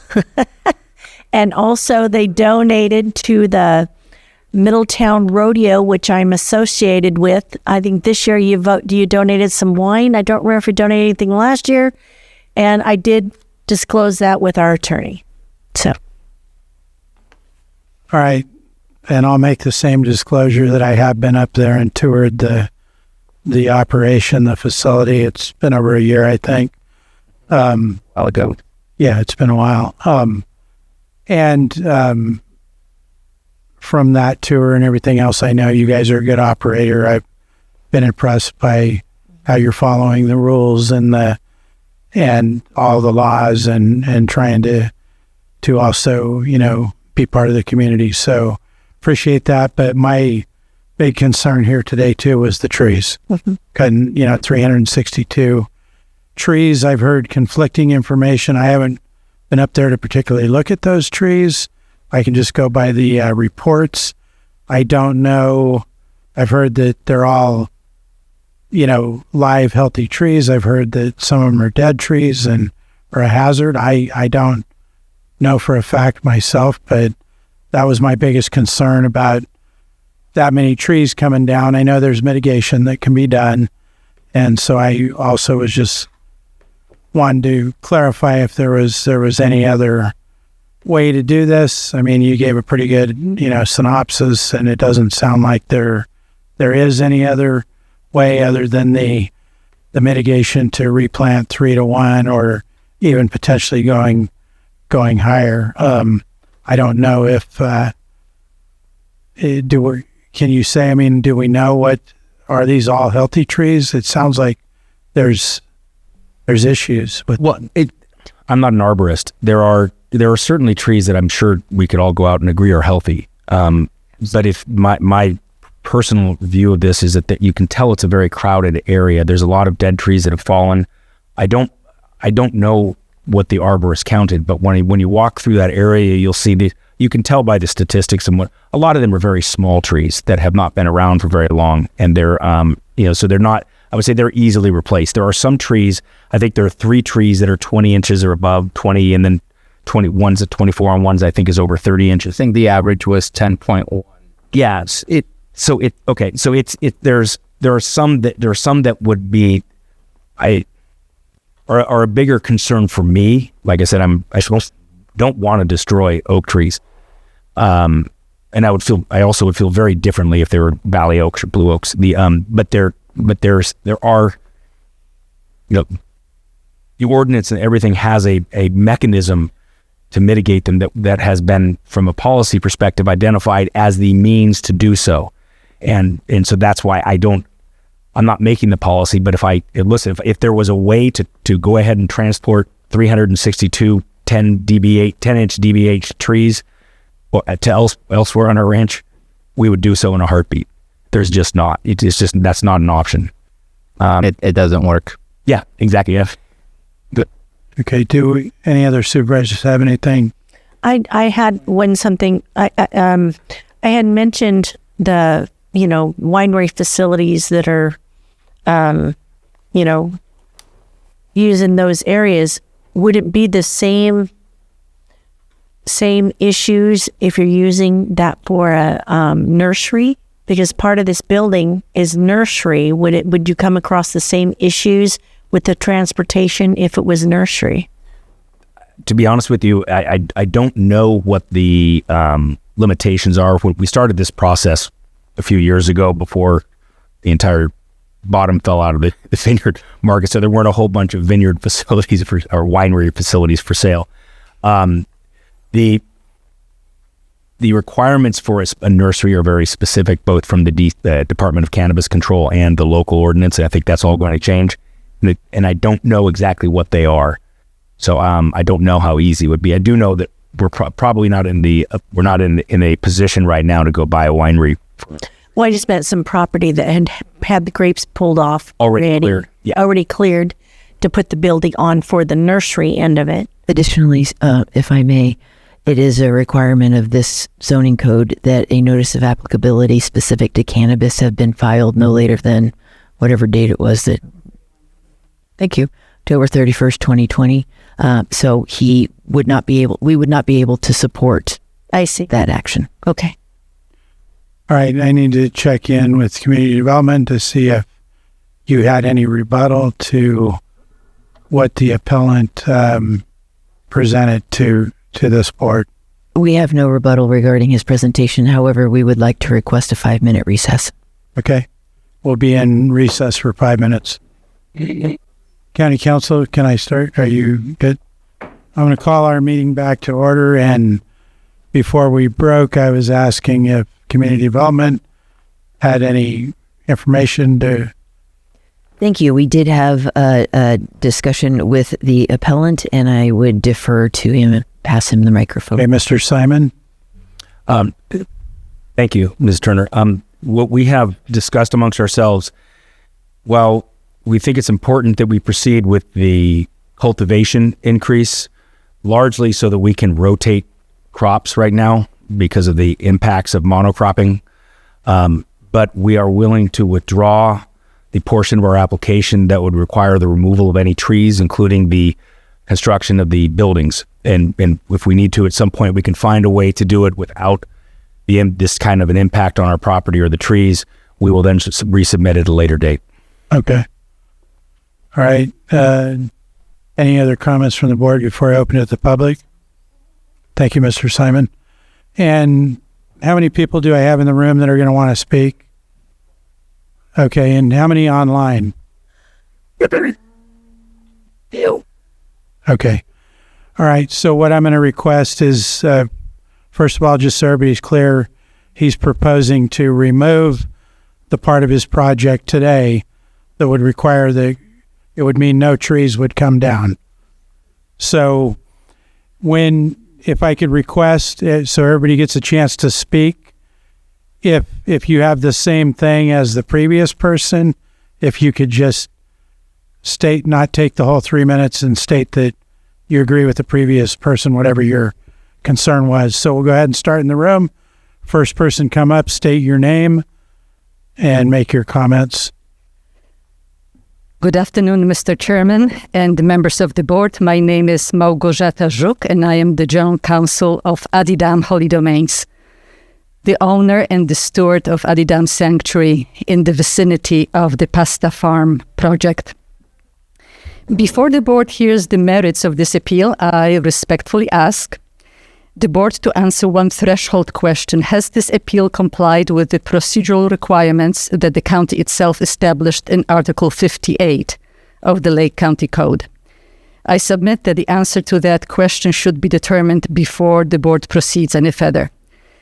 The Planning Commission's bylaws require an affirmative vote of a majority of the Commission's 5 regular members to approve a matter. At the Planning Commission's hearing, only 3 commissioners participated in the vote. The motion received 2 votes in favor and 1 vote against. As a result, the motion did not receive the 3 affirmative votes required. The county ordinance then provides 2 different paths to the board. One is an automatic appeal, but Article 5840 limits automatic appeals to situations involving a tie vote or where the commission is unable to act because of legal disqualifications or abstentions. The ordinance also states that automatic appeals are not subject to filing fees.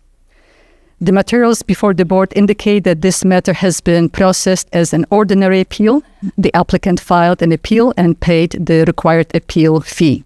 In case of an ordinary appeal, under Article 5830, Section 5831C, requires the appeal to be accompanied by a written statement identifying the error or the abuse of discretion allegedly committed by the Planning Commission.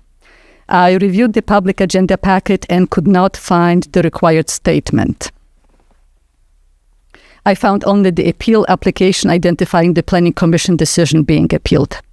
Article 58 also requires the Planning Department to send the board a staff report setting forth the reasons for the Planning Commission's decision. I recognize that today's hearing is a de novo hearing under Section 5834. The board is entitled to hear evidence independently and exercise its own judgment. However, the de novo nature of the hearing does not eliminate the procedural requirements for filing an appeal. Those provisions work together. The appellant's written statement tells the board and the public what errors are being appealed, while the Planning Department's report would explain why the Planning Commission reached its decision. Together, they provide the framework for the board's review and ensure that the public has meaningful notice of the issues before the hearing begins. Absent a written statement required by Section 5831C, the board cannot conclude that the appeal complies with the procedural requirements. If it was filed but omitted from the record, we would like to have it posted for the public. And accordingly, before proceeding to the merits, I respectfully request that the board ask county staff to identify for the record the written statement required by Section 5831C, and second, the staff report required by Section 5833, setting forth the Planning Commission's reasons for its decision. Thank you. Thank you. Next person in the room. Does anyone else wish to speak? Good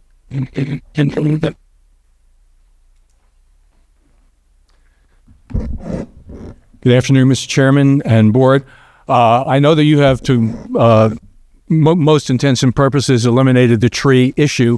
However, I want to address a couple issues that were brought up in that, specifically the issue about black oak trees and their health. A black oak tree, according to the USDA, takes between 45 and 60 years to achieve an 8-inch diameter at breast height. These are not weed trees. This is a grove of mature black oaks. And I'd also say I was, disturbed to hear that the applicant said if it was up to him, he would just bulldoze them. And I'd also point out that whatever your opinion may be about it, according to the traditional people in this area, black oaks were much preferred over the valley oaks. They got a much sweeter nut. So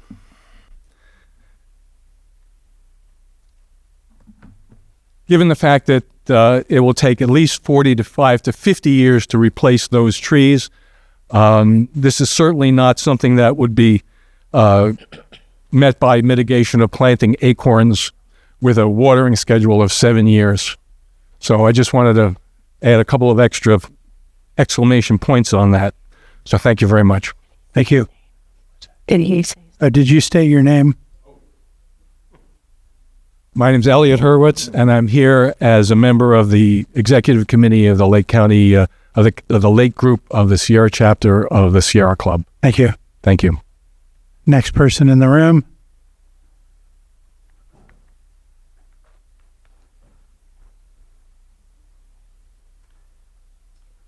Good afternoon. Thank you for your time. Can you hear me? Yes. My name is Stephen Reed, and I am speaking today as board chair of the Siegler Springs Community Redevelopment Association.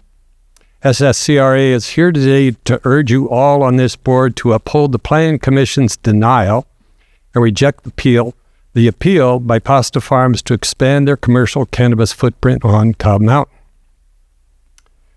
For over 10 years, SSCRA has worked alongside the residents, tribes, and businesses of Cobb to foster long-term resilience, pardon my speech, wildfire safety, and thoughtful economic development.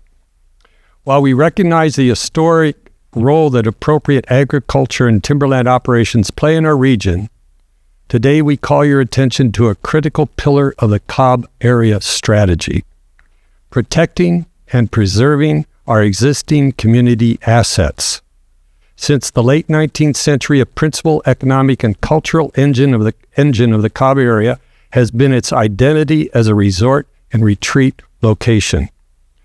We are home to a concentration of venues that choose the Cobb Mountain area specifically for this: Pine Grove, Mandala Springs Wellness Resort, Whispering Pines, the Mountain of Attention, and the St. Gregory of Sinai Monastery.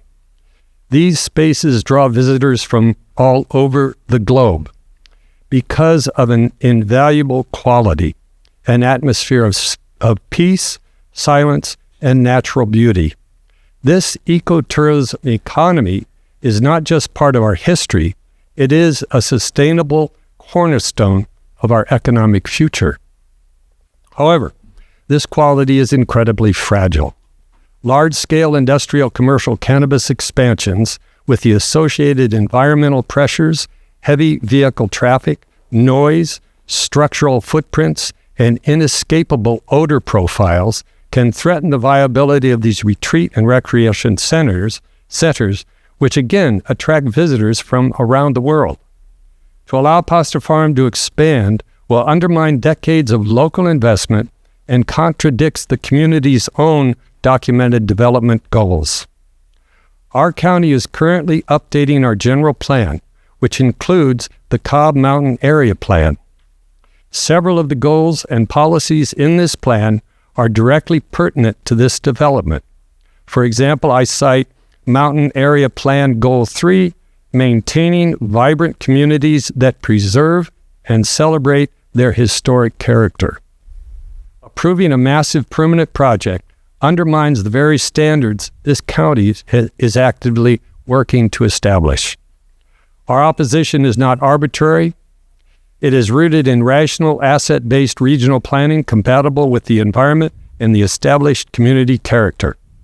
On behalf of the SSCRA and the residents who contributed to the Cobb area strategy, we appeal to you to protect the peace, the economy, and the long-term vision of our community. Please uphold the denial of this permit and reject the Pasta Farm proposal. Thank you very much. Thank you. And I've just, FYI, I've given a little bit of leeway to a couple people, but we need to try to stay to our 3 minutes because we have a lot of speakers.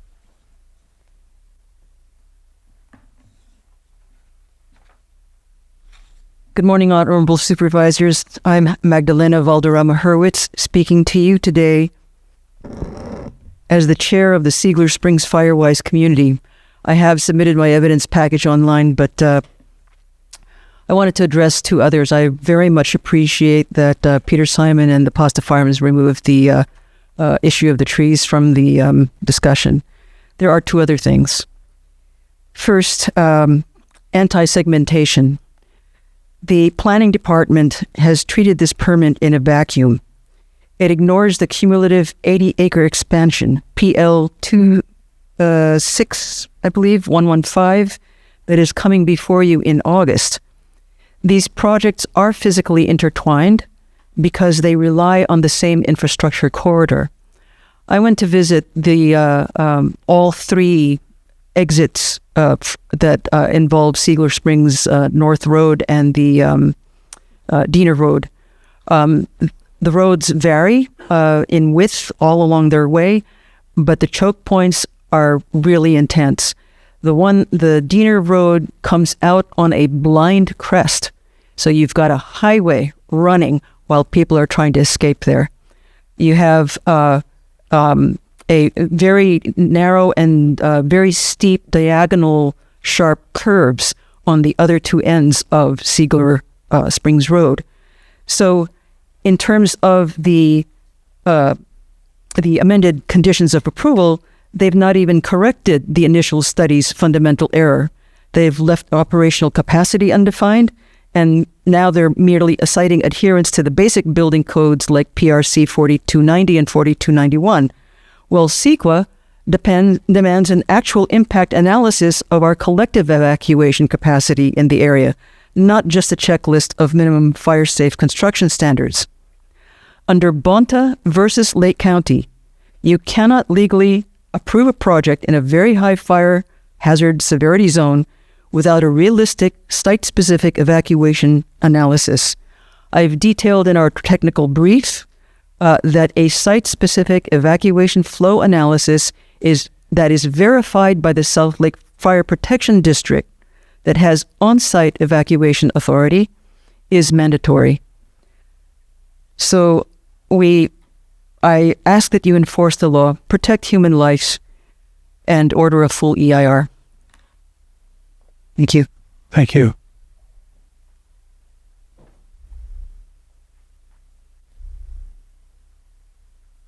Good afternoon, Supervisors. My name is Alexander Powell, and I am the CFO for Adidam Holy Domains, a California nonprofit that maintains the 1,000-acre Mountain of Attention Sanctuary on Siegler Springs North Road, about a half a mile from the applicant's pasta farm. Our nonprofit maintains 5 sanctuaries on the western United States and Hawaii, 3 of which are in this Northern California area. And I've dedicated my life to the preservation of these unique, set-apart or sacred sanctuaries. Many thousands of people from around the world, Europe, Asia, India, North and South America, have made and continue to make the pilgrimage to the Mountain of Attention Sanctuary for healing retreats. They spend money on food, lodging, and all kinds of supplies from businesses in the county. Sometimes they fall in love with Lake County and even return here to live. And some dedicate their lives to help serve and sustain the unique sanctuary. I'm here today not merely in opposition to the pasta farm use permit application. Mr. Simon and Jamie and Sam have been very kind and forthcoming.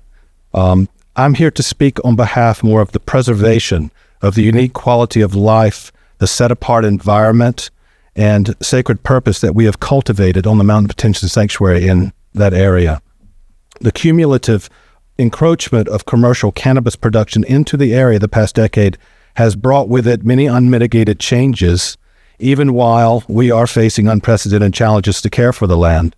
Now, we've mentioned that the trees are off the table, but the oak borer beetle is not off the table. It's here, and it looks like we probably have about a 50% infestation on our property of 1,000 acres. So that's pretty intense and something we have to deal with, including financial resources.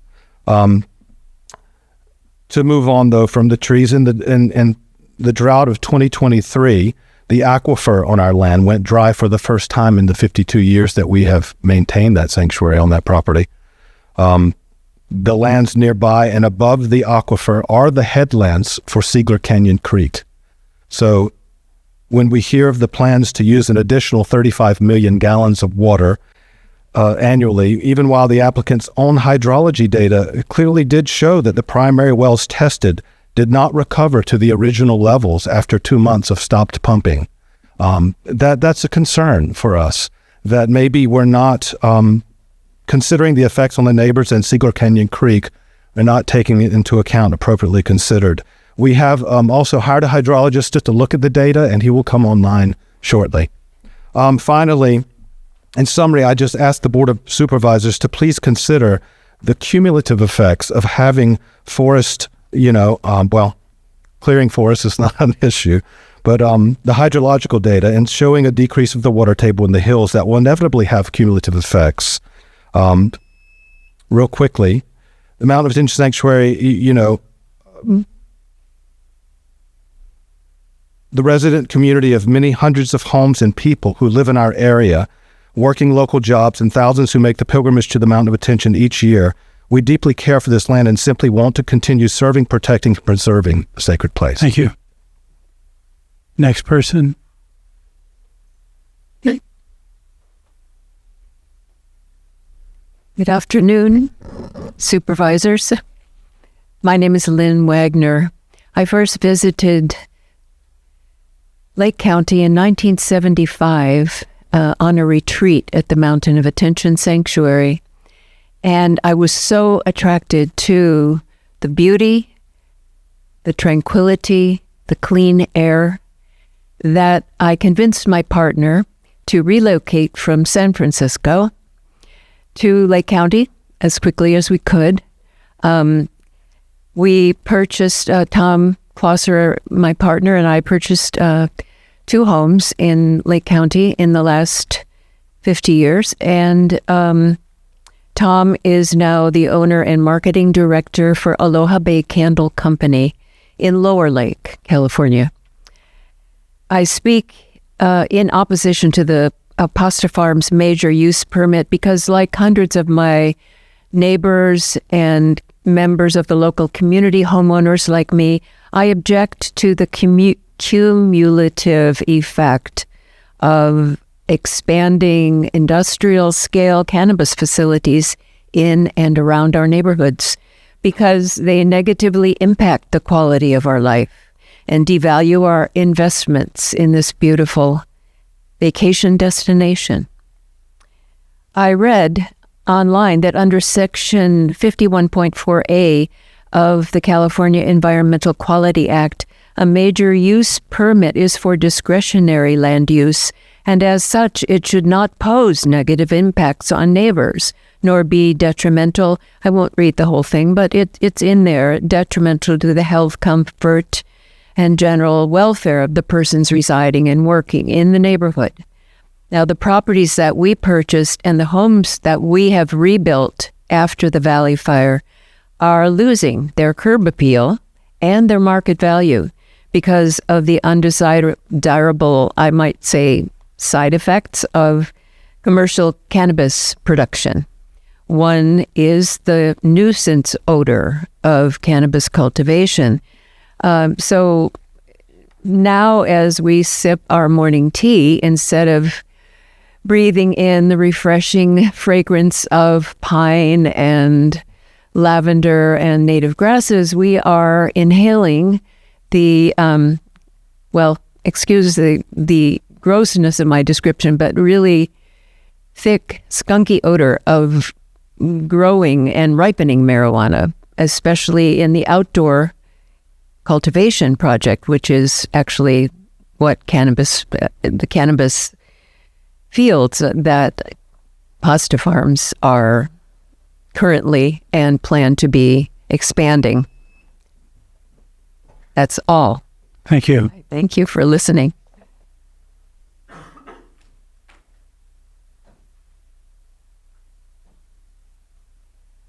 Yeah. Good afternoon, Chair, members of the board. My name is Duncan Gamlin. I am the fire marshal for the Mountain of Attention Sanctuary.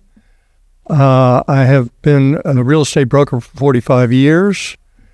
I was a consultant in the last 6 years of my career, I was a consultant to billion-dollar corporations. I was a professional grower for some years and won an award at the Emerald Cup, which means that I was pretty good.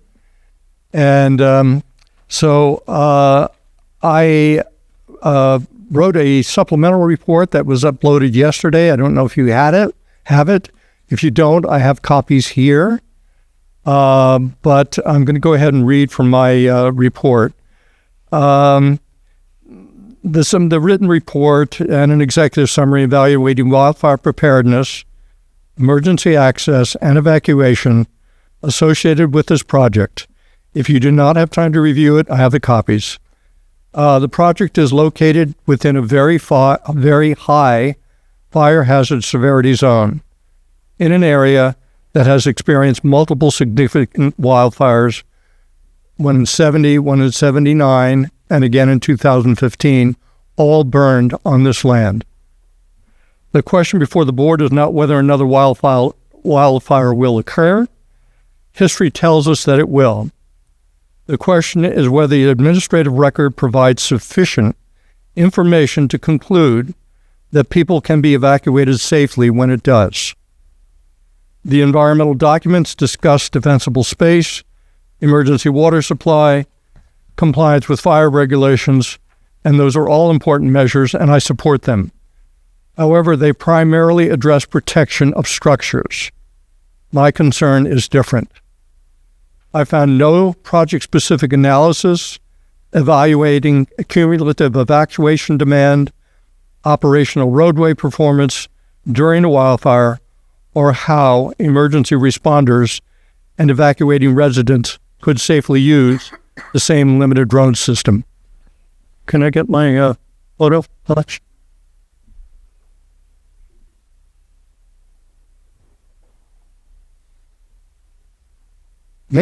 Technical difficulties. Bear with me for a second. I'm almost done.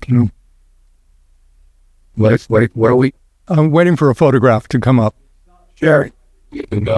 Well, you wouldn't be able to share with our system. He put me on. Oh, he did? But it's not good. This is good. No, it's this. No, it didn't go up. Okay, the photograph is my truck on Ziegler Springs North Road, 400 yards from. I reside on this property, and the road is barely wide enough for my truck.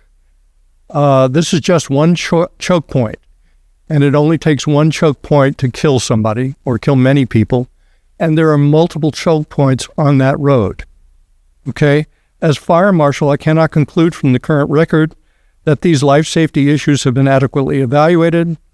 These roads serve residents, neighboring communities, the Mountain of Attention Sanctuary, agricultural properties, visitors, and first responders.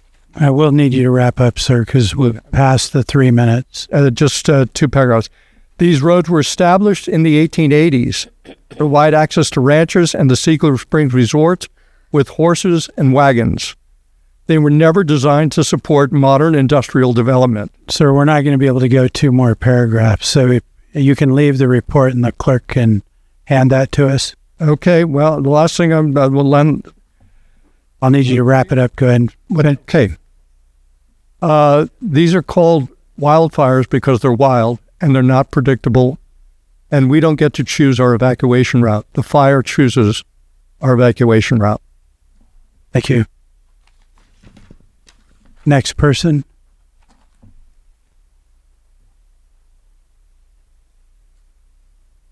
Good afternoon. My name is Indigo Perry. I have been a resident of Lake County since 1989.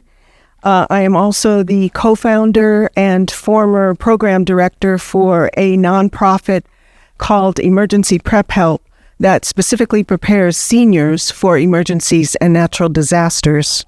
And as such, this is a Sonoma County-based organization. And as such, I have worked with fire marshals and emergency managers from Petaluma through Healdsburg. And I am currently implementing a similar emergency preparedness program here in Lake County called Is Everybody Ready? And my concern today is for the hundreds of seniors that would need to evacuate the area that includes Pasta Farms, and how more industry and traffic would affect emergency evacuations, especially during harvest season. My question is whether the applicant has completed a traffic analysis that models evacuation conditions, not just normal traffic, but evacuation traffic during a wildfire or other emergency that takes older adults into account. The area that we're talking about is widely recognized as retirement-oriented, where older adults make up a substantial share of the population. And in some pockets, older adults make up 80 or 90% of the neighborhoods. Increased traffic in this area could make an evacuation more dangerous for everyone trying to get out, especially on such narrow, winding, unlit roads with no pullouts, particularly if evacuations occur simultaneously with inbound emergency equipment. Many seniors may drive more slowly, resulting in slower overall traffic in an evacuation and slowing down others. Trying to get out what we call the back way towards Diener, which is largely unpaved, threatens to slow everyone down even further. Dust from cars rises 4 feet at least into the air and will make visibility even worse and raise the risk of accidents. In addition to being senior heavy, the area also contains numerous horse and livestock properties, and evacuating with trailers for large animals requires considerably more time and roadway space than ordinary vehicle traffic. Seniors driving with trailers attached to their vehicles are bound to slow down things even further. Slow drivers on narrow, winding, unlit roads with no pullouts increase the likelihood of collisions and disabled vehicles, which can quickly block evacuation routes. For even the best drivers, pulling over on these narrow roads with no shoulders or turnouts to allow emergency vehicles or faster vehicles to pass again risks collisions and disabled vehicles. So unless Ziegler Springs, Loch Lomond Road, Ziegler Canyon Road, and Big Canyon Road are all widened and fitted with multiple pullouts, and a wildfire traffic assessment has been done, I strongly encourage the Board of Supervisors to keep our older adults safe by denying any further industry or expansion that would add traffic to this area. Thank you. Next person.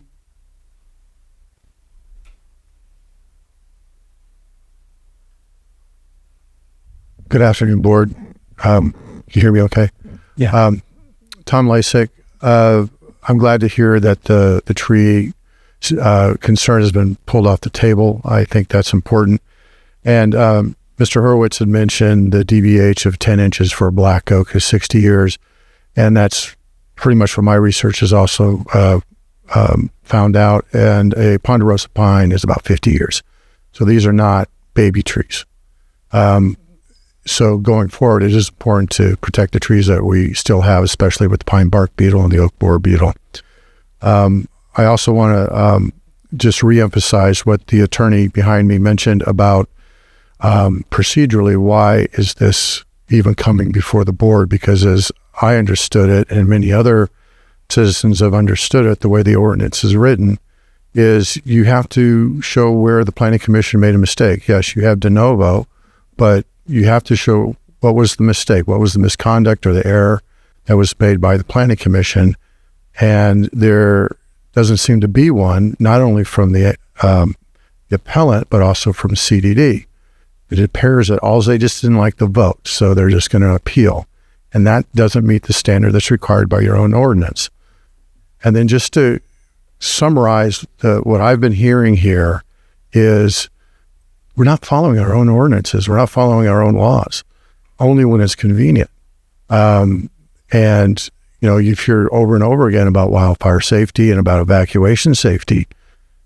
CDD over and over and over again, not just Mr. Simon with your permit, but for 100% of the cannabis permits, has not done a traffic safety analysis because they argue that there's certain thing in Caltrans document says they don't have to. And it hasn't been reported in multiple hearings that is the wrong document to be looking at because it was for air pollution. It was for where you're going to put your bike lanes and things to reduce greenhouse gases. It wasn't for traffic safety.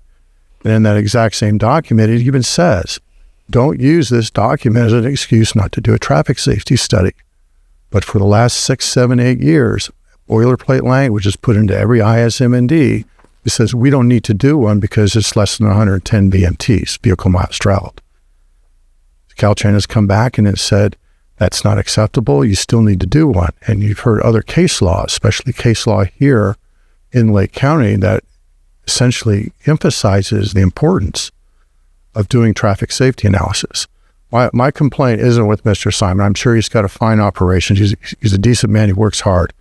My objection is over and over again, CDD doesn't check the boxes it needs to be checking and allows someone like Mr. Simon to get this far when he should have been told weeks ago or months ago, hey, we've got these issues and we need to address. It saves a tremendous amount of time and money and effort. And then finally, just because you didn't like the vote from the Planning Commission, you can appeal. You have to do better.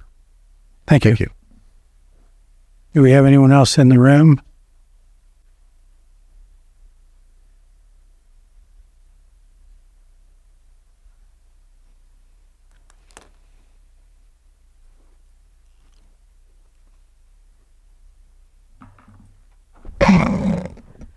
Good afternoon, Chair and Supervisors. Margot Kambara.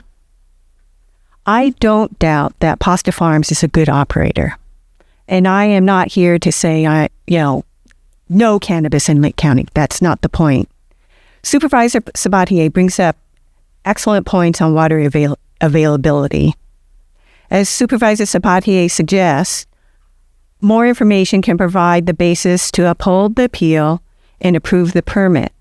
Right now, that is not the case, specifically about cumulative impacts and water. And specifically, CEQA requires for a project to demonstrate sustainable water availability. Just showing that you have the capacity to put water into storage units is not demonstrating sustainability.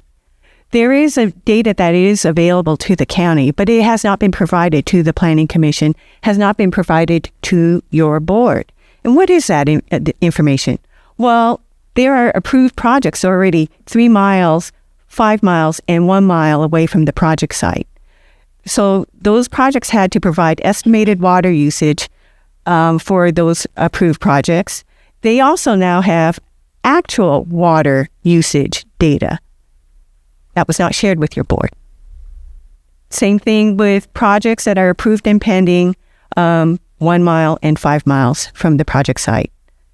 Also, we're talking about the aquifer. So it's not just canvas projects, it's other neighbors who will be dipping their straws into that aquifer. So what about the neighbors? Well, admittedly, we may not have that data, but there may be other vineyards in that area. We might know of some water users that will be creating a larger water demand. That is not factored in the study at all. These are important factors about the health that will affect the health of the community, and they should be considered. The study is silent on this, so that's troubling. We don't want to be approving projects now only to have communities in turmoil maybe a year from now or years from now because there's no water. Neighbors have already reported that wells have gone dry. And it seems that we as a county are turning a deaf ear on those concerns. And that is troubling. CEQA, that doesn't fly under CEQA. Again,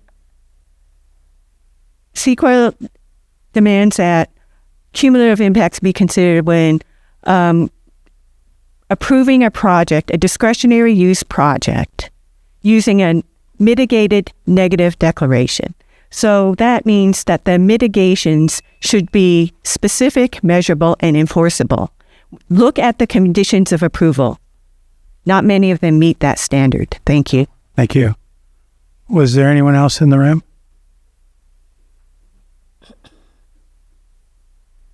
Good afternoon, Board of Supervisors. Amanda Martin, private citizen and Loch Lomond resident. Well, much of my prepared comment was about the 362 trees, so I'll be doing some improvising. Peter Simon, thank you for that concession. I appreciate hearing that, as much as I did not like the bulldozer comment at all. That makes me nervous to have you as a neighbor. It was about the trees. Okay, well, we're on my 3 minutes, so I'll keep going. Last Saturday, I went and drove by Pasta Farms. As I said, I am your neighbor. I live in Loch Lomond. And I was shocked to see how industrial scale, huge. It is. I mean, I must have driven by there just 6 months ago, and I do not remember it being quite that large.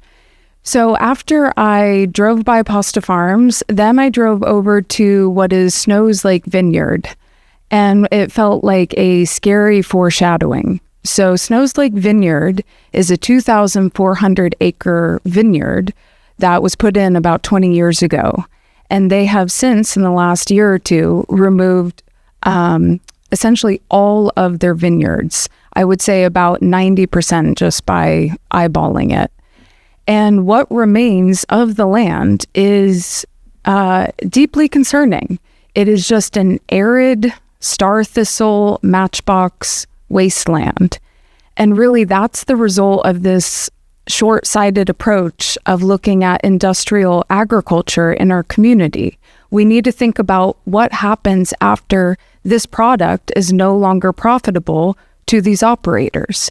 So that would be something I would like to suggest to the applicant and to the Board of Supervisors, is also be thinking about what do they do when this is no longer profitable to them? Then what happens to the land?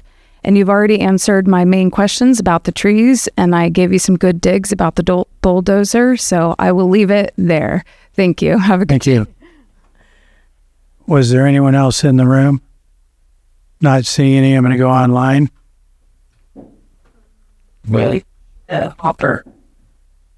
Kate, go ahead. 3 minutes.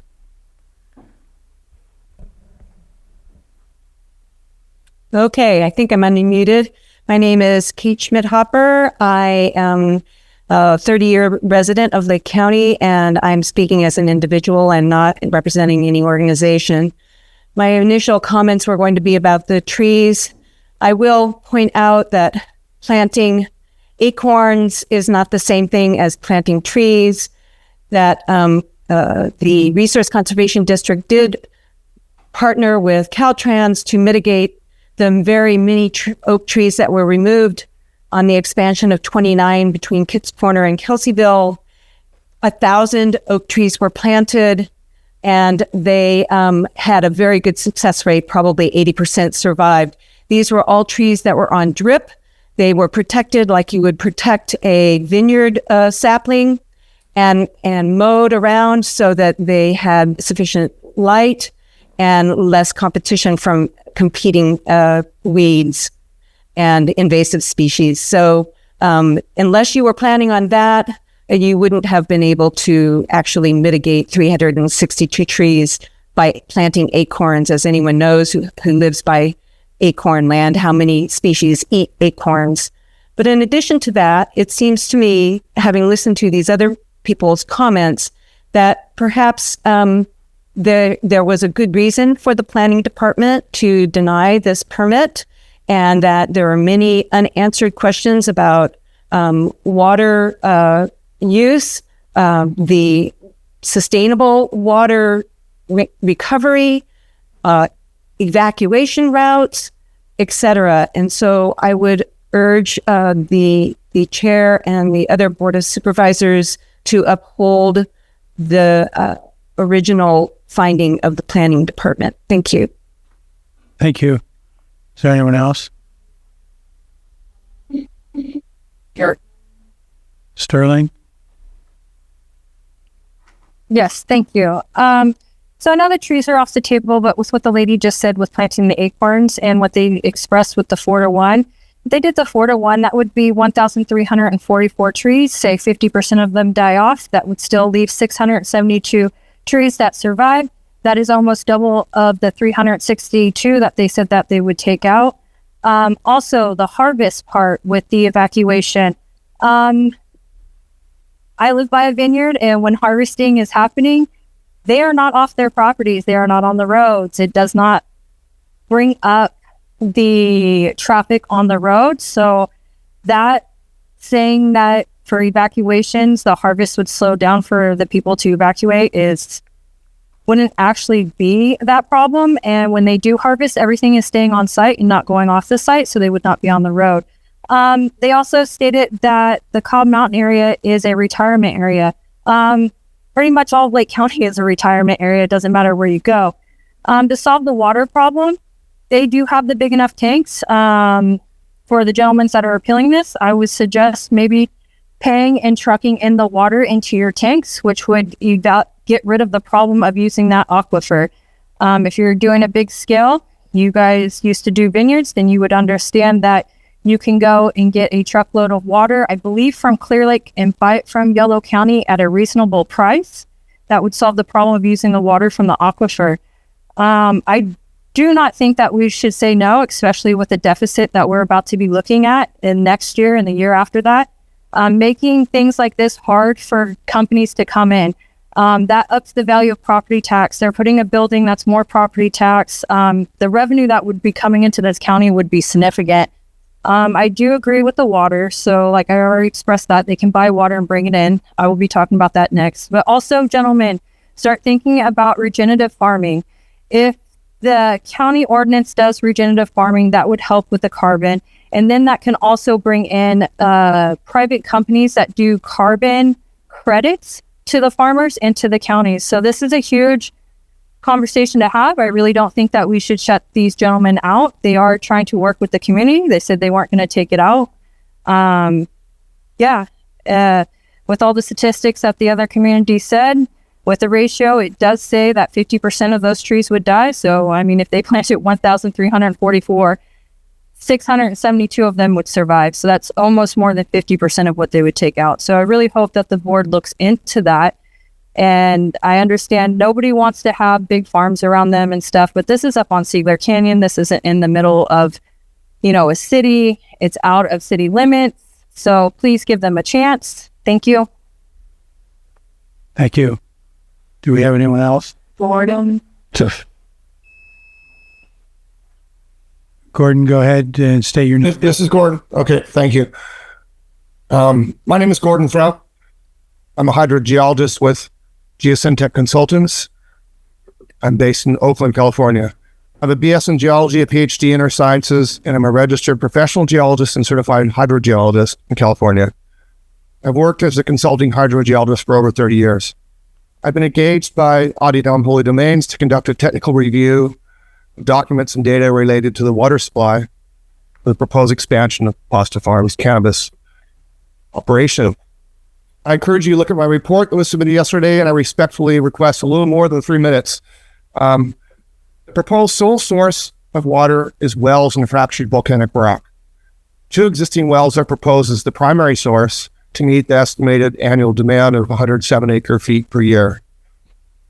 My main comments follow that are based on my review of the January 2025 water availability analysis by DBA Engineering, which is attachment 5 to the staff report.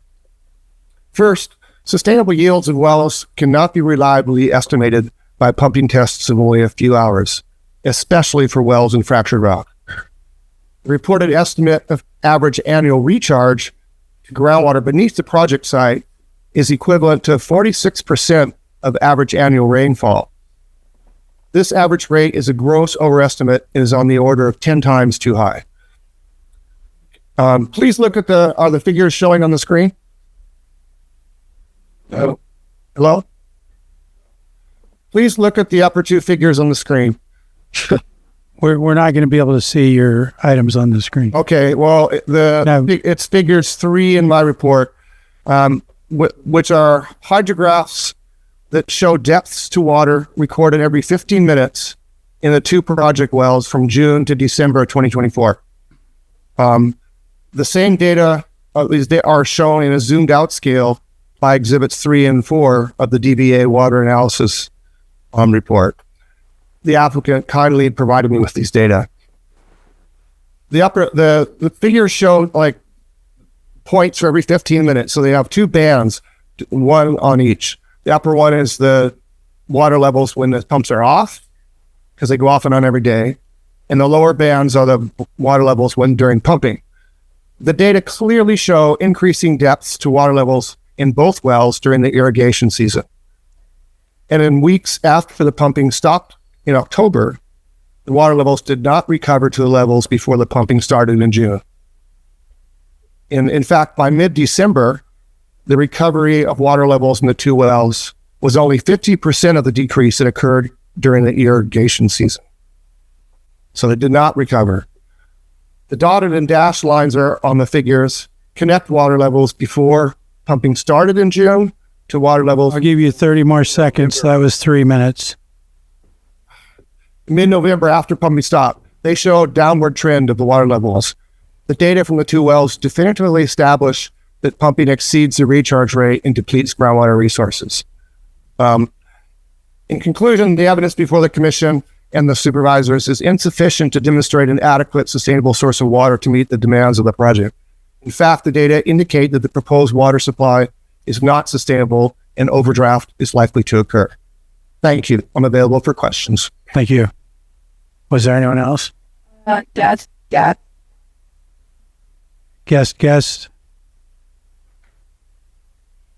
Thank you, Mr. Chair. Angela Amaral. First, I just wanted to thank Mr. Simon for listening to the residents' concerns about the tree removal and modifying the project to avoid the trees. Perhaps going forward, applicants should be inclined to get an arborist to review trees. If there's going to be more than, let's say, 20 oaks to be removed on any project, it would be in their benefit if they just had an arborist evaluate those trees right out the gate. Or the county could consider creating an oak ordinance, especially with the tree loss between wildfire, Mediterranean oak borer, and other factors. If nothing else, today's discussion has clearly shown the urgency for one. So thank you for your time and consideration, and thank you, Mr. Simon. Thank you. Anyone else? I'm going to close public comment and bring it back to the board for any final questions or concerns, and we'll start with Supervisor Owen. The only question really that I have right now, or my first question would be, our District 5 supervisor isn't present. And since this is in her district, I didn't know. I talked to her, and she wanted us to move forward. Okay. She said, go ahead and move forward, and did not request a continuance. Okay, thank you. Go ahead, Supervisor Sabatian. I just want to mention there were some public comments that, there were many comments regarding the water. There is a CIA section for the cumulative impact of the project. It talks about the number of residences, the size of the residences, and the estimated water use of those residences, as well as other projects. It talks about future projects, and all of that is accumulated in the review of the amount of water used in the area based on the cone of influence that is, and I'm not going to act like I fully understand the cone of influence. I know I've seen a lot of these reports, but I'm not a professional. But I do know that the estimates of other uses outside of just cannabis is within the report itself. Just wanted to at least mention that it is not being ignored. It is in there. And so that's the information that we have to look at and review and see if it makes sense. But as you know, my number one issue was the trees. Mm-hmm. That has been rectified, and I anticipate that we will do better with our review of water by changing some of our ordinances to ensure that we have teeth and enforcement on staying within that range. And so I'm ready to move on whenever you guys are ready. I have a question. Can I ask council to weigh in on the statements about this being in violation of Article 58? Yes, thank you, Mr. Chair. So, just very briefly, Section 21-58.31A2 of the Lake County zoning ordinance or zoning code states that any interested person not satisfied with the decision of the review authority is an eligible person to file an appeal before your board of supervisors. So, with that as a starting point, you also have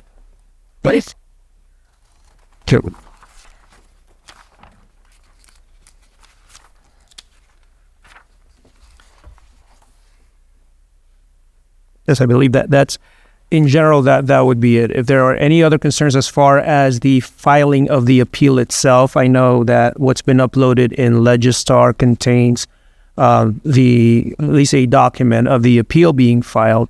The documents in support of that appeal, because it is addressed in sub C of, again, 21-58.31, where it states that an appeal shall be accompanied by a written statement setting forth the grounds upon which the appellant asserts there was an error or abuse of discretion by the Planning Commission. Well, that's why the appeal is before your board today, and the appellant has had an opportunity to testify, provide evidence in support of their appeal, and why, and in an attempt to demonstrate why they disagree with the Planning Commission's decision. Thank you. Go ahead, Supervisor Owen. She had also asked about 5834C.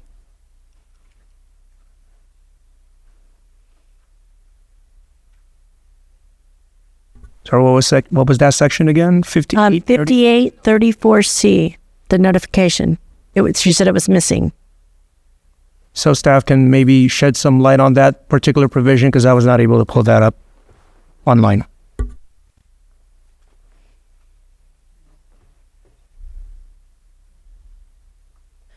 (5834) requires public hearing and notice, which C both completed. There is no C on 58.34. Okay. So if I may provide some further clarification, perhaps that reference is made to 58.31C, which is what I just cited as the required documents. Not 34C, but 31C. Okay, I missed. And anything else, Supervisor Owen? Nope, that's it. And likewise, my concern was the same thing with the trees. That's what I was struggling with. I do appreciate the modification here today. And because the way I thought about it was I know the trees, I didn't know the age of them. I didn't really understand that, but in thinking about the fact that they're actually thriving, or that's what I was wondering too. Are they thriving? Is there menacing oak borer or whatever, the oak borer, if they're affecting them, and then the survival of them. So we're taking them. I was worried that taking them down and then trying to have new implanted trees survive. To me, that's kind of a worrisome thing. But the fact that you were willing to do that made it a lot easier for me. So thank you for that. All right, if there's nothing further, we'd be ready. Do you have something? We do have proposed amendments given the modification of the project description that we'd like to put into the record. We took a 2-minute break. Yes. We have a request for a 2-minute break. Okay. I'm going to call our meeting back to order. And where were we starting with CDD? Amendments?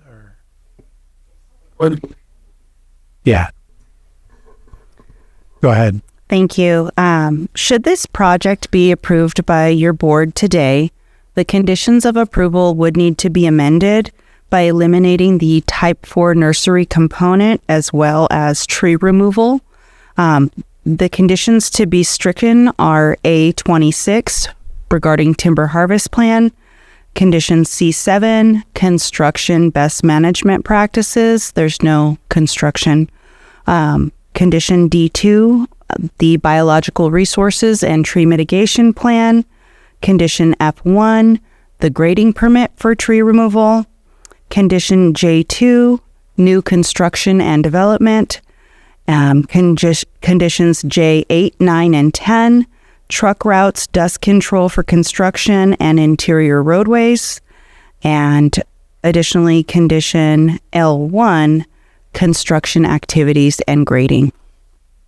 A condition to be added to the project reads, the applicant is to provide an amended project description and revised site plans prior to the use permit going into effect.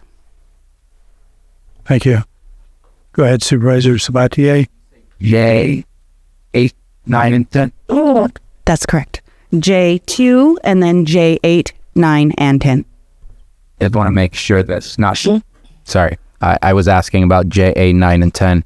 I just want to make sure J8 is not for other vehicles outside of the construction. Sorry, that's specific to on-site traffic or construction. Supervisor Owen? Oh, no, sorry. Oh, it's okay. County Council. Yes, thank you, Mr. Chair. So with those suggested or proposed revisions, particularly on the last item, the suggestion here, and I apologize for not touching base with CDD staff earlier, even during the break because of questions, but the suggestion from my office would be not so much to incorporate that provision that adds the requirement for the applicant to submit an amended project description, site plan, and property management plan by a certain date, but rather make that as part of your board's condition should your board decide to grant the appeal in part, subject to the modifications of the major use permit as outlined by CDD staff, and add as a condition to granting the appeal in part, requiring the applicant to submit an amended project description, site plan, and property management plan by a certain date before the execution of the findings of fact and final decision by your board, which is a 40 to 45-day period. So I'm looking at CDD staff there to see if they're amenable to that. That way, the reference to say Section A1 of the major use permit, which specifically references the property management plan, site plans, and attachments, would then in effect reference the amended what they will submit as the amended property management and property management plan and site plans before your board makes its final decision and makes its findings of fact and a final decision. Okay. Also, those are starting the yes, do you have? And it's in front of the board right now. Go ahead, County Council. So when you're, thank you, Mr. Chair. So when your board is ready, I do have the motion language for your board. Should your board decide to take action in what's being proposed right now as granting the appeal in part. Does the board take that action? Yeah, I'm ready to move forward. Go ahead, County Council. So thank you, Mr. Chair. So the motion would be to move that the Board of Supervisors grant the appeal number PL-26-359 in part with the following modifications as outlined by CDD staff earlier, modifications to the major use permit, and also as a condition as a condition to granting the appeal in part, require the applicant to submit an amended project description, amended property management plan, and amended site plans and what would be the date on that for them to submit it to CDD staff. Are you asking the 45-day for execution of the findings of fact? Yes, and so preferably the submission of the amended project description, amended site plan, and amended property management plan would be submitted to CDD staff prior to that. Let's do within 30 days. The applicant is amenable to 30 days. So 30 days from today. August 13th. And as part of the motion, since we're continuing still with the motion language, the granting of the appeal in part would be based on pages 14 through 15 of the June 11, 2026 staff report exhibit. That would be Exhibit A. That's been uploaded in Legistar. And also to direct staff to prepare findings of fact. That would be the motion. Question, go ahead, Supervisor. A clarification and a comment. There's going to be some changes, but those changes are eliminations, not changes. I just want to be clear that if there are changes, I will be voting no on the findings and facts because that's a full other review. We are deleting the trees. We are deleting the buildings that were proposed within that area. I just want to make sure that this is a retraction of information, not a changing or clarifying of other information, because that is the faith that I'm putting forward and the motion that I'm about to make. But I do want to see if there's a need for a change as far as we had spoken about meeting the code of the 5831C. I'm not going to deny that based on the reading that there is a required document that is missing in the sense of what was the appeal about. I think it was very obvious. I think the memo states the obvious from what we were provided, but it's a missing required document. Where would that be found when we are all done? Just want to kind of tie that back. Pursuant to our discussion, not necessarily as part of the motion, but your board can make a request to the applicant to supplement the notice of appeal that they filed, so that at that point, and for them to, and have your board direct or order the appellant as part of the conditions of granting the appeal in part, submit that within a certain amount of time so that it can be made a part of the record. I'd say the same time period that 30 days gave for the rest. Yes. So to put it on the record, your board may want to ask if the appellant is willing to provide supplemental document stating their grounds for appealing, to supplement the notice of appeal that was initially filed. We are amenable to doing so. Within 30 days of today's date, submit that to CDD to make that as part of the record. And at this moment in time, that is the motion? Yes. So moved. Second. I have a motion and a second. All in favor? Aye. Aye. Opposed? Hearing none, that carries 4-0. And that concludes this item. So we're going to move on to our 6.13, 2 p.m. item, public hearing, consideration of ordinance to amend Chapter 21, Article 27 of the Lake County Code regarding commercial cannabis regulations, continued from March 10th, April 7th, June 2nd, June 23rd, and July 7th of 2026. And I will turn it over to our Community Development Director to introduce the item. Thank you. I have no further topics to discuss regarding Article 27, so I'd like to just recap the areas of text that have been modified since the last hearing. These are all typographical corrections and citations, but I'll go over them so that the board and public are aware of the final version.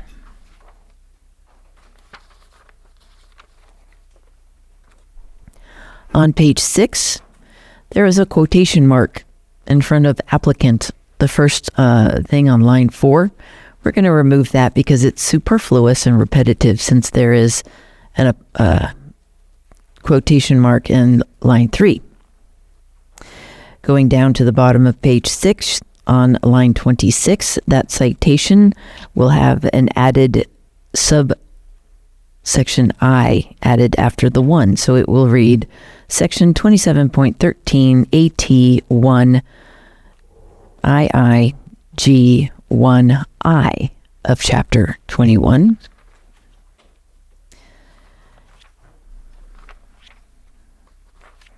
Going to page 10, line 16, Section Q. The correct citation there is Section 27.13 AT1, subsection 6, subsection D, subsection V, or 5. Line 19, Section R should read Section 27.13 AT2 I A B. Line 23, Section S should read 27.13 AT point 2, point I, point B, point D, and subsection 8. Page 12, Section T, this is line 4, should be corrected to read Section 27.13 AT.2.I.D. Point 10. Point I.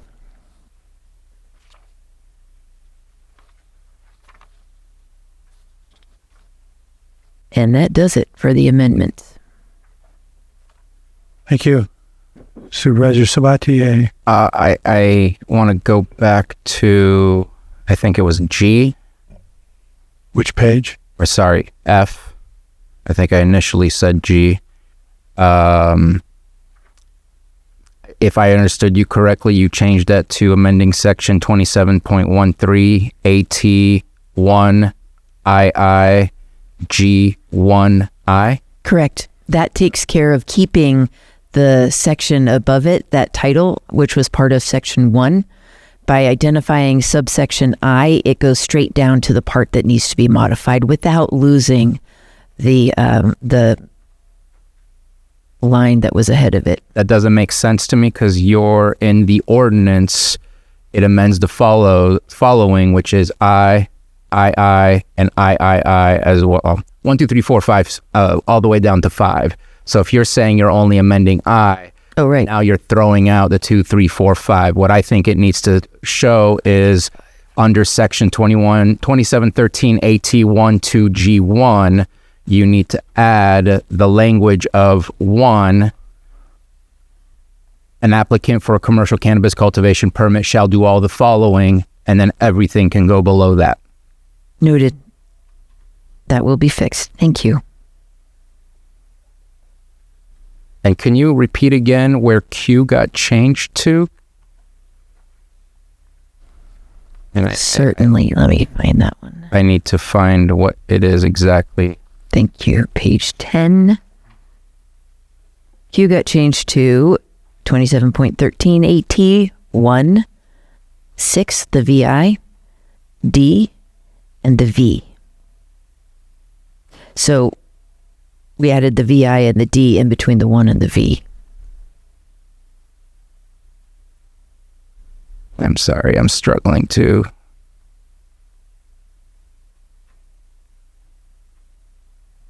I think that was a correction that you actually that's why wrote in your email. Quite follow what I thought I had asked, and that's why I'm just trying to make sure. A couple of these corrections were noted by Supervisor Sabatier. A couple of them also came from County Council. Because I had mentioned AT166, and that's what you're saying as well? I was saying 6D5. Are you saying it should be a 6? Okay, so you're going with 65. My yes. only concern, I don't think it's a huge concern, maybe County Council can do that, but there are 2 twos. One of them is, I guess, deleted or reserved, and the other one has actual code. I don't know if that makes for issues or if it's just obvious that, because one of them says 2 EA permits repealed and then 2 used permits. And so I wasn't sure if that needed to become a 3, which would require amending. I didn't amend that section. I left that as it is. The 2 and go. Absolutely. Okay. But as long as it's the, as long as we are going with the 2713 AT16D5, then I am good with it. Great. I just wasn't able to follow quick enough with all of those numbers. It's a whole bunch. Apologize. That concludes my presentation, but I'm happy to take any questions. Yes, Randall. Just looking at the staff report and the draft ordinance, and it mentions annual performance reports review, or actually, I'm sorry, underneath that, public access to annual performance reports and inspections. In the ordinance, it doesn't really make a reference to that. But it does, but it lists CDD as the only reviewing body, so no more planning commission. I know we probably talked about that. Yes, we discussed that in the first couple meetings. Mm-hmm. The Planning Commission has never done a review of all 120 plus permits. It's not really feasible for them to take that on. The board then modified it or supported modification to review by CDD. The Planning Commission has requested regular updates, but the board's response to that was make sure that These reports are posted online so anyone can have access to them, including the Planning Commission. The discussions around that was not putting the Planning Commission in a position to modify policy based on annual reports, but rather retaining that right and authority at the board level. Okay. Thanks. I was just looking at that, and I wanted to make sure we elaborated. Thank you. My pleasure. Any other questions? Supervisor On? Farmland Protection Zone, did we get a definition on that? Or where? That was determined to be added in Article 73, not modified to this one. Okay. The full-time employees, so what about that? In Article 73, we're going to talk about making them permanent employees versus full-time, since the discussion around this was concern about the full-time, but no consensus on changing that at this time. Okay, and at this time, I believe it's on all employees. We need the background check. So some of the pushback I have heard was they were wanting to keep that in place and keep it as strong as possible. So backing it off and making it more lenient is probably against what many of the people that I've talked to in the public. The recommendation of the task force was to change it to either full-time or permanent employees, and we went with full-time. The board so far has supported that, but I'm happy to I haven't. change it. I wanted to know what I thought it was still in discussion. And I know that there was a lot of growers on the task force as well. There was representation that was set up by this board. Yes. But a lot of them were growers. A number of the, best interest, and full-time when it's a seasonal crop doesn't seem appropriate. Right. The idea with that were in the discussion, both with the members that represented the Farm Board, Farm Bureau officially, as well as the resident from South County who also was on the Farm Bureau. The discussion around that was that the intent was to remove the requirement from those who are related to harvest, but retain the ones who work maybe in such as retail or manufacturing, those more permanent and full-time employees. Okay. Roads, I know, have been an issue. And let me see, full-time property owners. It's really hard to follow this. Roads were not a part of Article 27. Okay, not part of this amendment. These notes. The June 1st license, first 5 years. In some of it, you don't reference to if they're in good standing, that it can be every other year, but it just mentions that the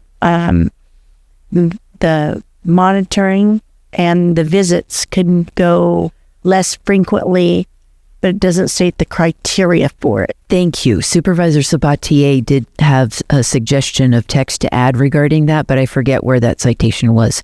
I would defer to both of you regarding that. Yeah, Supervisor Owen had discussed it with me, and I'm in favor, and I think that we can make that change today, because in the amended section of 2713 AT43, which is in Section V of Article 27 changes, it says if there are no violations of the county permit, which would include violations of the conditions of approval, would include violations of fees that have been unpaid.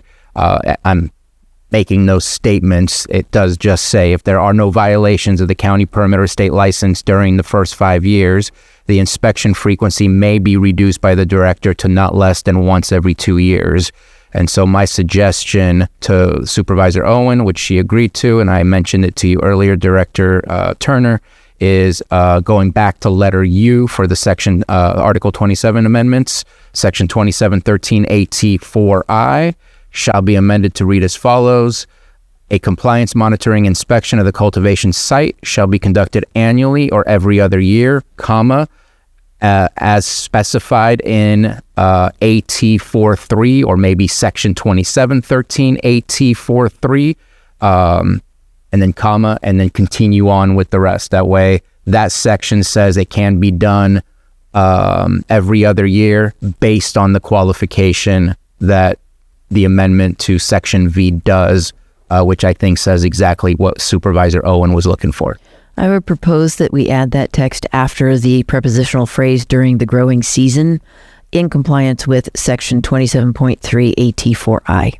That's probably so much better. I just love putting things right in the middle. We're happy to make that addition, and Grammarly does as well. One other issue that we had was the end of where they don't have, there's nothing coming forward after 10 years. If there's no standards on that, we wanted to see what I had recommended, and I had actually visited with you in your office, was that we can continue to extend their permit if there's no violations or late fees, or as long as they've been on time on all of their payments and there's been no issues, to be able to extend their permit rather than for them to reapply. I would defer to the board for further discussion on that. Supervisor Owen was a very strong advocate for not removing the 10-year term limit. I did not see that there was board consensus on that, and so moved forward in this draft ordinance with the removal of the 10-year term limit, as well as removal of the renewal criteria. Should the board decide that is not where you intended to go, as Supervisor Owen stands, let me know, because that would be a very significant change in this draft ordinance, and I'd have to go back to a new draft ordinance. And that's primarily, I feel that that's pertinent until which time it is federally legalized. At that point, I think, but at this point, I still want to have some stops in place. And I know the Snows Lake Vineyard, when it went out, I've talked to people that live in that area, and the water table rose. So in case there's something coming down the road that we don't anticipate, and this is a yearly crop, it's not like grapes or anything that they put in that takes several years to get a crop. I would just like to have some stops in place in case, devil's advocate. We will continue to have the annual oversight, the compliance monitoring visits, the option for revocation should it be necessary. All of that does remain in place, but if the board wants to retain that 10-year term limit, which was not my impression, please let me know, and we'll take this back for further revisions and come back at a future date. That's a significant change. So a good portion of what is being removed here, or what is in this draft ordinance, will need to be altered. It was my understanding that the consensus was to remove that 10-year term limit. It was the consensus at that time. I know that I supported you on that as well, but the consensus was, like you said. Yeah, that's my recollection. Anything else? Yeah. Supervisor, were you done? Yeah, I'm done. So some things we agree on, some things we don't. For this one, I guess I'll start at the top.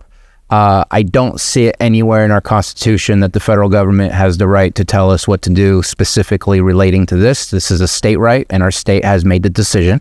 I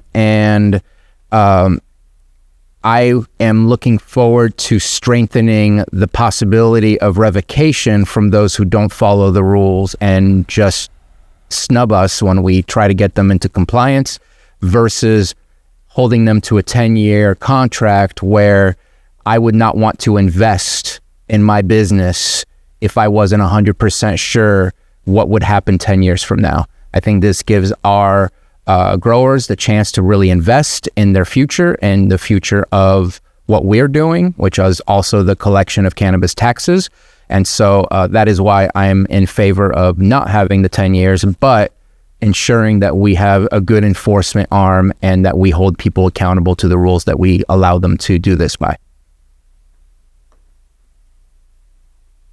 Yeah, I mean, I'm not in favor of changing what my thought was before, because we need to get this done, and that's going to be a whole nother significant change. We have 2 revocation recommendations scheduled for next Tuesday, so the board can have further discussion on that topic at that time. Okay. Anything else before we open it to the public, or we'll open it up to the public? Do we have in the room? Looks like it.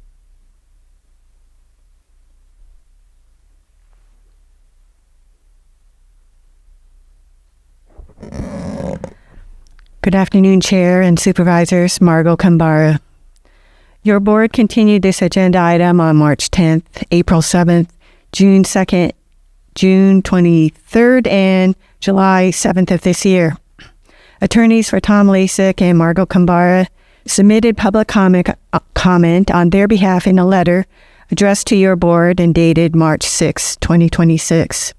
In this letter, the attorneys explained that the cannabis ordinance amendments are not exempt from California Environmental Quality Act review as a county claims.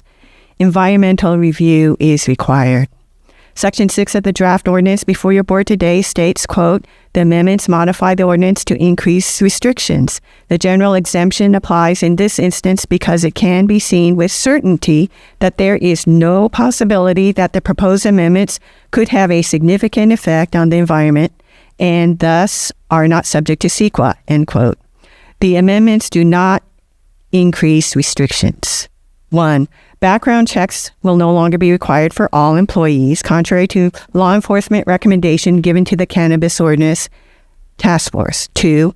The amendments remove requirements for applicants that are corporations, nonprofit, mutual benefit corporations, cannabis, cooperative associations, limited liability corporations, limited partnerships, and trusts. 3. An amendment removes the current 10-year permit expiration and renewal requirements. 4. The amendments loosen restrictions on construction times, allowing construction activities to occur 2 hours earlier, 7 a.m. to 7 p.m., Monday through Friday. Next, the amendments increase operational hours by more than 35 hours each week for retail sale and delivery of cannabis goods. Next, an amendment will allow cultivation operational hours to increase without restriction, quote, with flexibility to operate during hours essential for planting and harvesting periods, end quote. Next, an amendment proposes reduced frequency of compliance site monitoring visits from annually to every 2 years at the Community Development Director's discretion. Next, an amendment reduce the setbacks from a watercourse type. The county's original cannabis ordinance did not have a CEQA review. This proposed cannabis ordinance, presented as amendments to the existing ordinance, does not adequately address cannabis issues such as cannabis odor. These amendments require environmental review.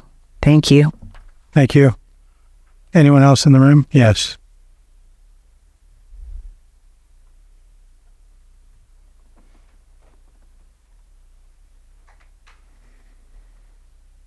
I don't know why I'm looking at the clock. It's definitely afternoon. Good afternoon, board. Evening. Just a finer point on the conversation about the renewal. There are a variety of permitted items that currently require a renewal. Liquor, bars, restaurants, health and safety are serious concerns for that. Cannabis tends to fall into that same category, and that's why I think one of the reasons it should be renewed is to make sure that the health and safety and security aspects of the permit are still being followed. As you can see from the reports that you're getting, there are violations. There are security features that aren't necessarily being followed. You've seen testimony from Angela and Holly and others that they get their permit, but then they do whatever they want. And having the ability to say, look, if you're a good actor, you can get your permit renewed is, I think, what other industries and businesses are afforded. And cannabis can be afforded the same thing, but that's completely different than say, well, if you get your liquor license, you never have to worry about it. It's there in perpetuity. We don't do that today. We require them to have it renewed on a periodic basis.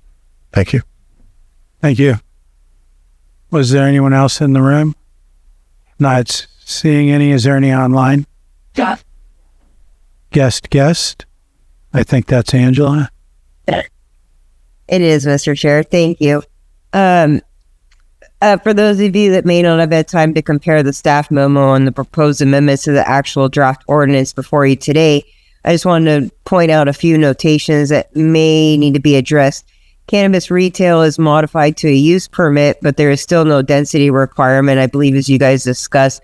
In the task force, it was talked about maybe 1 per 5,000 residents.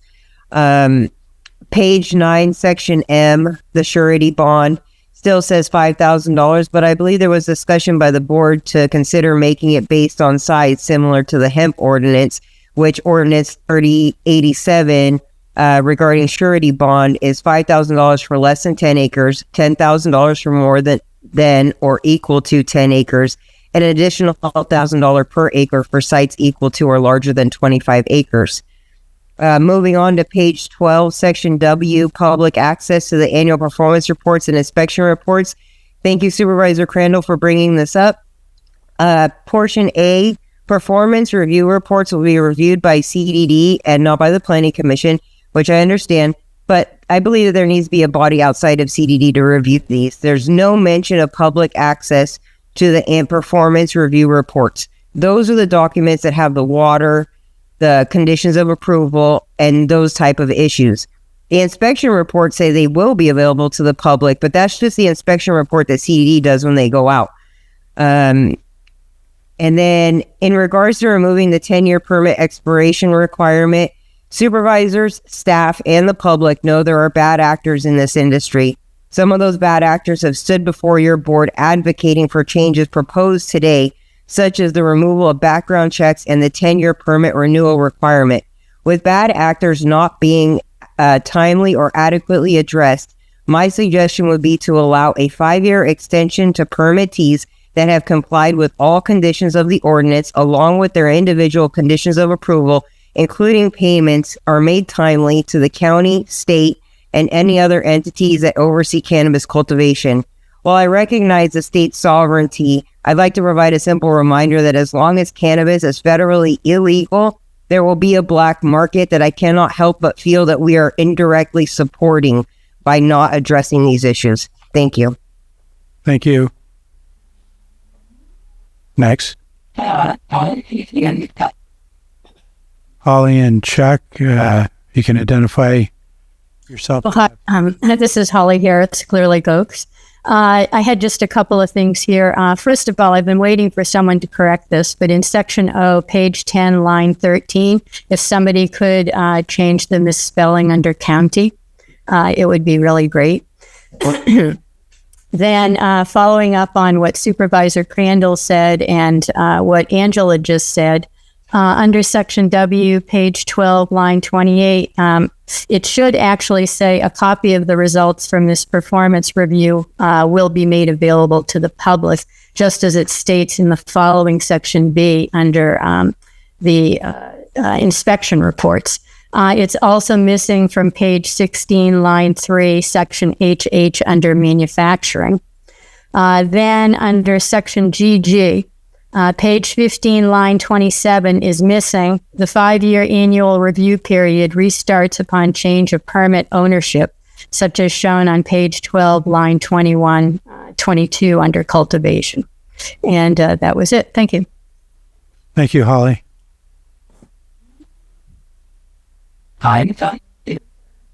iPhone user, please identify yourself. You'll have 3 minutes. Skylar Long, Pillsbury Family Farms. I appreciate the work that's going into the ordinance update, but there's a few areas that I think deserve a closer look before they're adopted. First, the background check review. I understand the proposal is to remove community development and make the Sheriff's Office the responsible department. On paper, that sounds cleaner, but I want to point out a real-world problem that I've been living through for over a year. I personally submitted more than over 4 live scan background checks for potential employees, and neither I or the applicants have been told that they have been approved or denied. After my inspection on Friday, July 10th of 2026, I was informed by my annual cannabis inspector that senior planner and background investigator Mary Claiborne had explained that the Sheriff's Office generally sends a list only a couple times a year out, meaning that farmers are expected to periodically check back. If someone's employment depends on background review, they deserve timely notice of the outcome, and there needs to be a clear communication process and a right to appeal. Second, I would like to see a second option added to the option of opt-out and reduce canopy. The state already recognized limited operation status that allows firms to pause their cultivation while preserving genetics through seeds and immature plants until renewal. It keeps the farms compliant without forcing them into an all or nothing decision, and I think our local ordinance should align with the state's framework. Third, I noticed the proposal regarding active warrants. I encourage the board to proceed carefully before allowing warrants to become another reason to pause a cannabis license. And fourth, I support the review of regulations for the possible areas of overreach. If we're serious about the conversation, it's not to include only the policies, but also how they're enforced.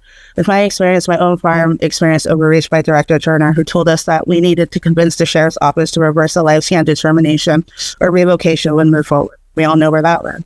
And right now, the inspection forms are far too simplistic. For metric, inspectors only have a yes or no to choose from. And farming isn't that simple. There needs to be options like tagging in process, partially tag, batch tag, or tags on plant. Once you're enrolled by metric according to the state, you're enrolled. Better inspection categories could create more accurate records and reduce unnecessary disputes between the county and compliant farms. And I also think we need to ask where the county's authority should end. Decisions about whether a business hires a seasonal employee, a part-time employee, or a full-time employee, but not a permanent employee, should be the business decision alone, not a county's decision. The county's role should be ensuring business should comply with the law, not prescribing how they're structuring their workforce. Farmers need the flexibility to adapt staffing based on the season, the market, and their operational needs. And finally, I see the additional fees and the inspections for the growers choosing to reduce canopy. And I think the inspections should be timed correctly to verify the reduction, not just simply add more of a regulatory burden. And if the county really wants to help the struggling growers, I encourage you to revisit the Cannabis Equity Grant Program. If properly administrated, those funds could offset these costs and strengthen our local cannabis economy. All of these issues point to a larger problem. Cannabis has grown into a specialized industry with its own regulations, licensing, and compliance requirements, and I believe it is time to consider creating a dedicated cannabis department separate from community development. William. Thank you. No, there's. Well, I'm going to close public comment and bring it back to the board.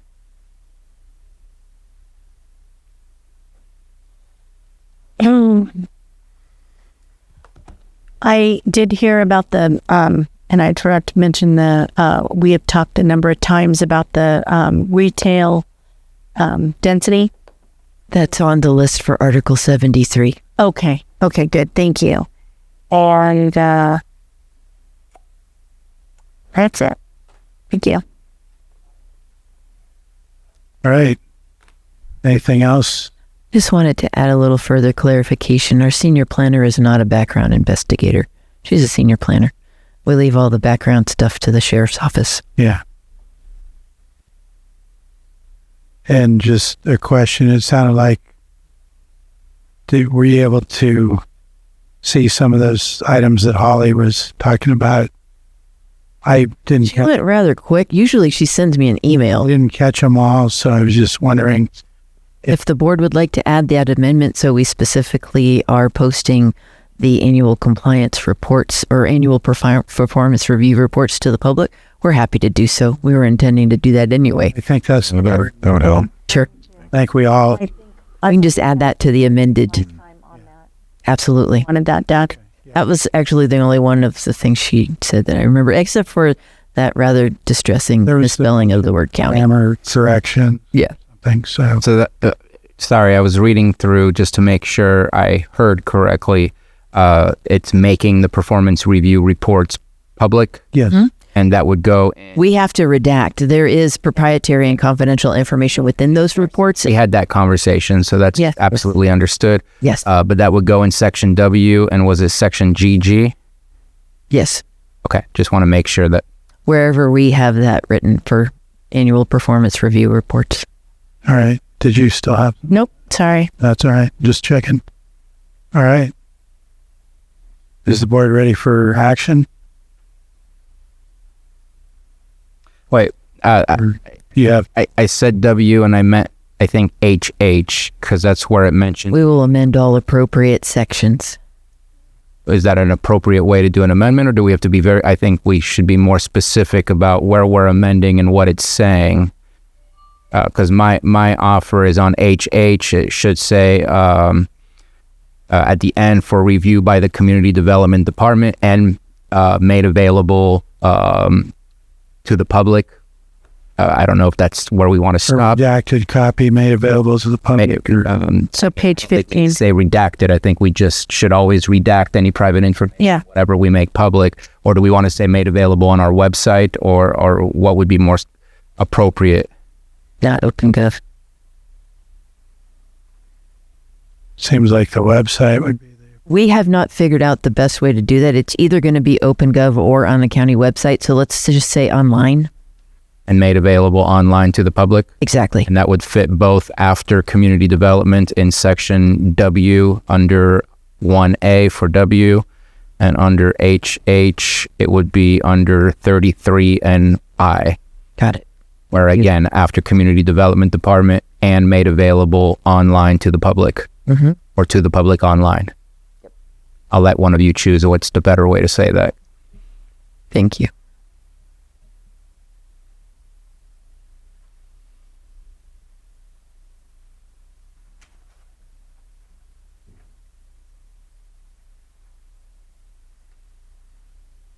Available to the public online, or available online to the public? Can we just say it made available to the public, because we're going to put it online, but if you ask for a PRA request for a hard copy, you're going to get it that way too. Let's just say available to the public. Okay. So I offer the move to approve the ordinance to amend chapter 21, or in title only, read in title only, with all the amendments that we had just shared today, and I'll let Mr. Guintavano